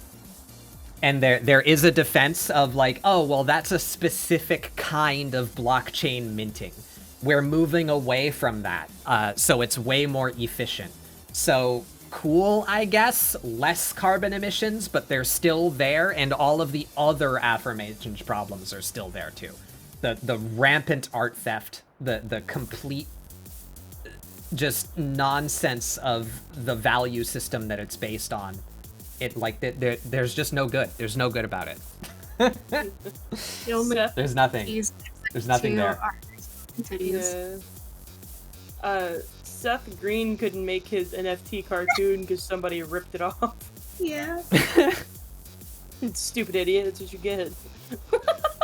And, like, stuff like the like, there was an article a bit about, like, a journalist that was able to get into, like, I think it was Bored Ape, like, yacht party or something. Yeah. Mm-hmm. And it was such a lame, like, sausage fest of, like, creeps. Like, can we talk about how the art is bad? It's, like, bad. Yeah. Yeah. On top of, like, what the fuck factor is that the art is almost never good. The only, like, it's so mind-boggling. Like, there's much better art on things like Pit Crew, for example.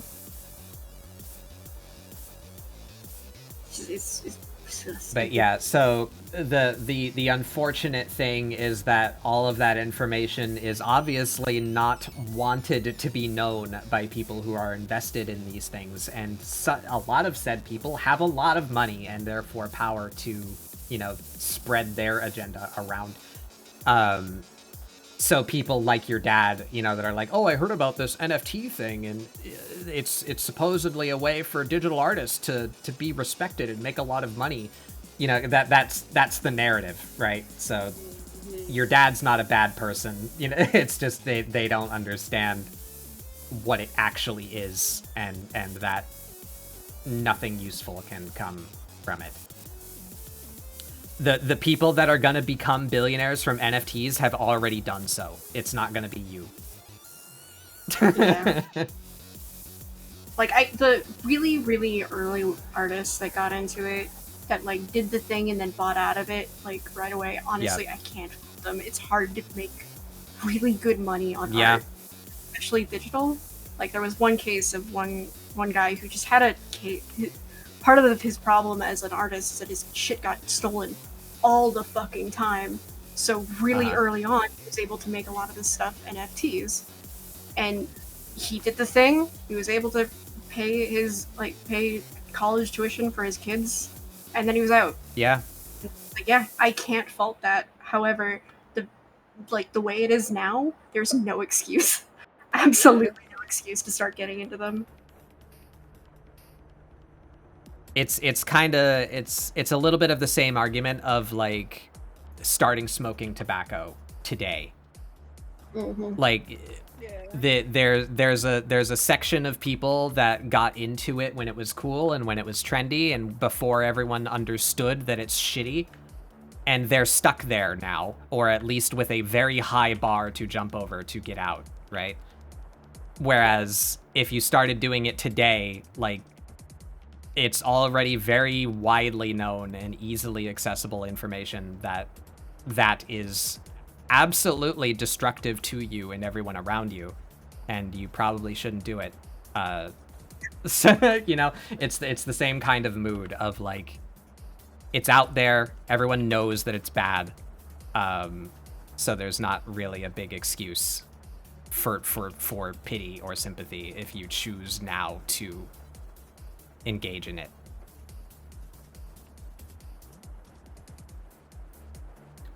NFT Stinky, thank you for attending my TED Talk. Yeah, I respect you being fucking knowledgeable on the subject. All I did was watch that one video that explained everything, and now all I know is it's bad for everything. It's like bad for like the environment, and that's all I need to know, really. That's all I care to know. But I respect people who like really can like bust out the info and like explain it, because like now you can tell the people, you know. Yeah. I place a high important communication and I guess the scientific method. Just the idea that you should be open to data and provable, repeatable things, right? So if someone challenges your views and they have the guns to do that, right? If they can show you that the way you're thinking is flawed and here's why, then you're nothing but an asshole if you refuse to hear that person out, IMO. I value knowledge and the spreading of truth and open-mindedness. Yeah. Like, do you remember what that video was called? No. There's a few of them. All the way up, or all the way down. That sounds familiar. Yeah. It's like easily the most, I feel like the most, like, if you've got like an hour or however long that video is, like, just put it on in the background and it'll explain all. I have been dunked. While I was eating, no less.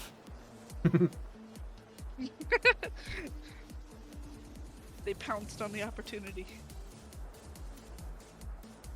Speaking of eating, BRB, I must grab food.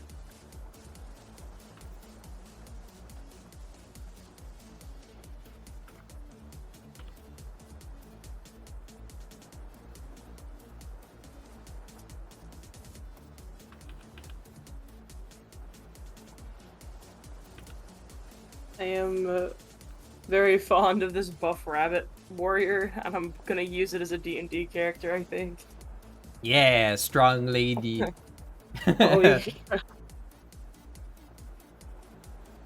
I originally just doodled it to doodle it, but now I'm like, but what if I made this as a character? Ah!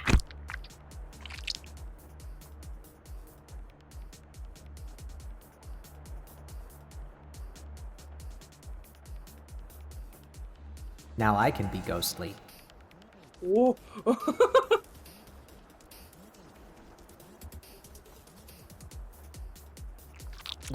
Oh, I got better.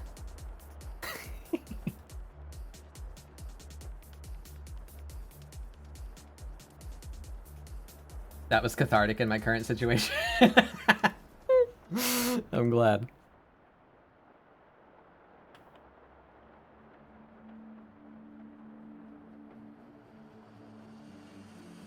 Not all bugs.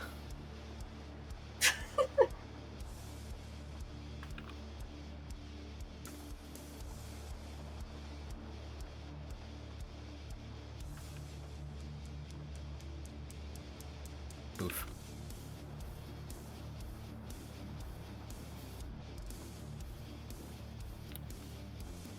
I really gotta work on this. This is a problem that I have. Oh, God. I'm super bad at making long strokes, like, end up where I want them to. That's close. I've always been bad at that. I've always been someone, like, when I drew in sketchbooks, I always drew pretty small. I would struggle to, like, fill a page, you know? Yeah. So making those, like, long motions, like, from your elbow or whatever, I'm not dexterous.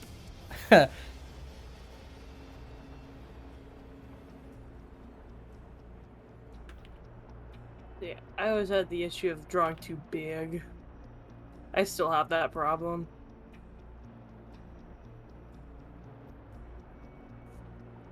I always start with like a zoom up of the head, and then I have to keep zooming out or shrinking the image to properly do things.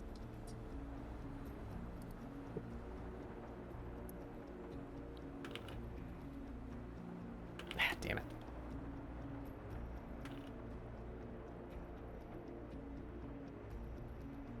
No! Save me. No! Can't wake up. Can't wake up.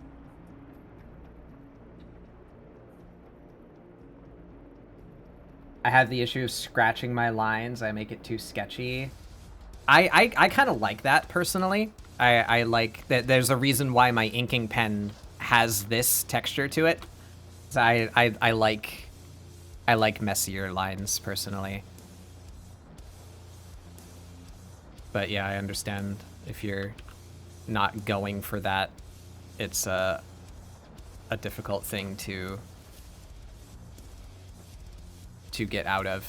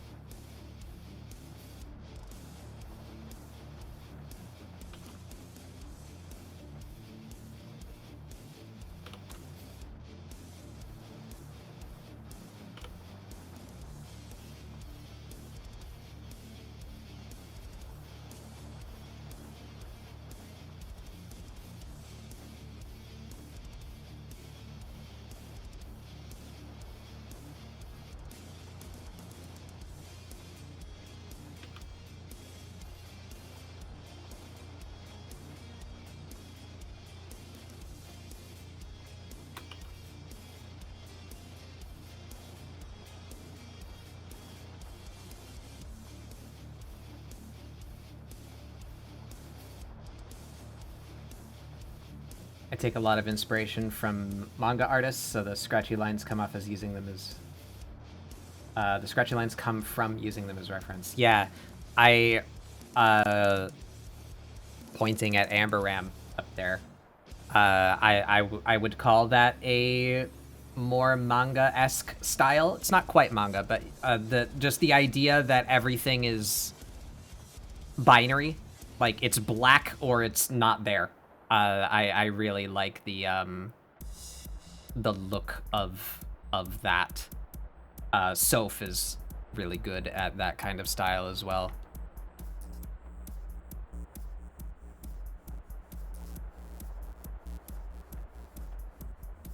One day I may have the energy to try and learn it. I'm so set in my ways.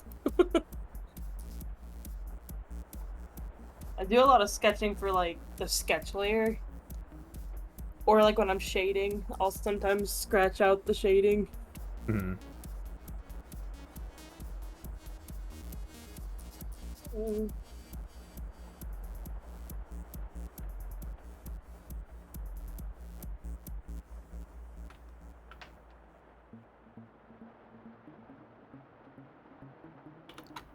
Yeah, so little mini lesson. I'll bring it up every time I get the chance. Vector layers. Vectors, everybody. Check this shit out. Ready? I'm going to draw these fur tufts. I'm going to not care that I'm overlapping these lines. I'm just making really fast, easy strokes because that's easy for me to hit the shape that I want, is to, like, overshoot, right? So you end up with this. Yeah, right? And now I've got all this mess. But guess what? I drew it in a vector, so I want to correct that line a little bit, and I go... Done. Vectors, baby!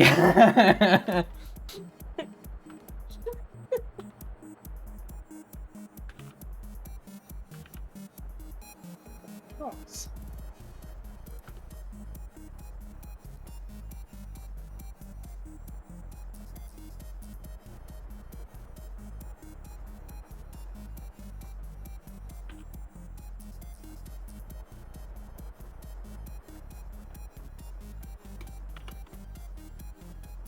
And this too, pinch vector line. See, I missed here. The black line doesn't line up with the blue line quite right. So I can just, just fix it. Easy peasy. Instead of sitting there mashing my Control Z for the next 30 minutes. Nanomachines, son. Yeah. Forbidden technology. I love the vector functions in Clip Studio. I will shill them.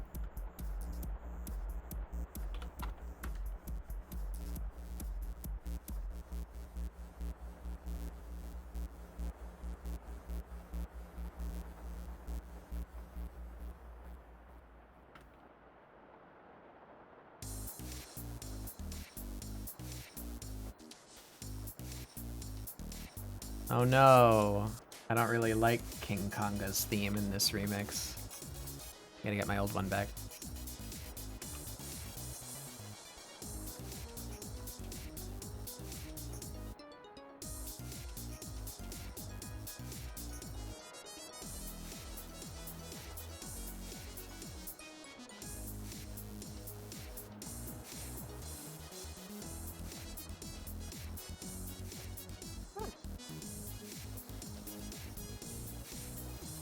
I drew another rabbit.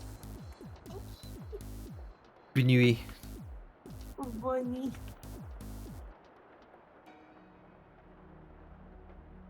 I like her.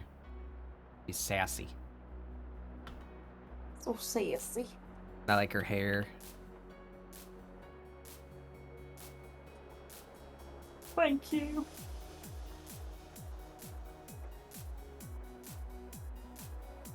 I really love the Harengon race in D&D. It was such a nice addition.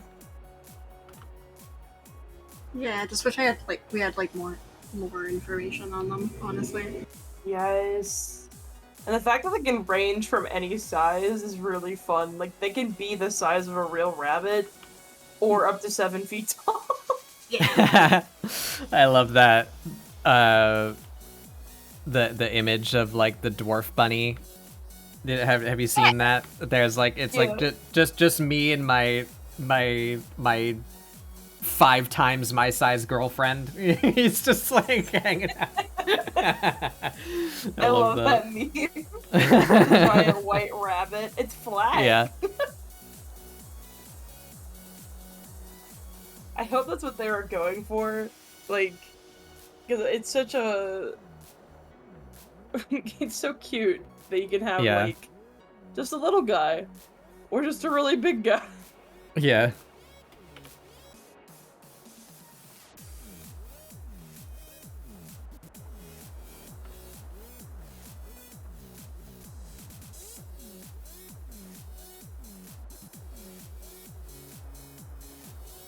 It's almost not quite the curve I want.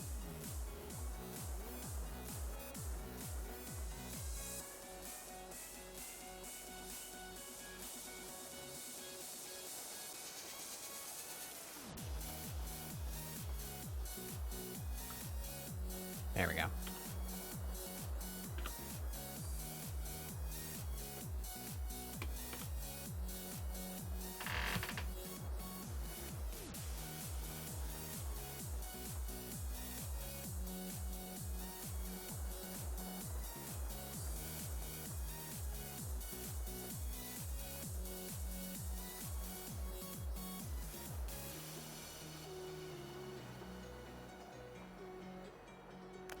Oh, and Seth may or may not be happy to know that ever since we did the goth prompt,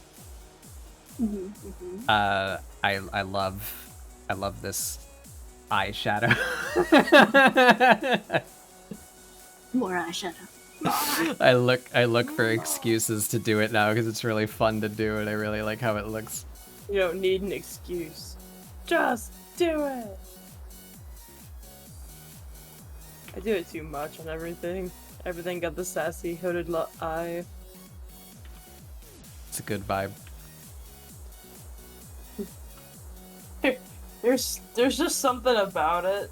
Like the shiny eyelids. And it's like, damn. I feel like they're about to tell me something. My shoes are ugly or something. Bully me. Please tell me I'm ugly.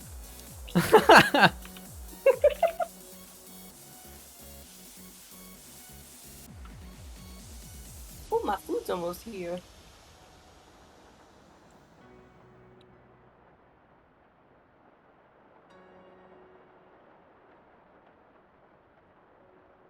I will probably go grab my food and then chill for the night if that's okay. Yeah, that's cool. Yeah. Where do I post the... I have a ScribbleSupport. Let me... What is it exactly? Is it in there? Yeah, under chat topics, ScribbleSupport, second from the top. If you want to post it in there, or if you would like to post it on Twitter, then just tag it with the the hashtag. Hashtag ScribbleSupport. Yep. Yeah. This is fun. The prompts were really fun. I also just have a weakness for rabbit designs, because I always look for an excuse to draw more rabbit people. I am happy to hear, because I did not know that beforehand, but I was like, I feel like that's a soft thing that Pudding would enjoy, and I want to draw more fuzzy things, so I'm picking the rabbit one, because my general practice with these is I made a prompt generator. That's where these come from. But I don't want to sound narcissistic, but I have a problem with it, that it's too good. So I get a lot of things out of it that are like, ooh, I want to do ooh, but what if that ooh, and I always have a really hard time picking one. So I had a fairly rough start to my week this week, so I was just kind of low on care juice. I was like, I'm just gonna fucking pick this one. This one sounds good to me. Here we go. You know, so I'm glad that. But normally I make like a grid of them of like 8 of them, and then I pick one for the week, and then if there's other ones on there, you know, I'll look back like next week and say like, okay, do I pick one from this list or do I generate a new one? You know, depending on how I'm feeling. So I had that spreadsheet. I was like, I don't have the brain juice to put more thought into this, so I hope everyone is okay with ghost bunnies. Yes. So I'm glad to hear that you are. I saw the bunny prompt, I was like, oh yeah, this is gonna be fun. I like this one. I'm always like, cause like when I made my D&D character Cubanelle, I went with Wildfire Druid, Heron, but the problem was I had 4 other Heron designs on the lineup.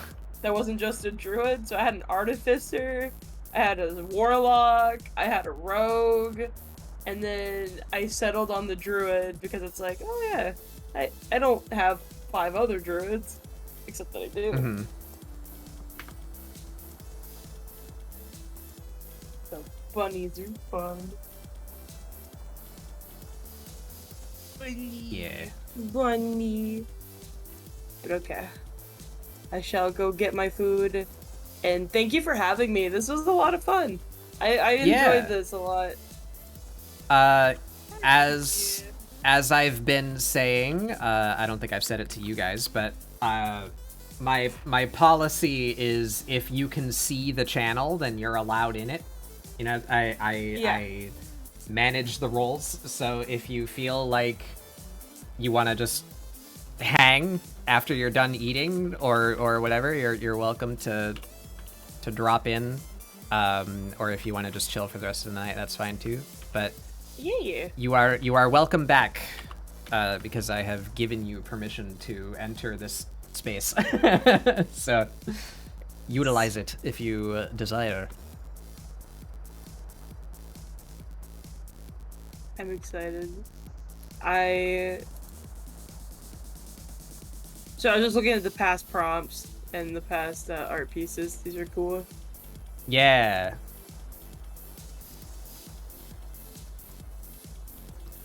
Yeah. Because yeah, again, ScribbleSupport is meant to be supportive. It's meant to be encouraging and to be an excuse to do art. So those prompts are there for that reason. I tag the prompt with the tag so that people browsing the tag can see other ones, and if you see one that you like and you want to do it, then do it. Do art. And then go for it, little dork, little nerd. Go for it. Oh my god. Oh my god. All right. Sick. I wish I led with buff warrior rabbit.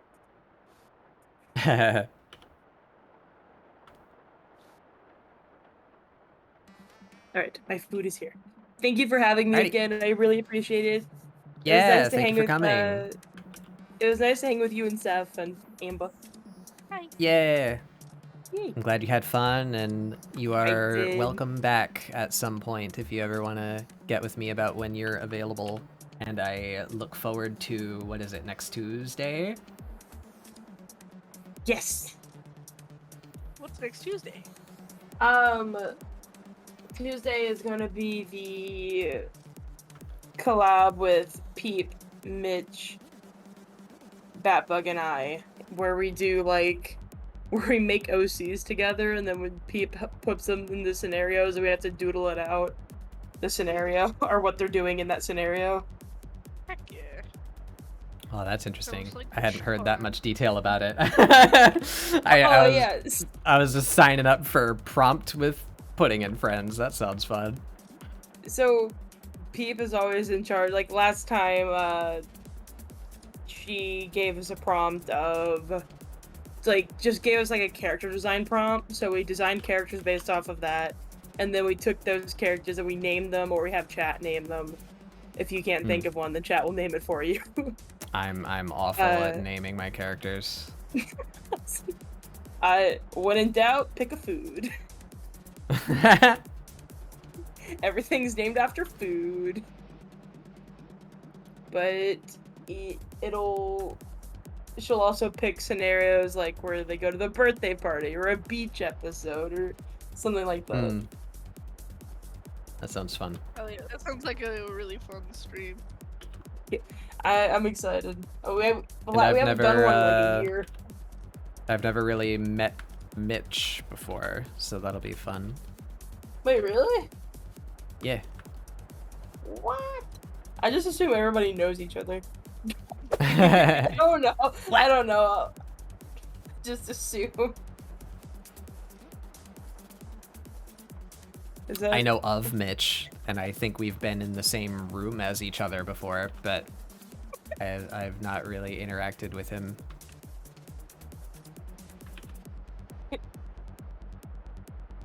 He is look forward. Yeah, he's a character. He's funny. He gets very competitive in Pokemon Unite and Fortnite and any game that's slightly competitive. Alright. Farewell, my friends. Thank you for having me. Yeah. Bye. Enjoy your food. Yee. I need to switch screen. Going to cry publicly on your stream. Oh no. Yes. Time to cry.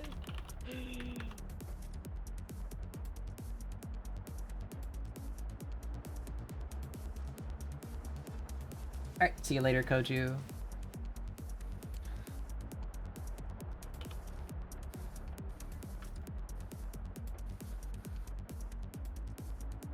Do you ever just kind of scribble for fun and then undo it? Because I tend to do that a lot, like especially if I'm like frustrated with like what I'm doing, just like bah. I don't know. I can see that, but I don't think I've done it personally. Huh. I don't know. It strikes me as like a similar thing to like being like ugh, or you know, any number of those like frustration stuff. Like you know how a cat will like cleanser. Yeah. You know how a cat will like kind of just like stand there and then like will bat at nothing with its paw? Like it's almost like a little spasm. Supposedly that's because they're frustrated. Or like annoyed. Huh. Yeah. That's how I like to think of it anyway.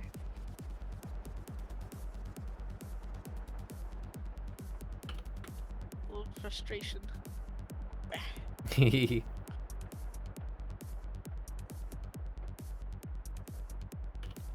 I used to draw like this a lot in Hey, high Lycan. school. Oh, Lycan! I know that one. Yeah, It's they a regular in mine. get around. Regular. I see them a lot of places with a lot of different friends. Hell yeah. Yeah.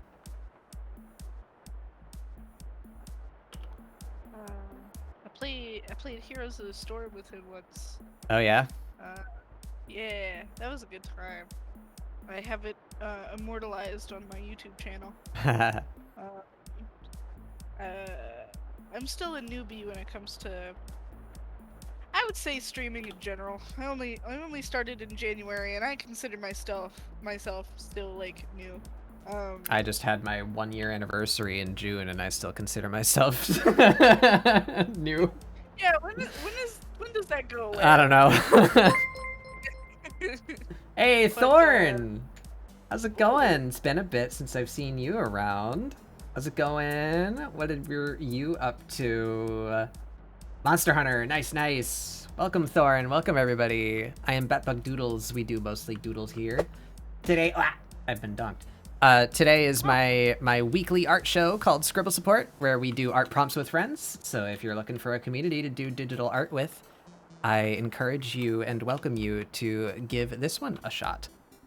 I have a Discord and a Twitter hashtag. You can check previous works and prompts if you would like to try them yourself. Did you have fun with Monster Hamster? Did you die a lot? Did you kill a bunch of stuff? What happened? How'd it go? I've been considering getting into Monster Hunter, but every time I do that, I end up not doing it because I take too long to make a decision, and then no one I know plays it anymore by the time I decide I want to. It's yeah. And then they're all worst when like you buy the game. They're all waiting for the next one to come out.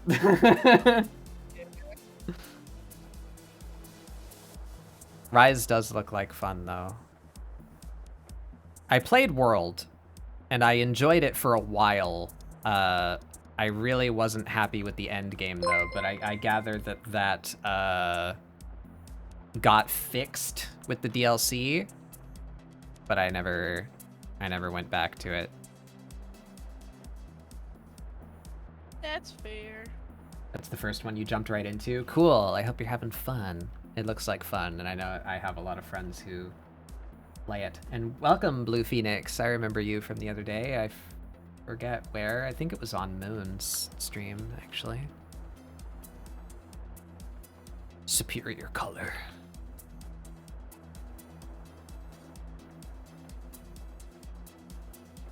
I don't know how I'm going to do the ghosts. Cause like I want these ghosts, like these are gonna be like kind of their arms, and they're like strapped onto him. God, that looks awesome. Like, I love your shading. So good. No. Thank you. You were like zoomed way up on it, and that was the first time I looked at the screen while you were zoomed in for a while. Looks cool. I like it. Thank you. Very kind. I'm just not sure how I'll do the bodies of the ghosts, cause I just don't know. For some reason, it's not making sense in my brain. I want them to be goopy, and that's all I got. Goop. Yeah, exactly, Mashu. Yeah. Hey, friends, I bought that game finally. Oh, we stopped playing that a while ago. Yeah, exactly. And like they say they'll come back to play with you, but they play it like twice and then they stop, or like you outpace their new characters because they don't feel like playing it anymore. You know, it's like, man. Yeah, I should run through. Our fourth guest just took their leave to go munch dinner, but we were with Goblin Pudding earlier. Here's my thing. Boop. There's all the people. So yeah, let's zoom in again. Amber, can you zoom out for a second? Show your lad. There he is. My lad. The boy. Yeah, but so our prompt being like rabbit swordsman and like ghostly. I got the rabbit swordsman down on pat, but I plan on drawing ghosts like attached to his back, like kind of like he's like taking the spirits of the people he's killed with him through his travels. You know? It's really cool. It's more metaphoric, but also like visual. Just because it doesn't translate well to a drawing if you don't draw them. So that's all I got really. He's just like a big old cool dude. I took inspiration from like big like hares, like the really muscle bound like lanky rabbits, and yeah, I've had a lot of fun doing this one. Yeah, I'm glad it's coming out really good. Well, thanks a lot. And Seth appears to be AFK, but they made a fucking adorable little Bunui with a sword. I believe they said their concept is they are possessed by the spirit in the back. It looks like she decided to go with a nine-tailed fox instead of the bird thing that they were doing earlier. Honestly, I think, so like I think the bunny was, like, yeah, I like it. I think it's cool. Yeah. What? I'm talking about your art. Talk about your art. We just got rated again, so show off your art to the new people. Art. Fox Man used to be an eagle man, and then I decided I fucking hated it, so concept inspired by Shaman King, that like rabbit lady who can be temporarily possessed by a superior swords person. Yeah. Cool. Yeah. And I do like the change from the Eagle Man to the the fox is a good change. Yeah. I just was trying really hard to make the Eagle Man work, and I'm like, this just isn't working. I need to figure out something different. Yeah, it sucks when that happens. Yeah. And then mine here, we got, I'm actually really pleased with how she's coming together. I gotta turn on my, sketchy layer. So the concept is this arm is gonna be, like, spooky. To suggest that this bun has, like, a connection to the spirit world, or whatever you'd call it. And we have, like, other paws, like ghostly paws, disembodied hands, offering up weapons to her. So she's, like, reaching to the spirits to retrieve their weapons to fight with. That's the concept. Hell yeah. I love the motion in the fluff that you made. I feel like the fluff really sells, like, the motion of the picture. I'm aware that bunnies don't have beans, but I wanted to give my big ol' paws big ol' juicy beans. So, so I did. I think the fact that they don't have beans is, like, incredibly not well known. So I don't think anybody would fault you. Because I didn't know that for my entire life. I just learned that this stream, that they do not in fact have beans, but... Yep. God damn it, they're fun to draw, so shut up. I drew Sun not too long ago, and I got to draw his big chunky beans, and I've been wanting to do it again, because it was fun. I'm not sure if I saw your art of them. I think I did. I'm not sure. But it was really good. I saw a picture of Sun that was really good. Fuck. I should figure out whose it is. Key's picture of Sun is incredible. That was bonkers. Sun, Yoram's son, Mr. Grubfather. There you go. He's the one who made my model. He is a good friend, talented artist. Some might say sorcerer. He works ungodly fast, and everything that he produces is amazing. He had a birthday very close to a ScribbleSupport that he was to be on, so we bamboozled him and all drew him on that was the prompt of that day, was draw Sun. So Sun got a bunch of fan art. Oh shit, rabbits don't have toe beans, but hares do, says... Yeah, there's Steph's. He's so fluffy. Aww. Good lad. Oh, that was really good too. I love the motion of the hair you did. That's fantastic. I don't normally draw pretty boys, but Sun is pretty. Sun is pretty.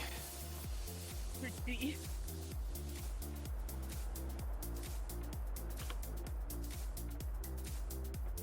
Yeah, shapeshifter. Yeah, he uses that as an excuse to continually make new forms for himself. He's got like 4 that he regularly uses on his streams. They're all lovely. Like sometimes I kind of like roll my eyes a bit when, like, you know, like characters are shapeshifters, but then like it makes sense. Because like kitsunes are shapeshifters in mythology. Yeah. It definitely fits his lore, his theme. And to be fair, he hasn't really, at least not like regularly, gone like way out of the wheelhouse, you know? Typically the things that he makes are still a variation of Fox, or at least like Canid, you know? Right. So I think it's on brand. Yeah, it's absolutely on brand. I just love I love mythology, and when people tend to like, you know, pay respects to like the mythology that like they took inspiration from, then I give them more props, like mentally, like I respect them more for it. But that being said, I did not at all do the same with myself, me being a satyr. So, you know, not exactly 100% of the time, but it's fine. I just was the satyr because I wanted to be a servitor, which is it's like a deer centaur. But I just got to draw one of those the other day. Yes, I saw it. That was fun. But oh fuck, what was I gonna say? You wanted to be a servitor, but yeah, I wanted. It seemed too outlandish for like a VTuber in particular. Like I wanted to rein myself in a little bit. So, and my name for forever has been Amber Ram, so I wanted to keep the element of like ram. So I was a satyr. Yeah. Just funny because rams are male only, but everyone needs to shut up about that. Shut up. Shut up. I'll do what I want. Little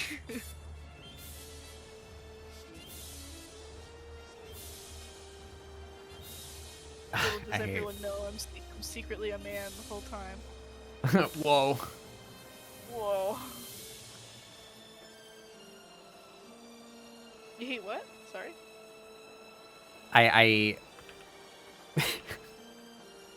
I can never get the curve of the butt right. And so I have to linger here for a long time and watch me fail at drawing a butt. Butts and boobs are really hard to actually get right, so it's fair.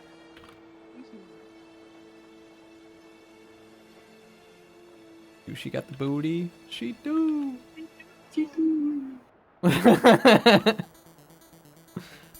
Yeah, there it is. Yeah, Amber, if you want to unmute my stream, if you're curious, the theme for Pictionary on the NES is on right now. You've never been so goddamn excited to play Pictionary.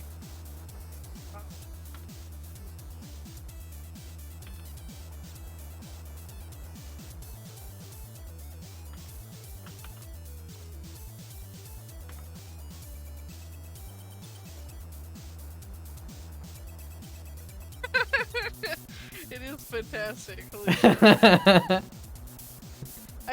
We just had to be quiet for like a good while for me to hear it. Yeah.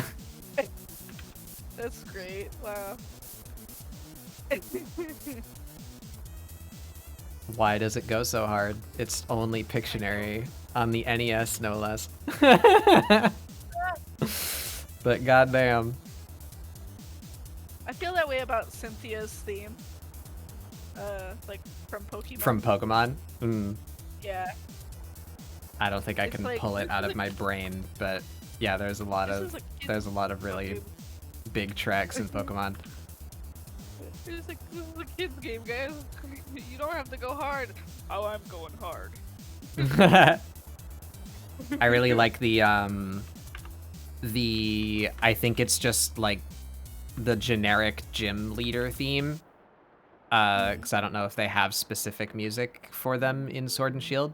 but the gym track in Sword and Shield is very hype.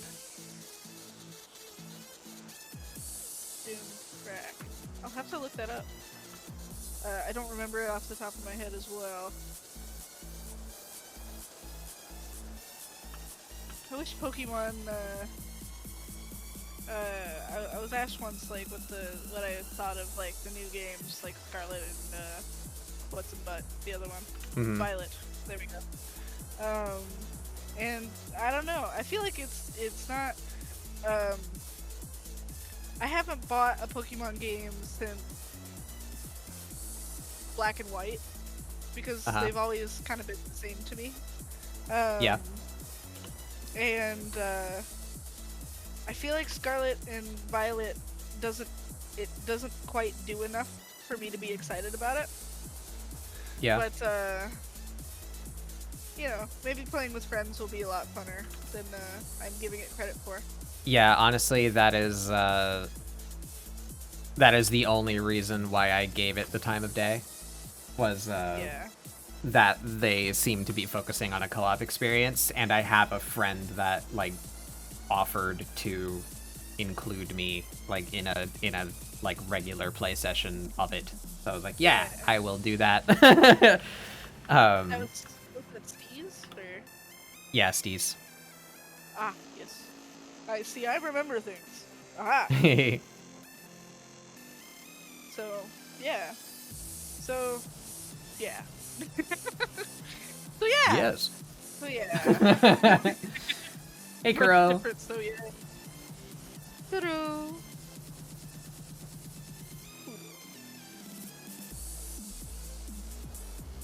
Yeah, we're doing good.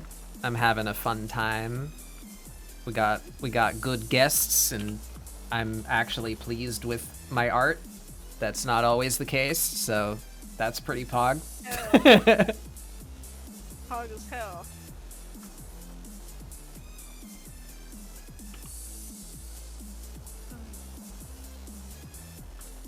I feel I may not have stared at enough knees to fully grasp how they should be shaped. Doesn't quite look right. It's close enough, though. Yeah. One of those feels, man. Damn it.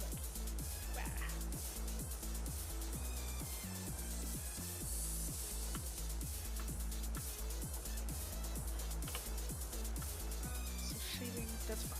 Shading the fucking Tootsie is fine.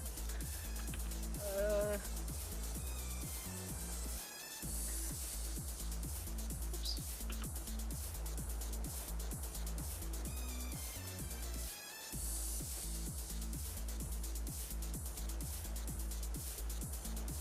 Yeah, you like Roddy Tops is a good track.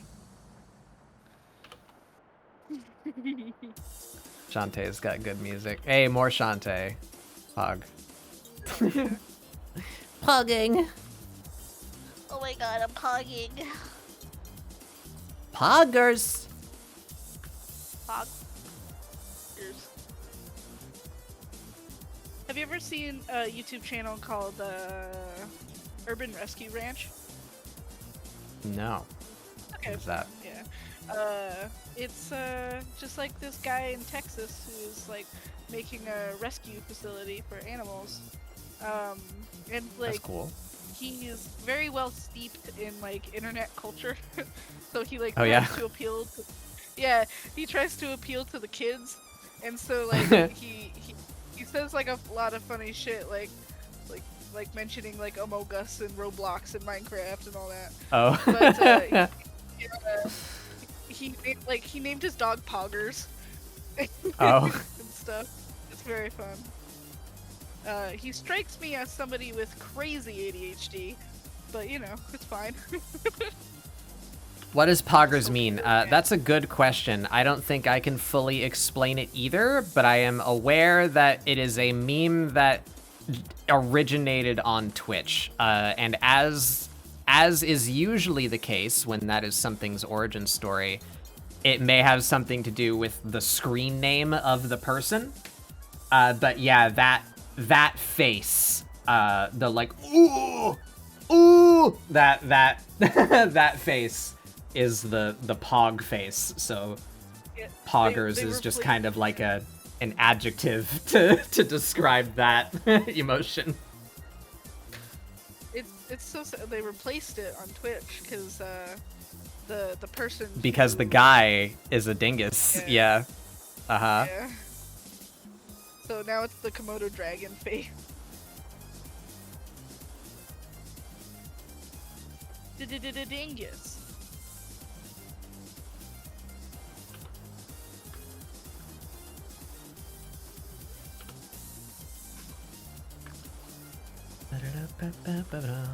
Yeah, we live in a culture of memes. Oh yeah. Like, God. So rampant.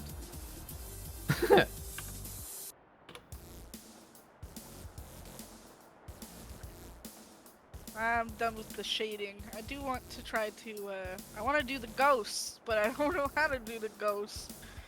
Fuck! I can't call this done until I do the ghost. Shit!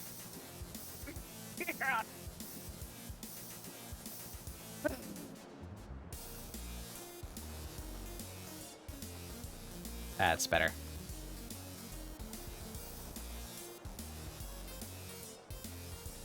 Poggers has taken on a meaning akin to hype. Yeah, well, like I said, it's kind of the adjectivized, is that a word? It is now. The adjectivized version of to pog, right? Is to be poggers. So you are experiencing something that elicits that response of the like, oh, like something amazing just happened. So yeah, very, very similar to hype. I like the way you said it. You hype. Like you sounded like you were vocally giving it quotation marks. Yeah. Yeah. Audible quotation marks. Yeah. Do you ever feel old as fuck? like yeah. On the internet? 'Cause, yeah. Shit. I'm in my 30s. Twitch makes me feel ancient. I don't know how.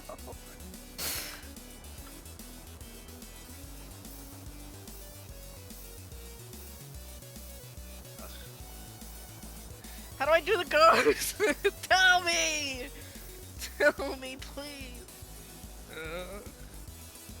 Give him a tiny shoulder spirit that is encouraging him to do stupid things like Kronk.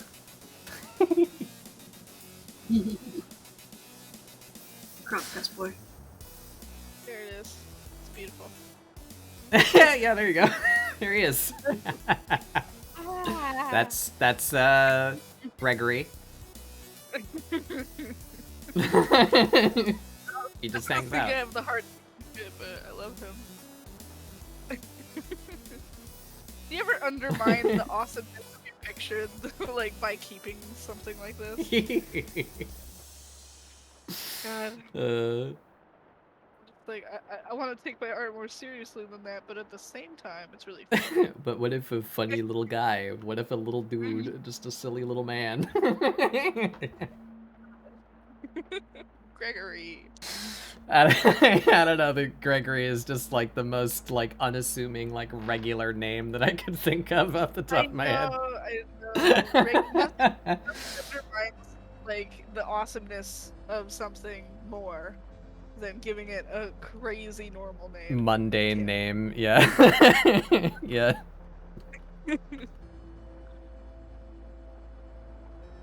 Please. Okay, I'll figure it out.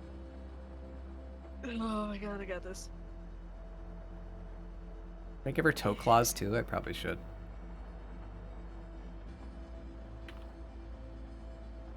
It's just, it's so amorphous and like formless that it's hard for me to give it form. Like the hands were easy because they're hands, you know. I know what hands are supposed to look like, and I can make them look wiggly and weird. But I don't know how to. I don't know how to do the rest of them.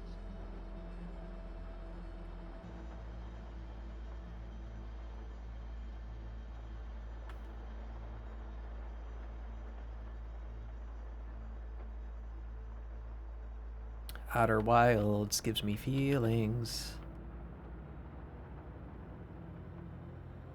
Have you heard of Among Us Gregory? That sounds familiar. That's like something... Yeah, FNAF. I was gonna say that's something to do with the most recent FNAF game, right?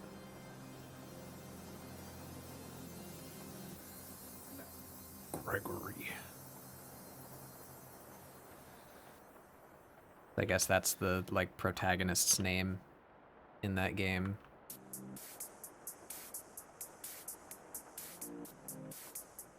Maybe if I start with faces, it'll be easier. I care not for FNAF, personally. FNAF. Oh, right, yeah. Five Nights at Freddy's. Yeah. Yes. It took a bit. I never played the games. I was definitely, like, on the internet and, like, absorbing all the hype when it was, like, in its prime, you know? Markiplier and shit was playing it. Right. When it mattered, when he called himself the king of Five Nights at Freddy's. Yeah.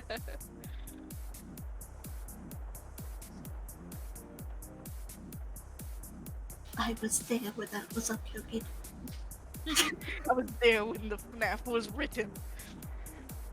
I love this shape. I like to call it like whipped cream squirt. I don't know how else to do, you know like that shape. Yeah. I like that shape. It's a good shape. Bunny tail has that shape. Hell yeah. I like that bunny tails. So I'll sketch it. I like the bunny tails that kind of like have like sharper edges. Like so. It's like it's a tuft. I like those too. Like the underside of it is like flat. Like this is the underside. Yeah. I like that. It's very deer-like as well. Yeah, deer have a similar butt ornament. Butt ornament. Wow. Have you heard of the TBH creature? Yeah. Speaking of Moon, yeah, I learned about what that is from Moon. Yippee! Yeah. Creature. What?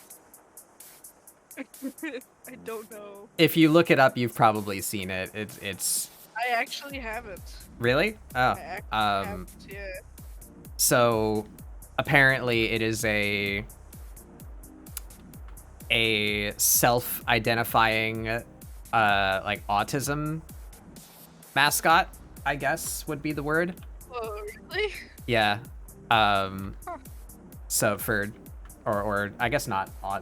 I guess just neurodivergence in general. So it's just kind of like a wholesome thing, because the sound is based on like a TikTok of a young German boy being very, very excited about the fact that his mom let him have soda while being allowed to play Fortnite. So he's like, I'm going to drink cola and play Fortnite. Yippee! But I guess he is neurodivergent. Is that the friendly term? Yes. I don't want to use that as a like insulting word. I'm not familiar. So those two things are linked together. That's why there's the soundbite paired with the creature. I don't know where the creature came from. It looks like something out of Binding of Isaac. Yeah. But yeah, that's what that is. Well, thank you for explaining it. I looked at that and I was like, what? What is this? The creature is demonic in nature.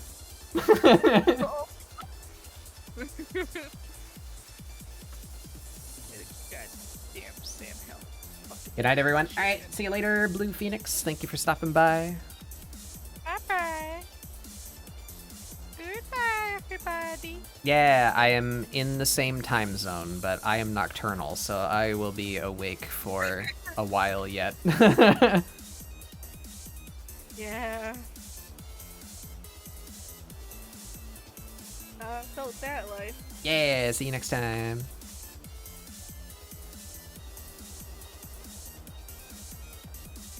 Oh, I gotta animate. I wanna. I was just looking at those emotes of like Moon Bitch's little dance emote. And it's, like, Yeah. so Yeah. But I'm bad at making emotes. But I could make. I love making emotes. I'm so bad at it. I can't make an illustration small and look like coherent. Yeah. I can't. It's definitely a technique in itself.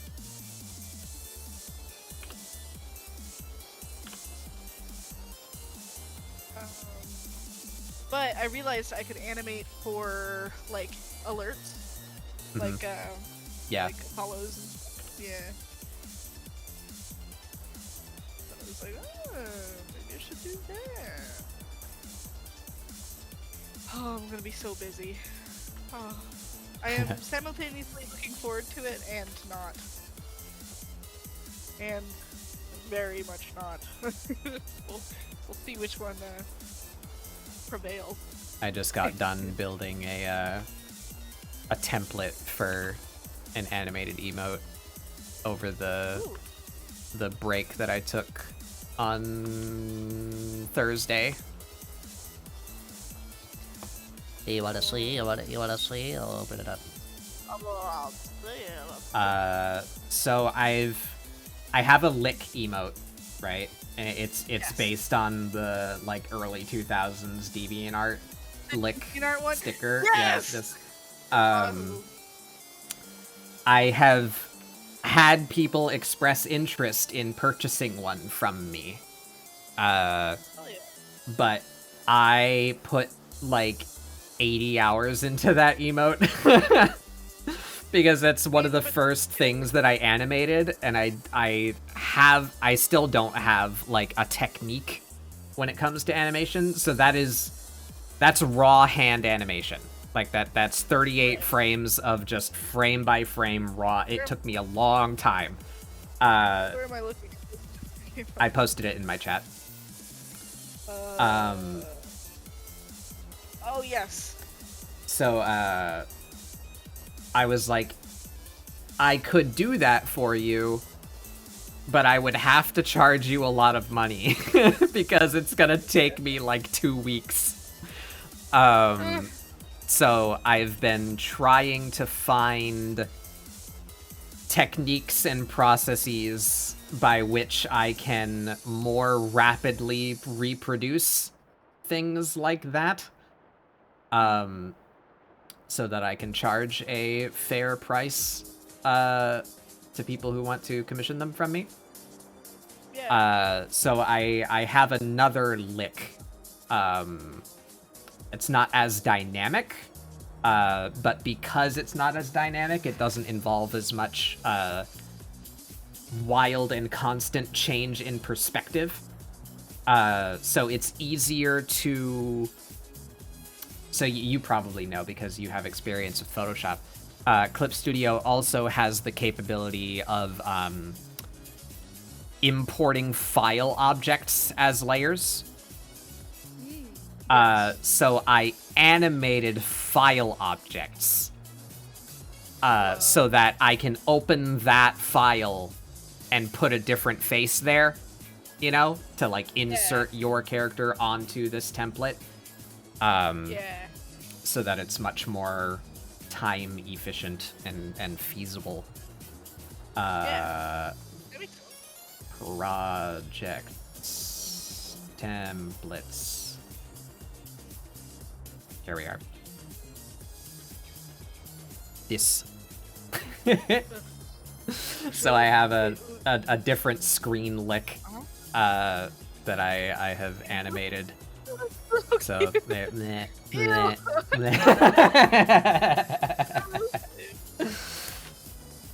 But you'll see. It looks so creepy. Yeah, it's not done. It has no face or hair or anything, right? But just generic person template. You'll see here that if I open the components, say the head, I drew reference for like where the face would go, right? So if I reveal that layer and press save, and now go back to the lick template, look at that. Wow. So in order to paste someone's OC onto this, I just have to open this file and draw their face once.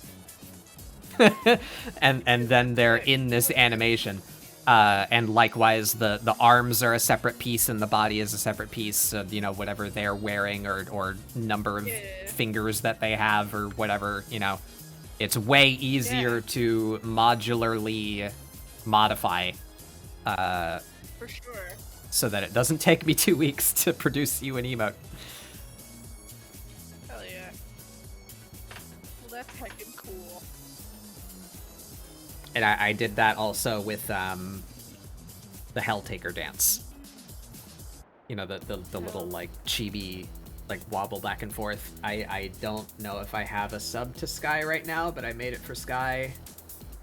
Do I have Sky? I do not. Take Sky.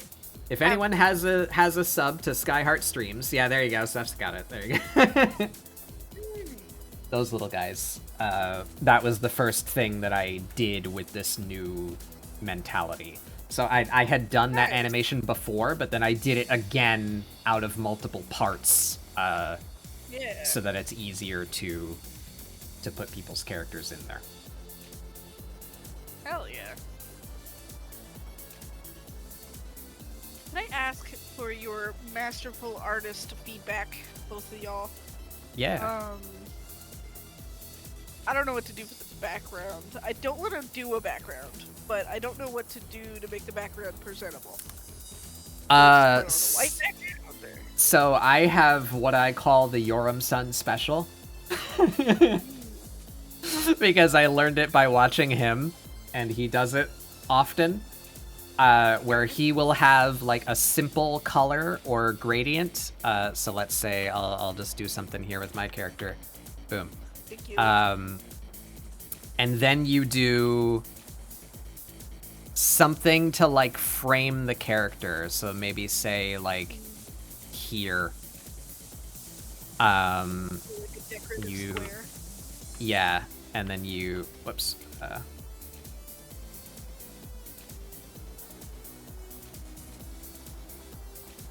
Come on.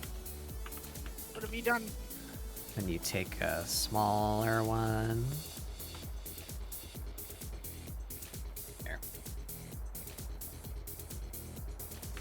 Ah, yeah. Heck yeah. I don't like that particular iteration I just did, but you get the idea. That simple background with square behind the character. And then also it looks really good when you have the character and then you border them. So you like cut away like from the side like that. Dude, where they are intruding into that shape. Okay. It's tough. Could do something like that. I also don't know if it like really suits the vibe of what you're doing right now, but that's my answer. Hell yeah, it's very gritty what I'm doing. Mm-hmm. So it doesn't lend itself with like a clean square. But I imagine maybe I could just do a simple like brown great like background with like maybe a blood splatter in the bottom right. Mm-hmm. I could see that. Or hey, let me shill my grunge brush available now on the Clip Studio Marketplace. I like to do just like messy shading, like as kind of like a vignette. So like, yeah, you do something like that, just like around them, you know? Oh, for sure. I've definitely done that before. Maybe even like darker directly behind them or something. You know how it goes. That actually looks pretty good. That looks really good. Throw those beefy arms on there. Some consummate V's. Consummate V's. Yeah, I could do something like that. Maybe like around the, I wouldn't want to do it on him, because I wouldn't want to make him harder to see. But certainly, I'll figure it out. But I will take these ideas and figure something out with them. I'll save that layer. I might actually use that. If not something like that.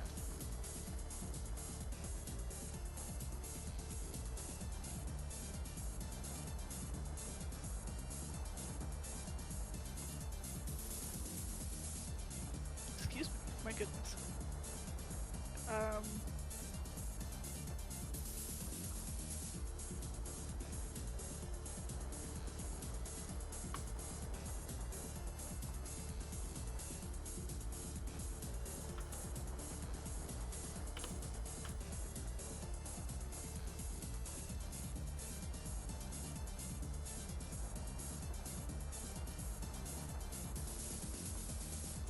Finish up here.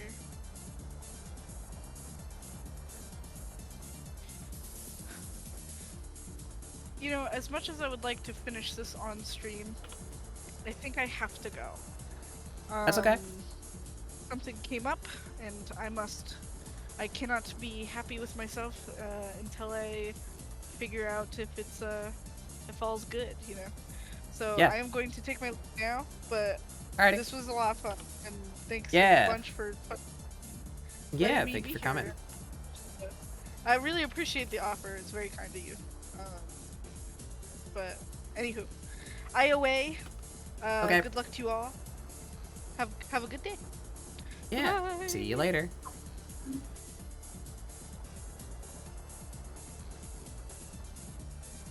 There she go.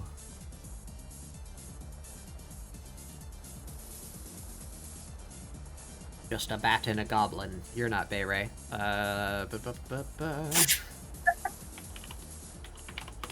Yep. Wish I was. Bayray's art is awesome. I know, right?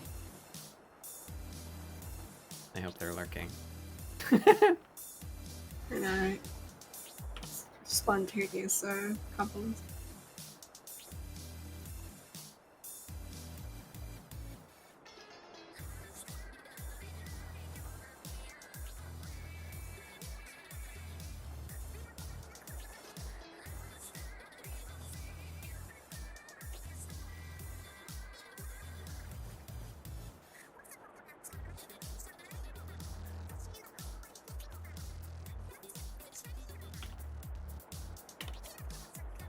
Yeah, I don't think I'm gonna end up coloring this, but I am quite happy with the lines. And you know what? You know what I needed earlier today? I was just looking for a good one. An example of line work done with my pencil, because I'm gonna upload that as a brush as well. So now I have good line art done with my pencil. We're gonna put that on the Clip Studio Asset Store as a trio with my grunge brush and splatter brush.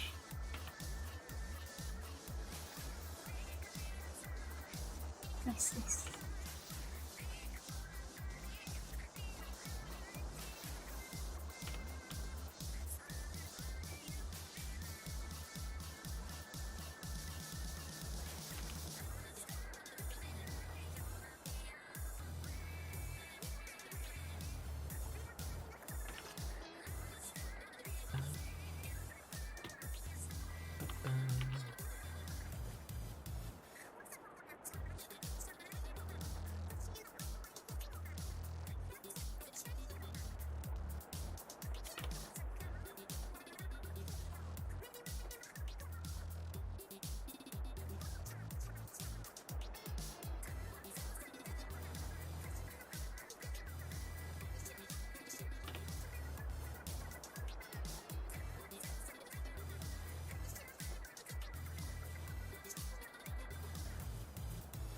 Yeah.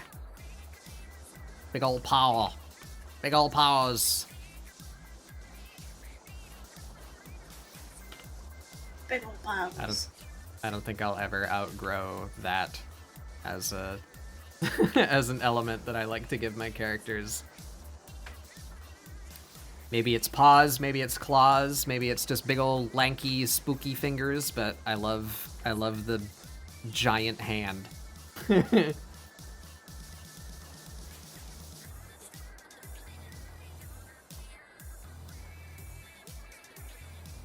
Here, where's my little creature?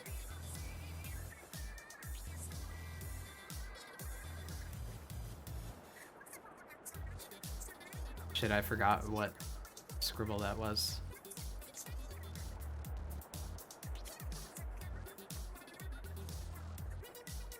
There they are.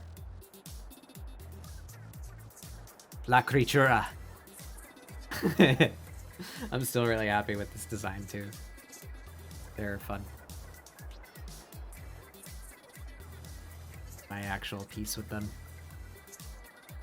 Spoopy. But big chunky hands. Big chunky hands. Big like it. claws. Save, yes. Redeeming that for yourself again. Yeah, every time I remember to save, I'm like, wait. Did anybody else save? I don't know. Because I know it's been forever for me. Hey Mara. How's it going?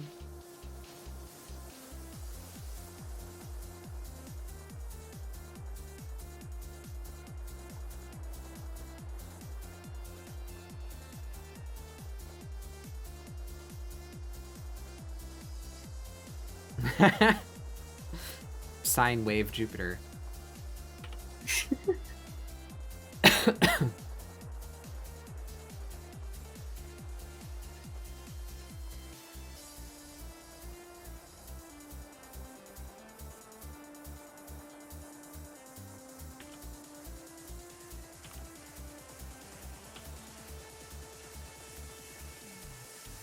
Oop, forgot the fingernail.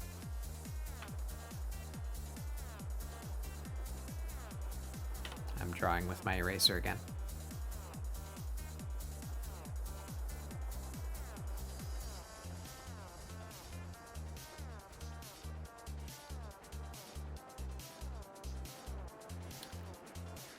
All right. Yeah. Benui. I'm very happy with that. So they need a face. And do I want to give them toenails? What do we think? I'm thinking, yeah. Give them little tootses.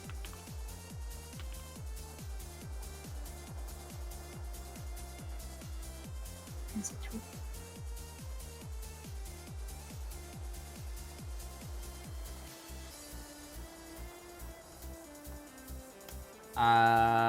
I streamed with the break screen on for almost 1.5 hours. Oh, oh no.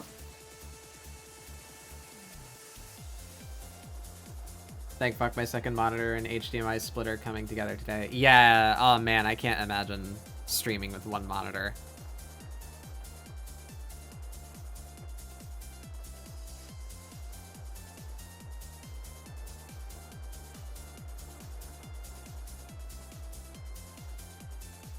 That don't look right. The middle one's slightly off. I don't think it would be right against the red there. I also drew them on the wrong layer. I made a layer specifically for putting them on, and then I just drew it on the other layer instead. Oh wait. No, I didn't. I just accidentally made another new layer. Probably double-clicked. Ah! I've been layered.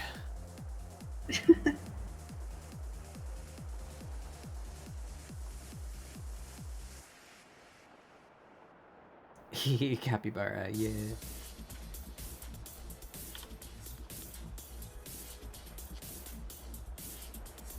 I think it's fucking me up because I only gave her like 3 digits on her feet.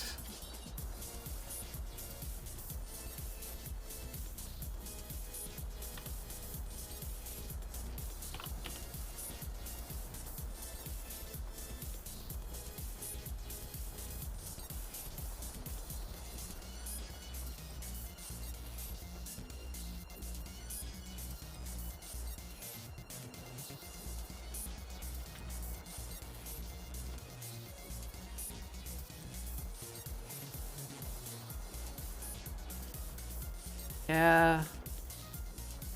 I don't like this one, but yeah, I guess we give her toenails.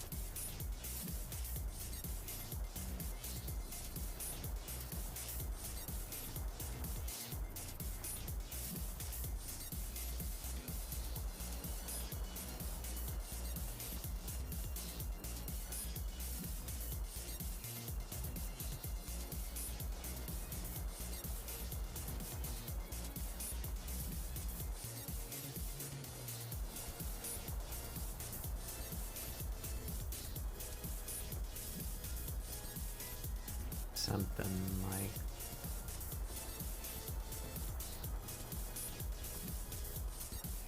like... Sometimes you envy how I can stick to walls.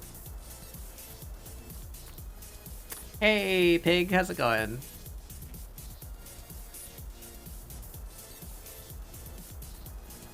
The flammable pig. Ah! Tiny bike.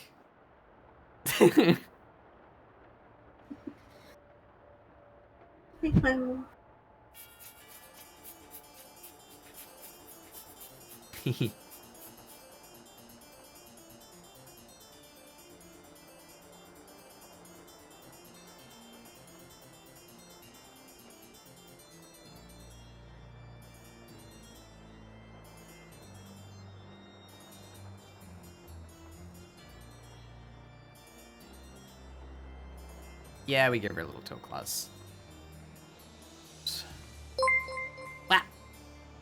Hey, 4 months. Thank you, Flammable. I appreciate you.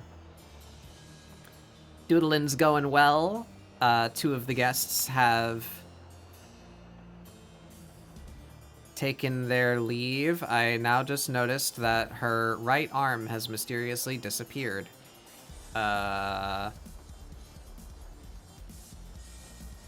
Alright, we're just gonna undo a bunch until we discover why that just happened.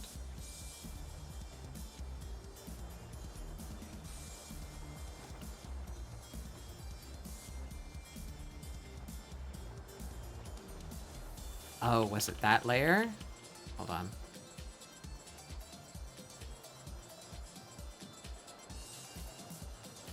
This layer. Yep, okay, I'm stupid. That's what I get for not naming that layer.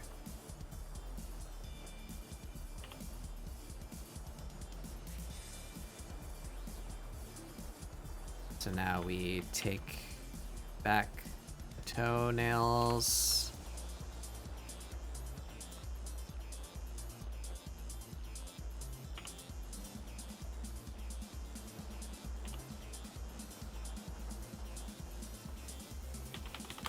Name that layer.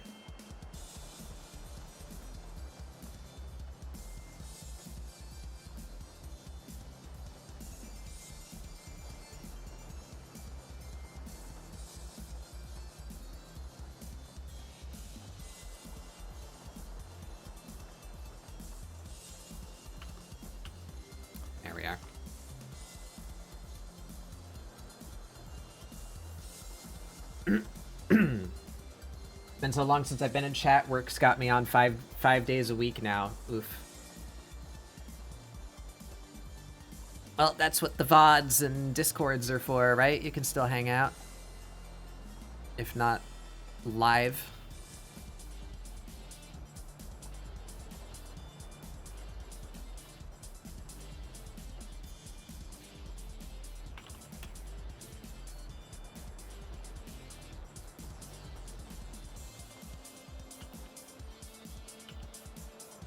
I do have a Discord. Button. Here you go.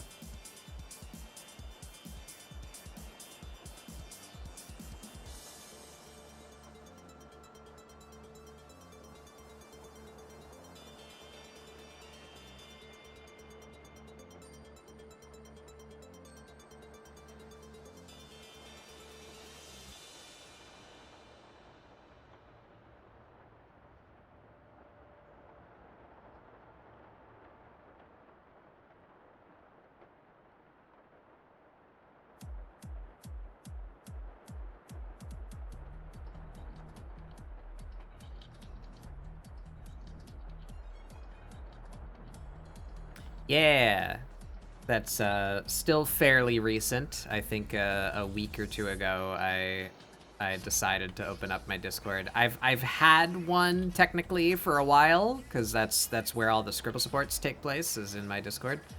But I don't have any mods or anything, you know. So I was worried about opening it to the public, but I realized that I was kind of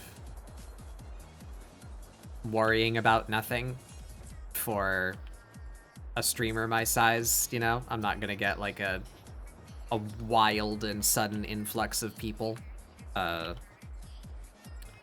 So I just kind of have to hope that by the time there's a lot of people, then I will have found people who can moderate for me. Or I will somehow have become a time wizard and have time to do it myself.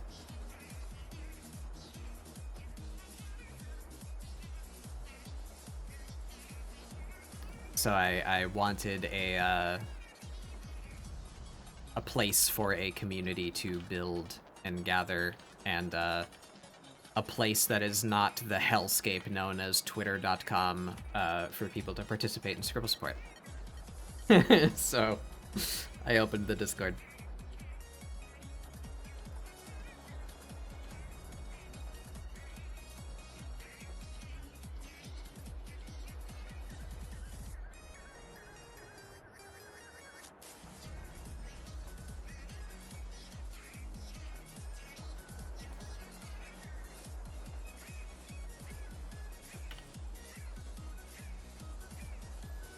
It's getting cramped in these walls.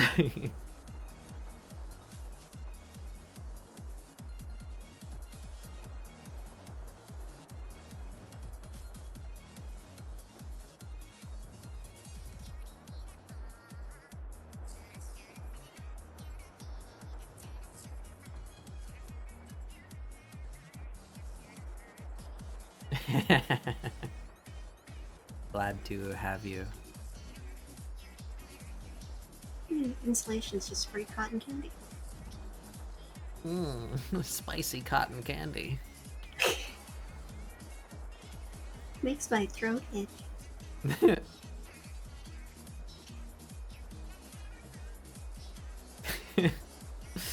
Tastes like mesothelioma.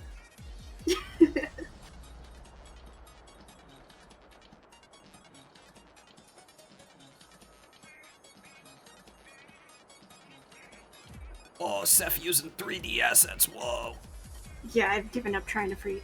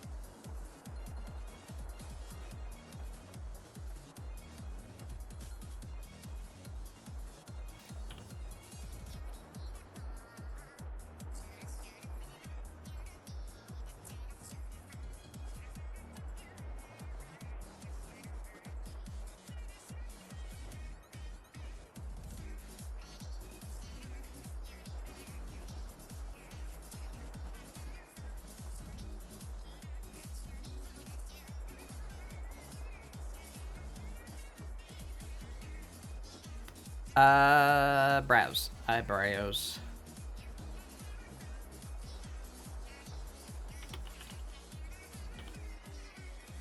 Gotta give her them big old chonky eyebrows.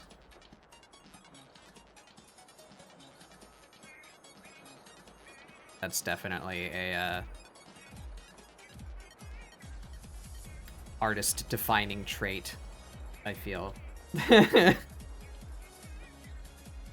And I give my character big old eyebrows.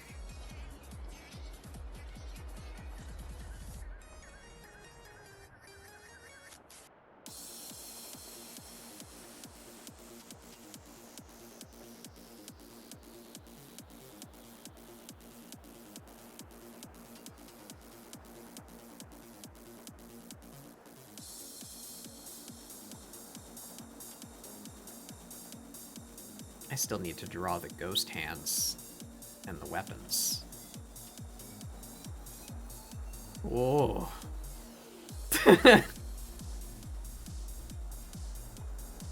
Uh-oh.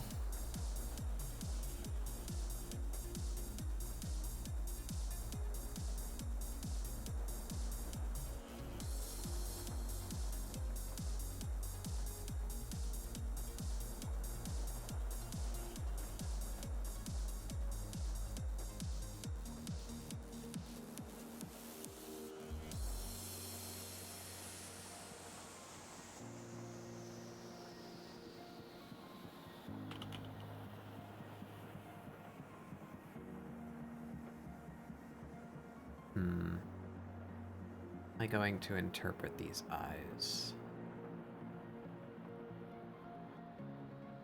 Eyes.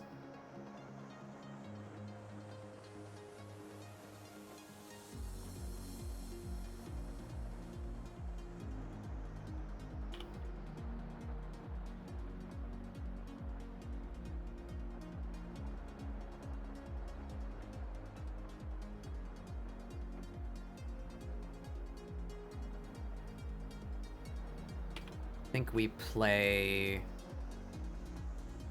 actual Bunny and just give her color on the way outside and have that be the same color as her, like, ghostliness. Speaking of which, that arm up here is gonna be spooky.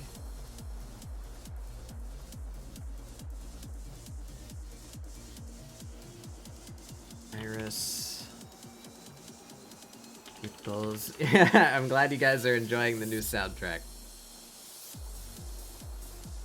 It's not as long as my other one, but I only have so much music.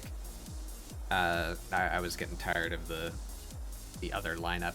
A few things carried over still, but for the most part, it's cycled out to different things.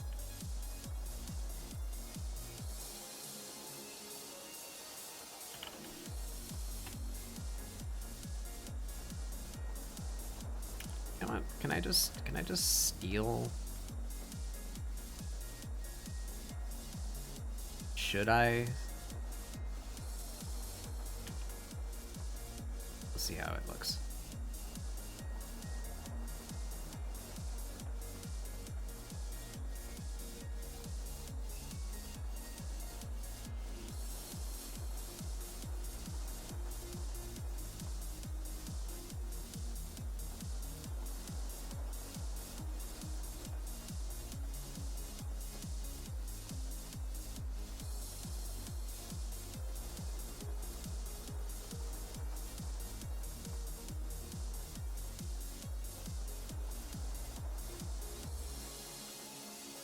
Yeah, we just keep that. Gotta do it again. Is this Bad Apple? No, this is a, I believe this is actually a Newgrounds song. Yeah, it's called Radiance. I have a small collection of music that I gathered when I used to frequent Newgrounds.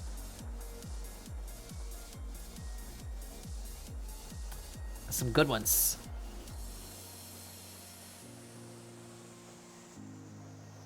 So this is probably from, like, 2007, maybe? Somewhere around there.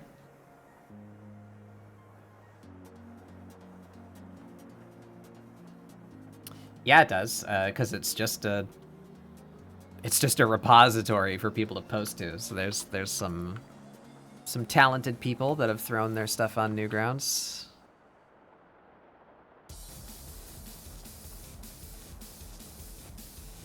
Oof, I am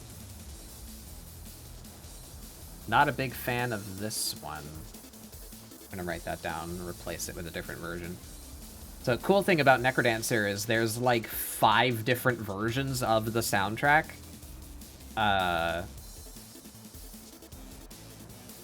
all sound quite different from each other, and they sub them in for like different characters that you can play as. So that's how I bulked out the time on this playlist, is I kept the Necrodancer soundtrack. I just put in a different one. I'm not as fond of some of this as the base version.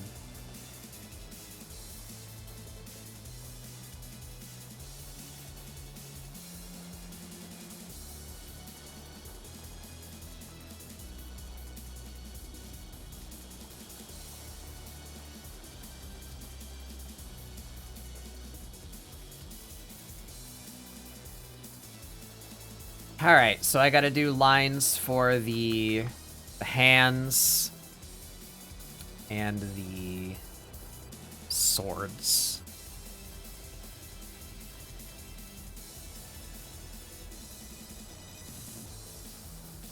Or maybe I... No, they barely look like hands. They just look like blobs. They need to be more defined.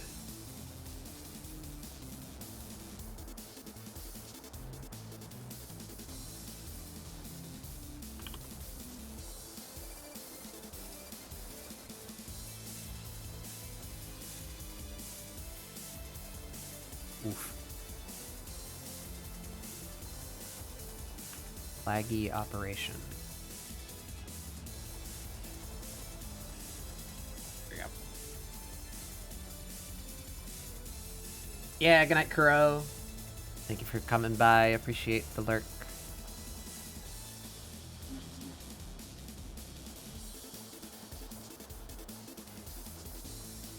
I'm back. I would have been back sooner, but I did the thing that causes pain. I forgot to press the button to turn the thing on. Yeah.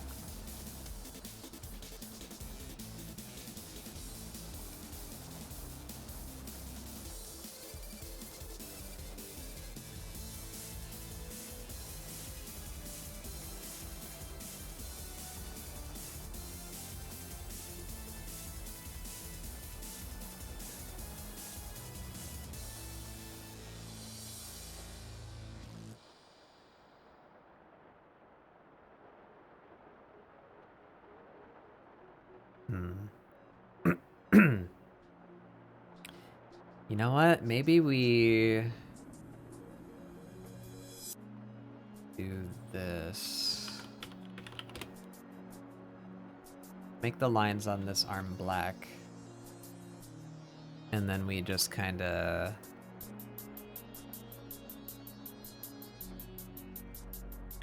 do this kind of deal to it.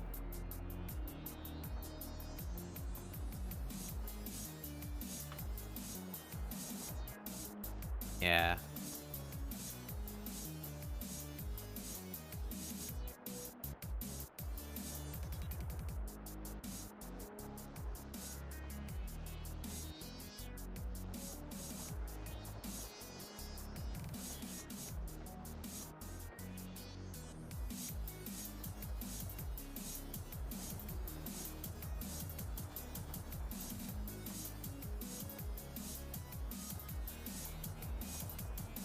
Give her a nice dark background.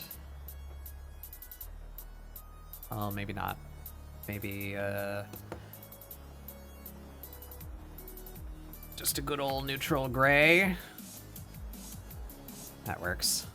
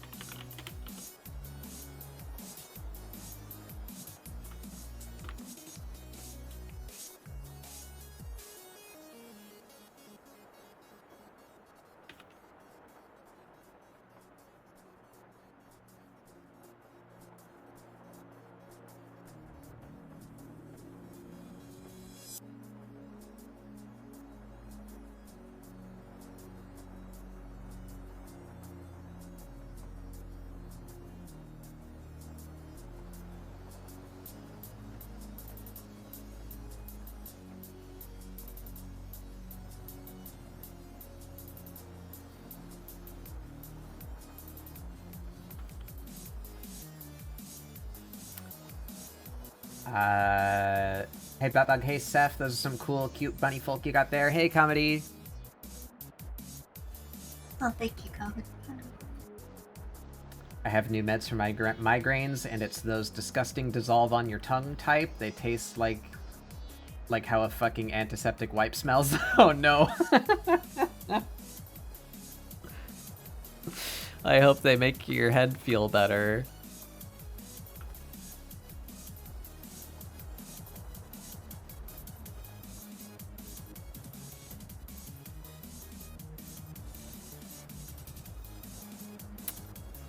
I think I might just keep these swords. I want to redraw the hands, though. They need to actually look like hands instead of mittens.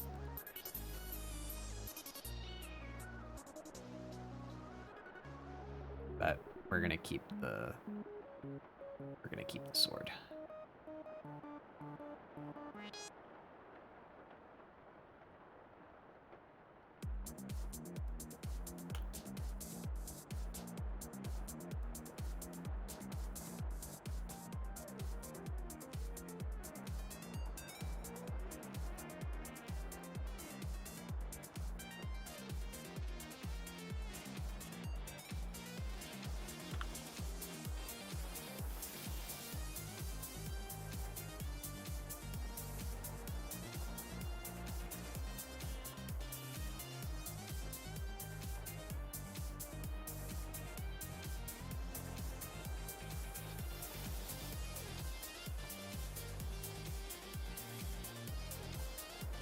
Clean it up a little bit.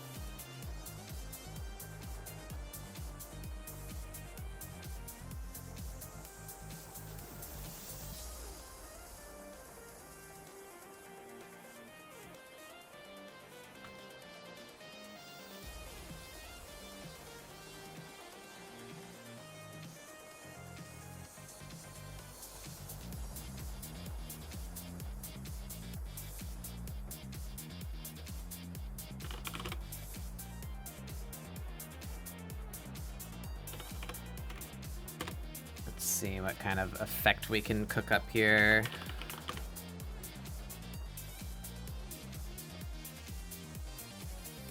Oh. Rasterize those.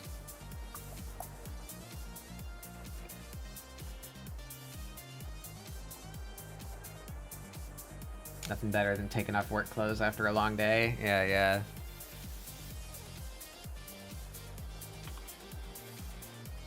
I don't miss that.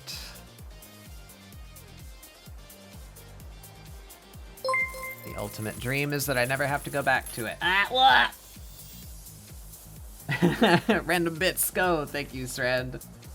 Look at them gay bits.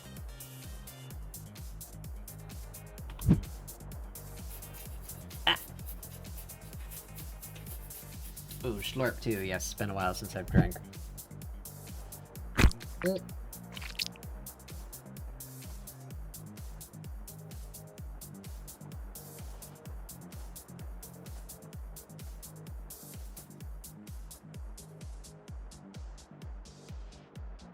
I have become the drink. Whoa. Quick, get a straw, everybody. Fast. Everyone, hi, welcome back.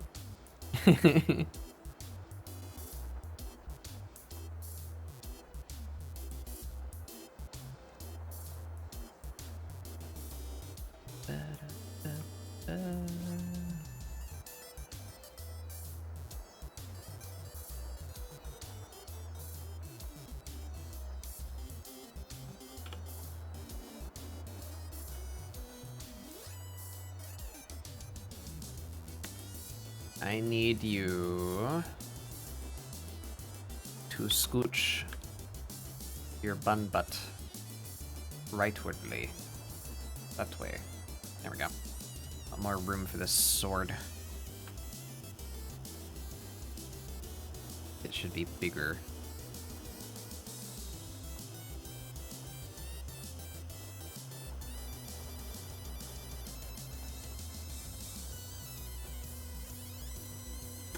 I know you taste like blue, but would Baba Juice make a good Slurpee?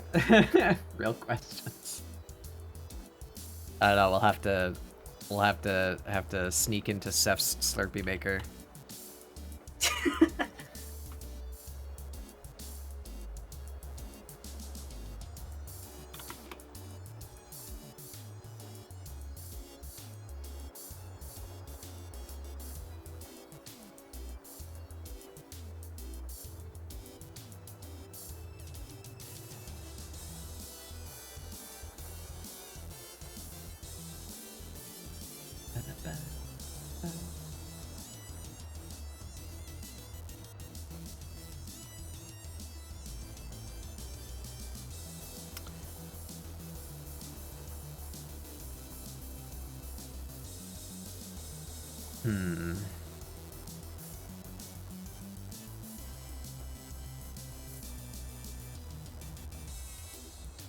How can I make these appear more ghostly?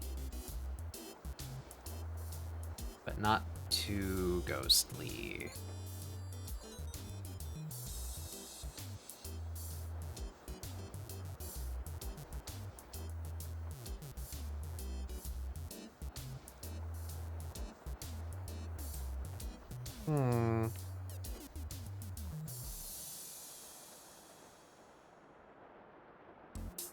Maybe we just kind of...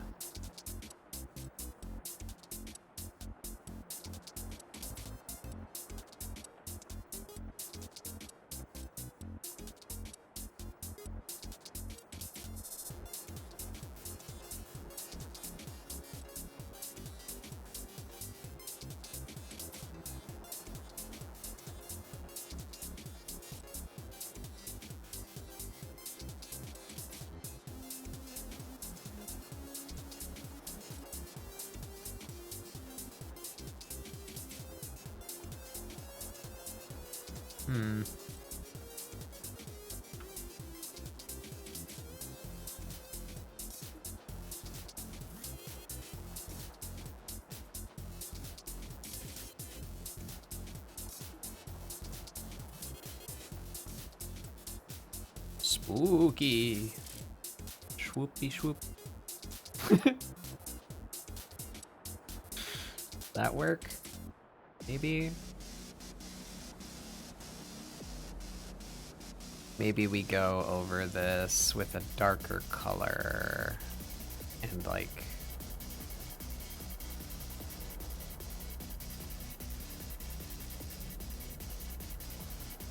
My splatter brush available now on Clip Studio Marketplace. That looks cool. I like that. We set this to like...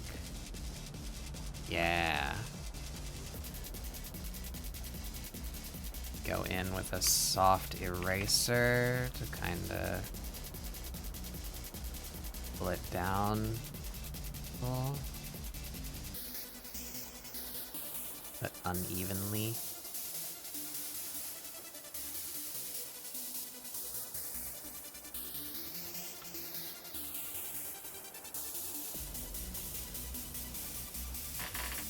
I don't want it to look like mist. I want it to look like a solid object, but a spooky solid object. Yeah,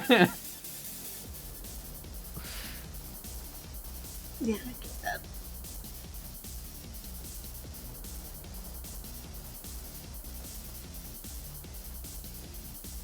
Maybe we accentuate the edge.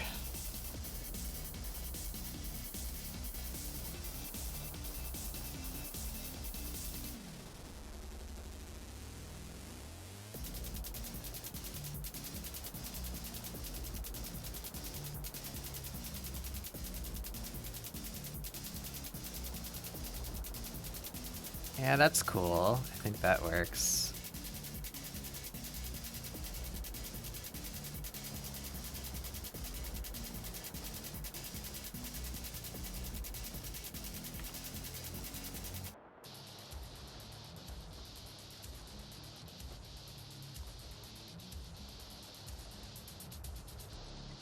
See, isn't that a cool texture?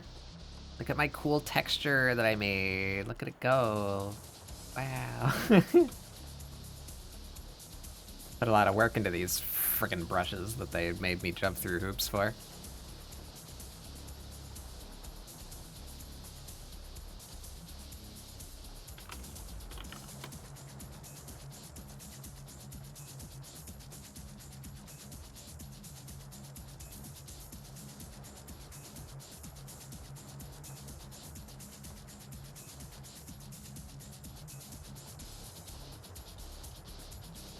Save. Yes, thank you. I just thought of an idea. Ghost swordsman with a rabbit motif. Yeah, we talked about that earlier. If you don't feel like drawing an anthro character, then...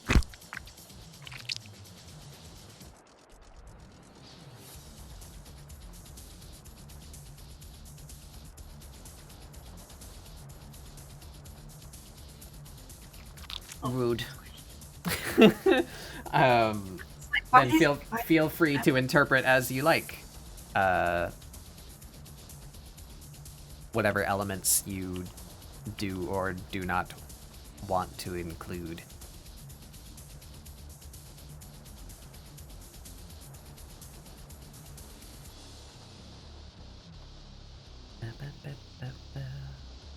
And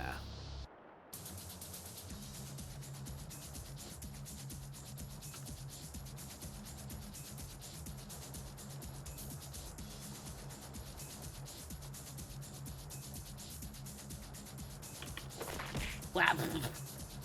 Next. I'm gonna lurk for a while, may pop back later. Alright. And enjoy your time. Thank you for stopping by.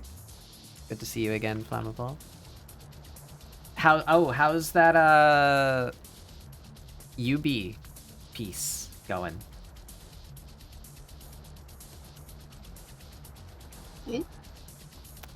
Flammable won an art giveaway from an artist that I also follow. She's the one that drew the dumb little upside down bat bug that I was using on your stream yesterday. Cute.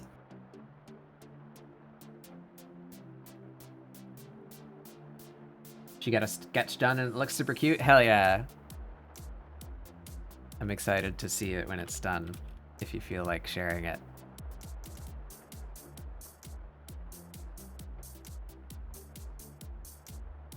Ooh, no.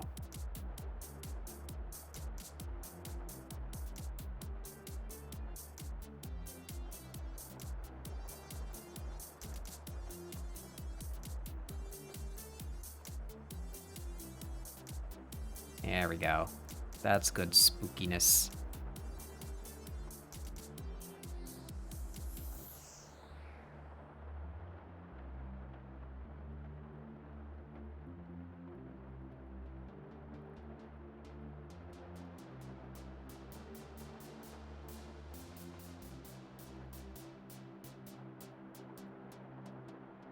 Did I use square? I forgot. Yeah, that looks right.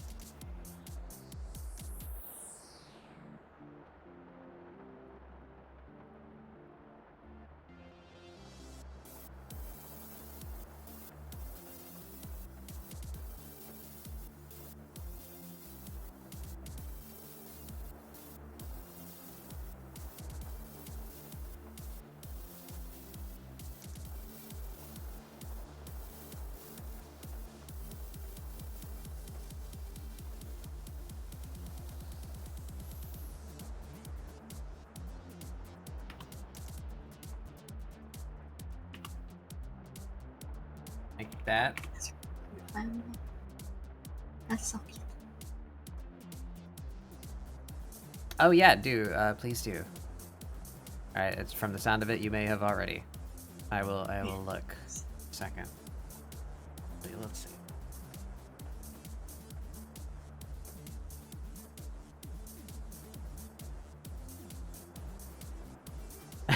Yeah, little guy.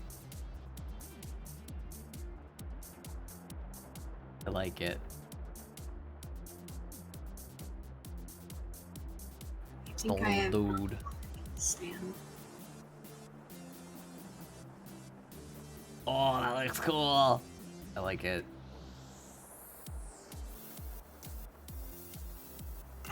I'm not totally 100% satisfied with it, but I also don't know what else I could do aside from messing with the background a bit more. Well, I kinda made her frosty, but that's fine, I guess. I didn't mean to do that, but she certainly looks very frosty now. I mean, if you make her white, then it'll be a snow rabbit. Hmm.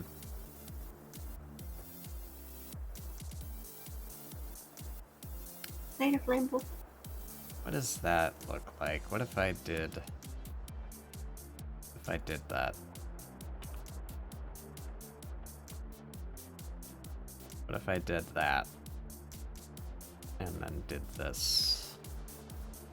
And her eyes disappear if I do that.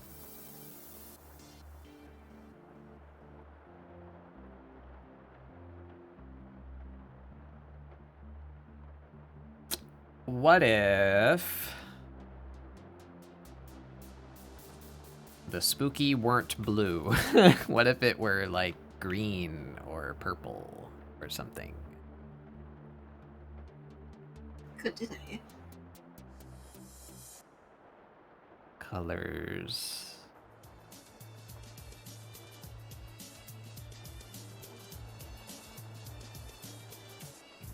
Ba, ba, ba.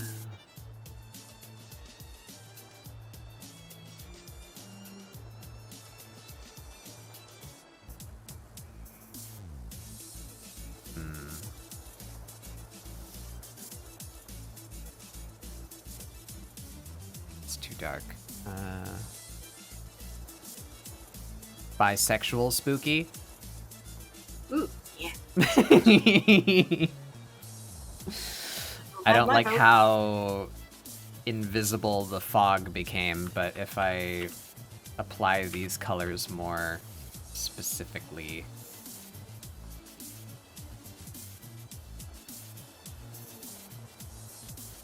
do that.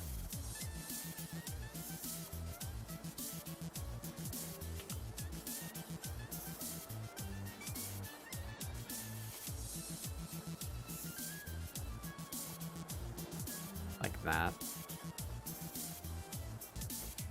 Yeah, that looks less icy now.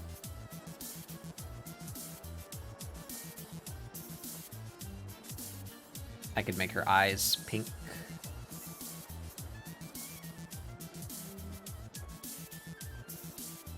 Where am I here? This color.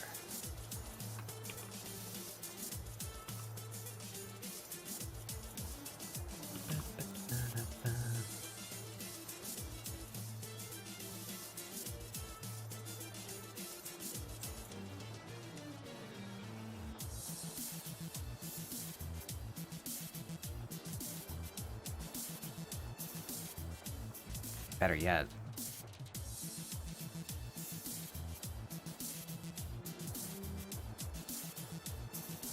Let's give her some bisexual eyes, too.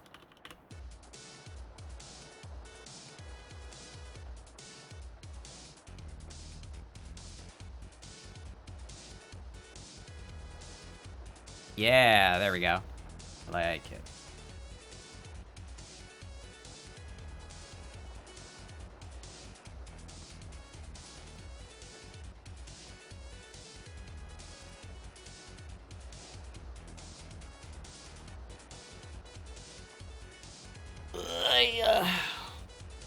Blah.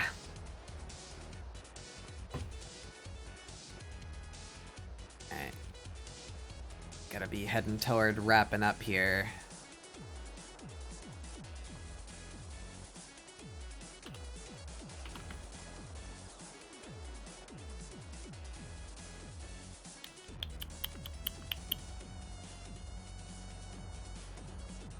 Suppose here.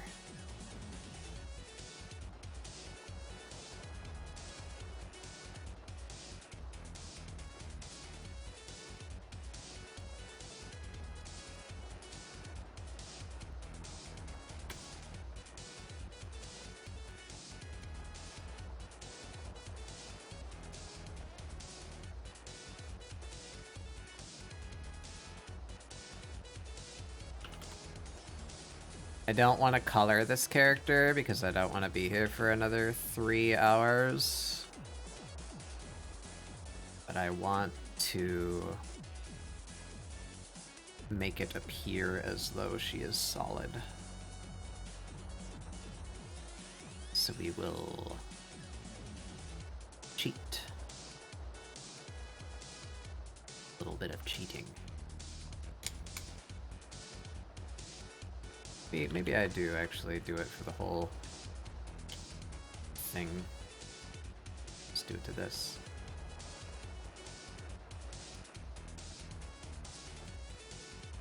Yeah, we're gonna do that.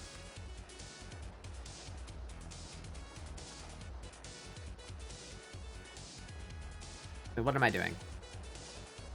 I have powers called vectors. Boom. Easy. Just gotta fill in this little bit here.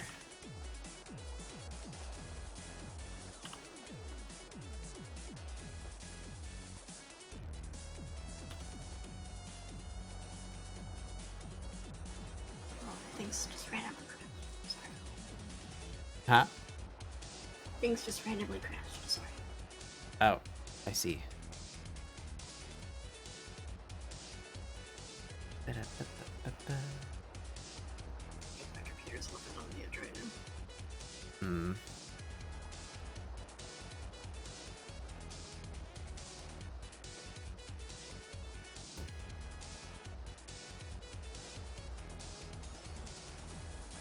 There we are.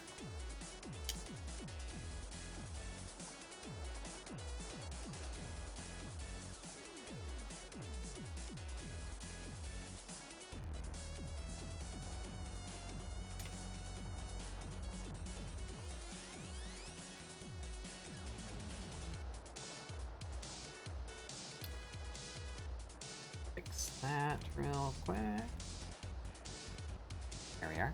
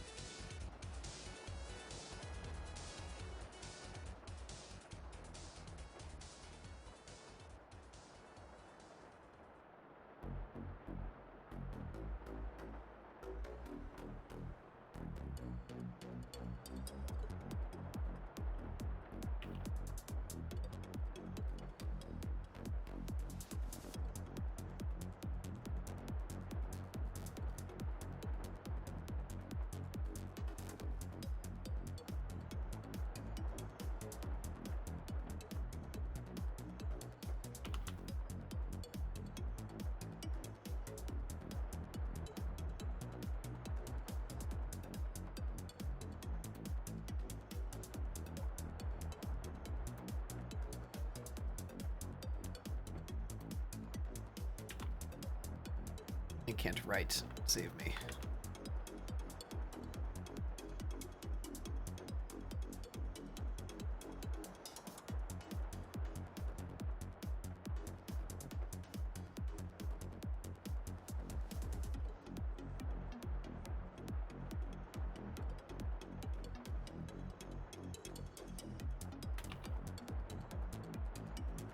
Did it all crooked and missized.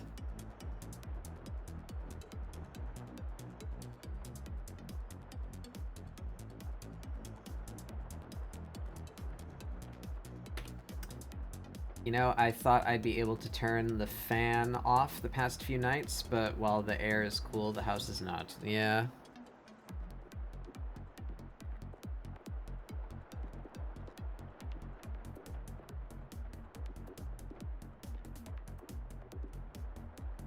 I'm not gonna circle it. It looks better without a circle.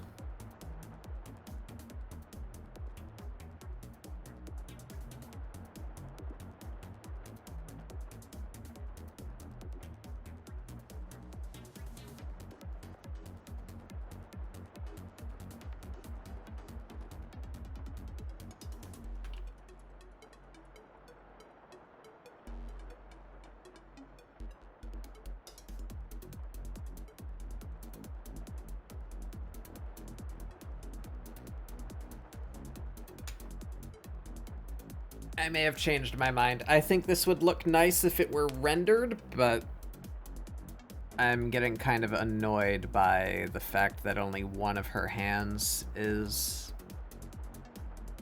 line colored. I think we just make it black. Yeah.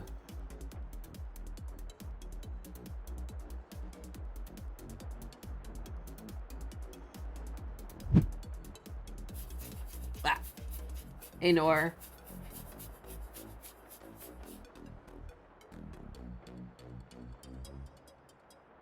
Oh shit, did I? I wasn't even thinking about that, actually.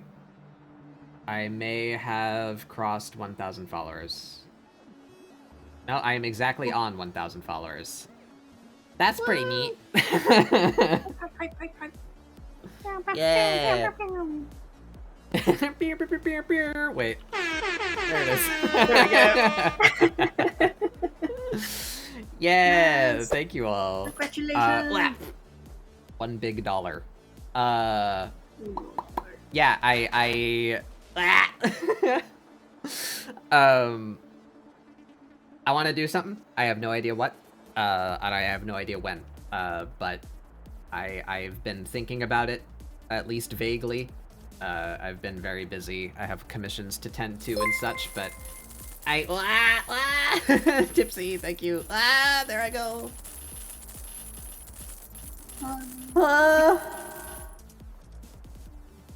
I'm back.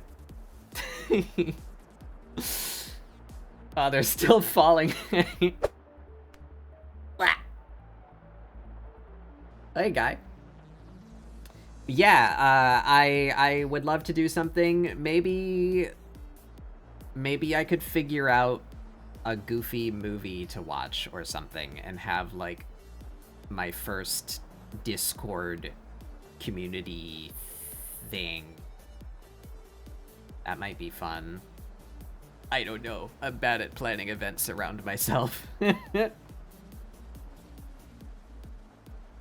Yeah, I feel like I didn't do enough celebration as I was growing, and I regret that. So I wanna start doing more like milestone-y things.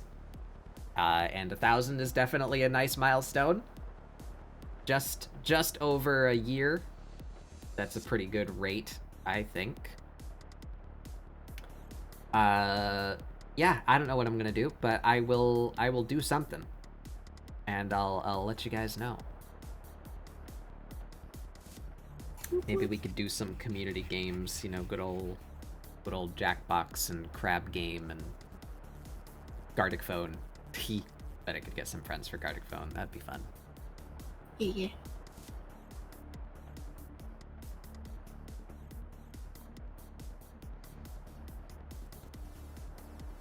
I've also been considering trying to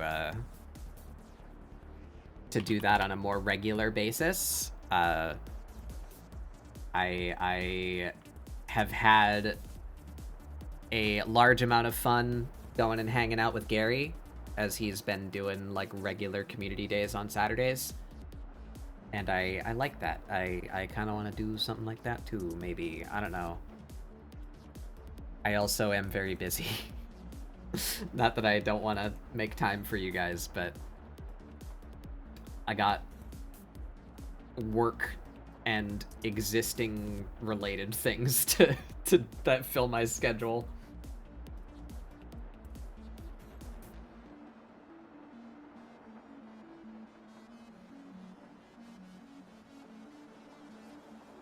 I think we might leave it at this, you know? It's getting kind of late. Let's give me my other hand back. Where's the other hand? This one. We put that in the same folder as the swords so that they get flipped. Yeah. And we make them glowy, spoopy.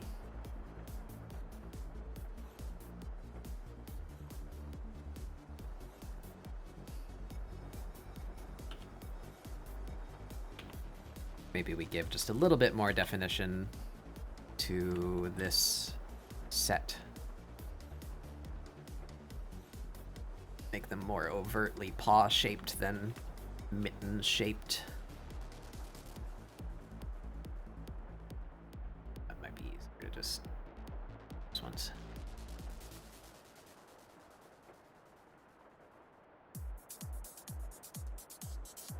As I said before the celebration, the solution to the colors, just change the color of the other lines for implied color. Yeah. I don't know. I kind of like how she looks just inked.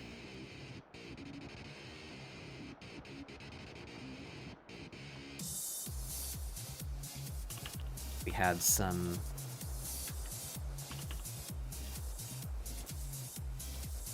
little clawed paws down here.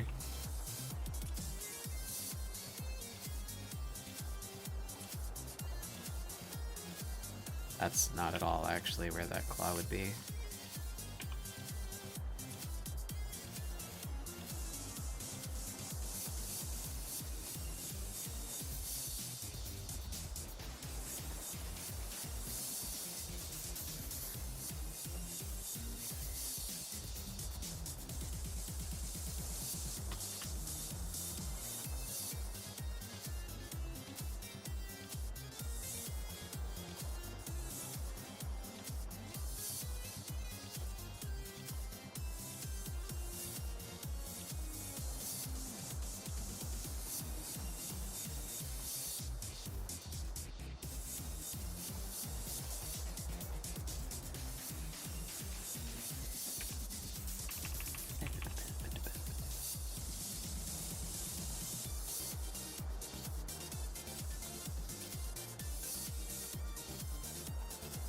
I gotta stop finagling with this.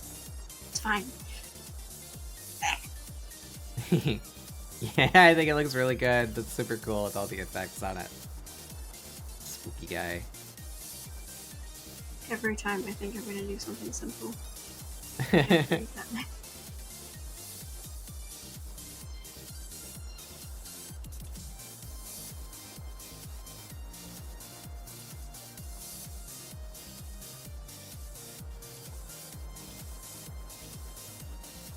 know what? We're cheating.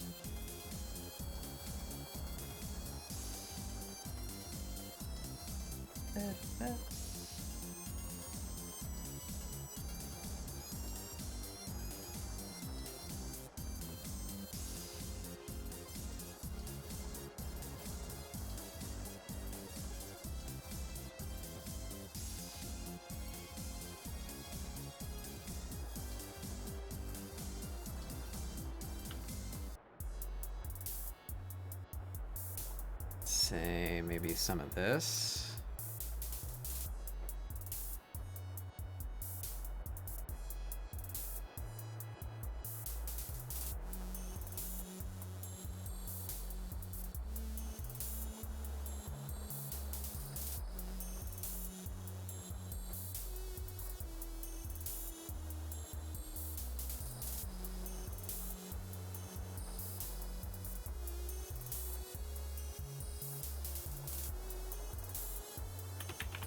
I am satisfied with that. I think she is done. Because I don't want to color it. That's fair. Oh wait, nope, there's a little bit of masking up there. Turn this back on.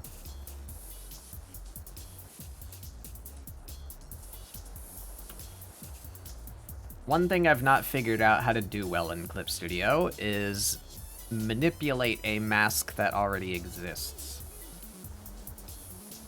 So I've developed this goofy technique here of painting where I want the mask to go on a layer, and then selecting that layer, and then making a mask out of that selection. And if I need to modify the mask, then I go back to this layer and change where the colors are. But there's probably a better way to do that. I just don't know it. If anyone out there knows.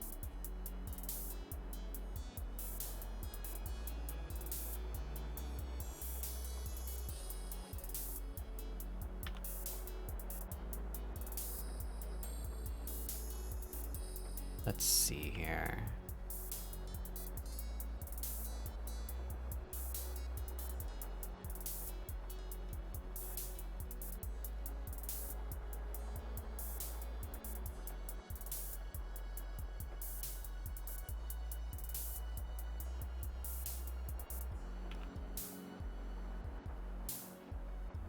Add a little bit of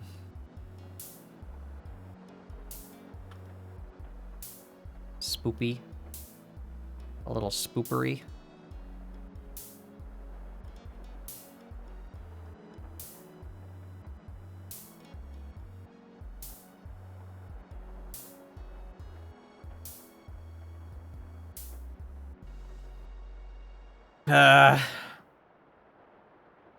Alright, I'm not coloring her, but I think I want to fill her in.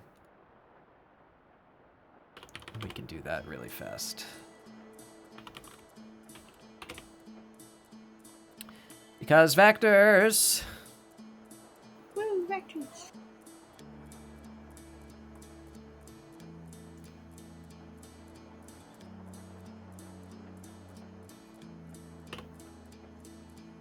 Boom.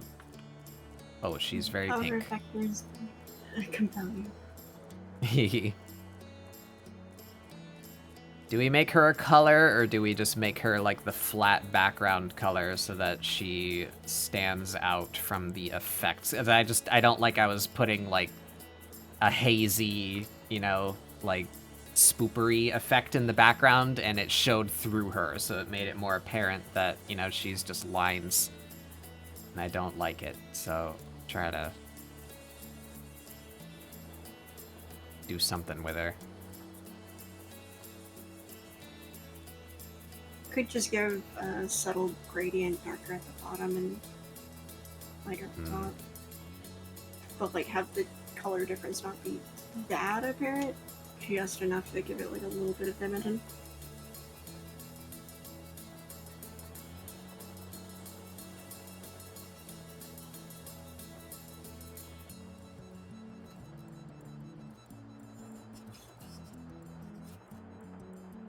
Actually kind of like how the pink on the bottom is showing in front of her foot.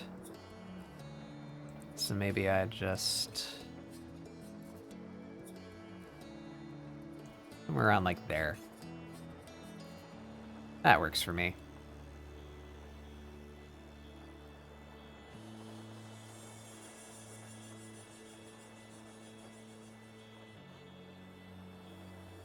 Actually like that texture. Maybe we set this to like...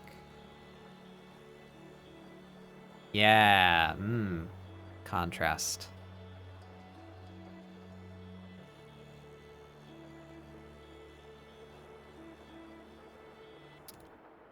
set this to...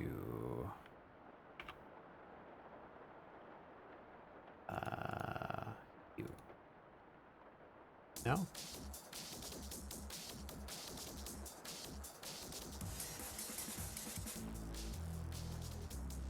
Color? There we go. Want it to be gray. Yeah.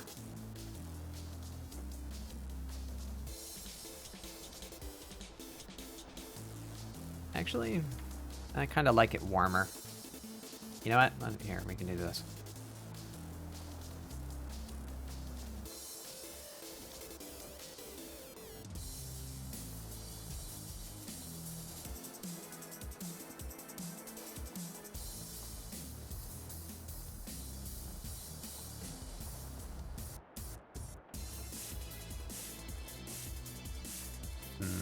Right there. There she is. Yeah. Oh, I forgot that I zoomed in on me because I was talking about my layers and then I didn't zoom back out. There you go. That's fine. Witnessed Seth art.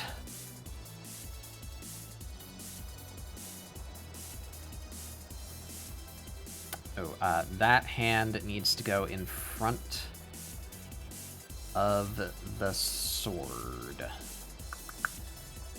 Here. Hand. Oh, only that hand, though, so... Oop.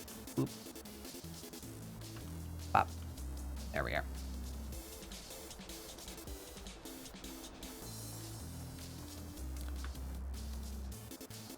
Don't like how... Can't distinguish the shape of this one anymore. What if we gave it a watercolor border? Ooh, I like that, actually.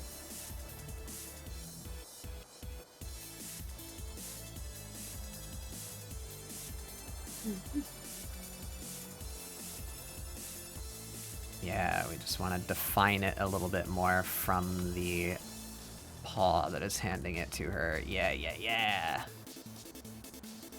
Let's do that on here, too. Ooh, that one might be a little bit more fucky because of how I drew it. That looks kind of cool, though, maybe? Can I convince myself that I like that? I don't think I like it.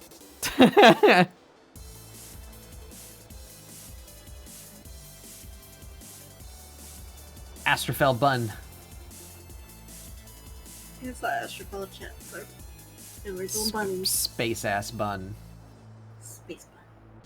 Hey, Astrophel. Alright. Alright. Alright.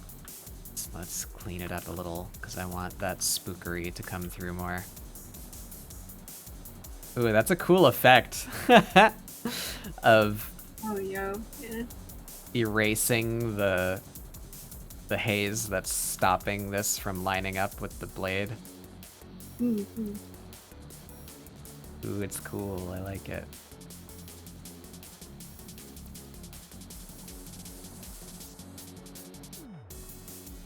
Doesn't need to be perfect.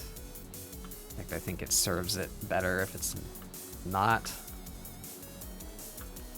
Just want it to be more in line with the shape and less floaty.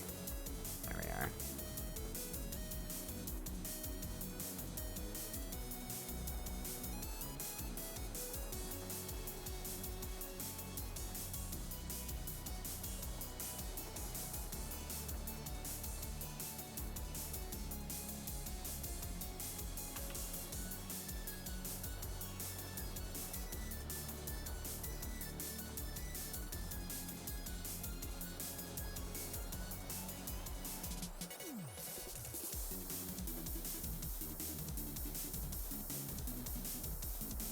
Yeah. There we go.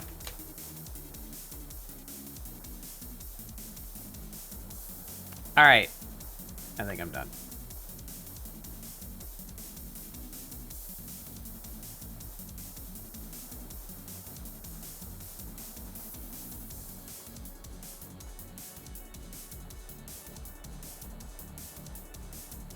That bug has become spectral dwarf, shaping swords from ether. Yeah, something like that.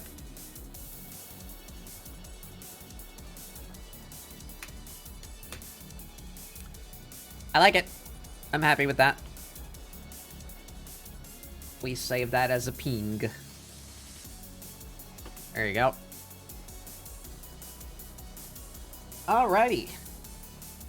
I think we are finished. So let us go find someone to raid. Where do we go today?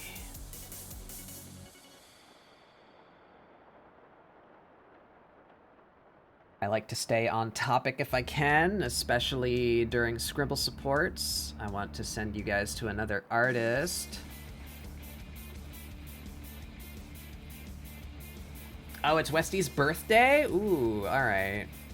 Maybe we make an exception. Exception, maybe, yeah.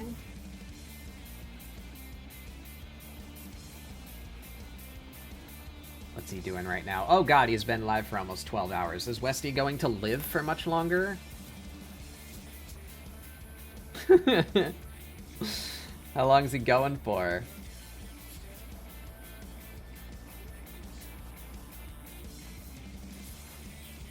I mean, if we raid into him, he's going to be forced to stream for another at least 30 minutes.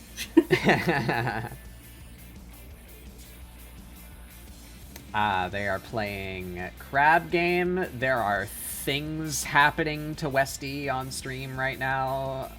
Okay, alright.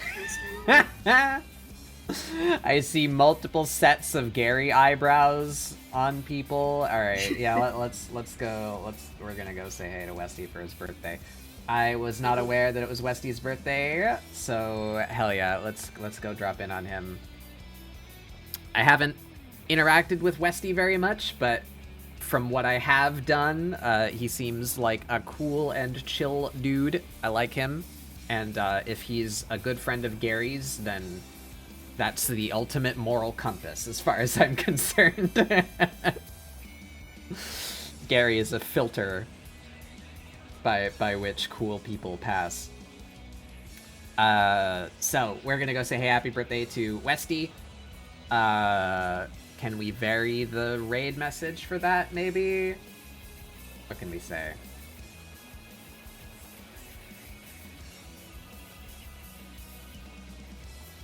I want to involve ScribbleSupport in it, but I want to say happy birthday to...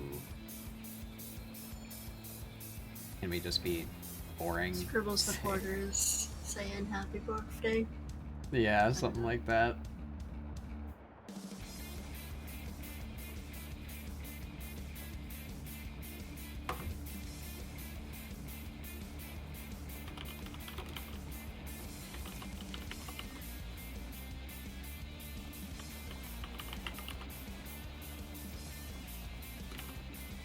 Yep, that's... I'm very bad at this. There you go. There you go. Raid message. Yep, it's done. Alright, so, ScribbleSupport is support birthdays.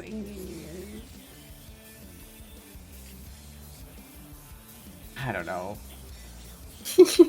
just say something. Say happy birthday. Say I should have a message to encourage people. Fucking, my brain is soupy. Help me.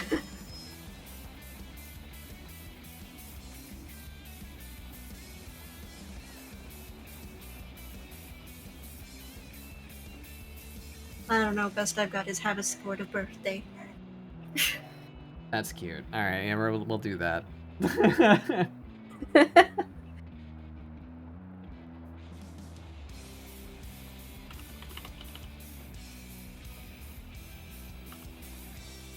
Get Scribble supported, nerd. Yeah. I like supportive birthday, but I don't think they'd get it. You know, you know what I mean? Maybe just like exception for the Scribble support thing because it is a birthday. Maybe just have a birthday with your emotes.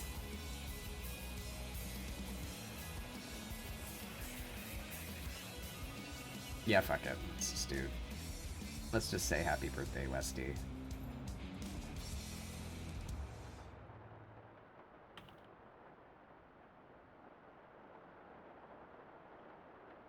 There you go. Happy birthday. Alright. We're gonna go say hey to Westy for his birthday. Depending on how things go, maybe we'll go invade his crab game. We'll see. I will be back on Tuesday. I don't think I have any plans this weekend. Is there something happening that I'm supposed to be going to this weekend? I don't think so. Anyway, I'll be back on Tuesday doing art stuff, probably working on that lick emote that I built the template for. And Thursday the same. And next week, Friday, ScribbleSupport, same time, same place. Maybe not the same time, I shouldn't say that. I don't have a lot of plans for next week. I've been very busy. But it'll be more ort. More doodle time. Probably with friends. So, let's go say happy birthday to Westy. And I will see you guys next time. Thank you so much for joining ScribbleSupport number 17. Let us go make sure I spell his name right. Wah, wah, wah. Raid. Wah. Alrighty. I'll see you guys next time. Have a wonderful rest of your time zone, and I hope you enjoy your time at Westy's birthday. See you guys later. Bye.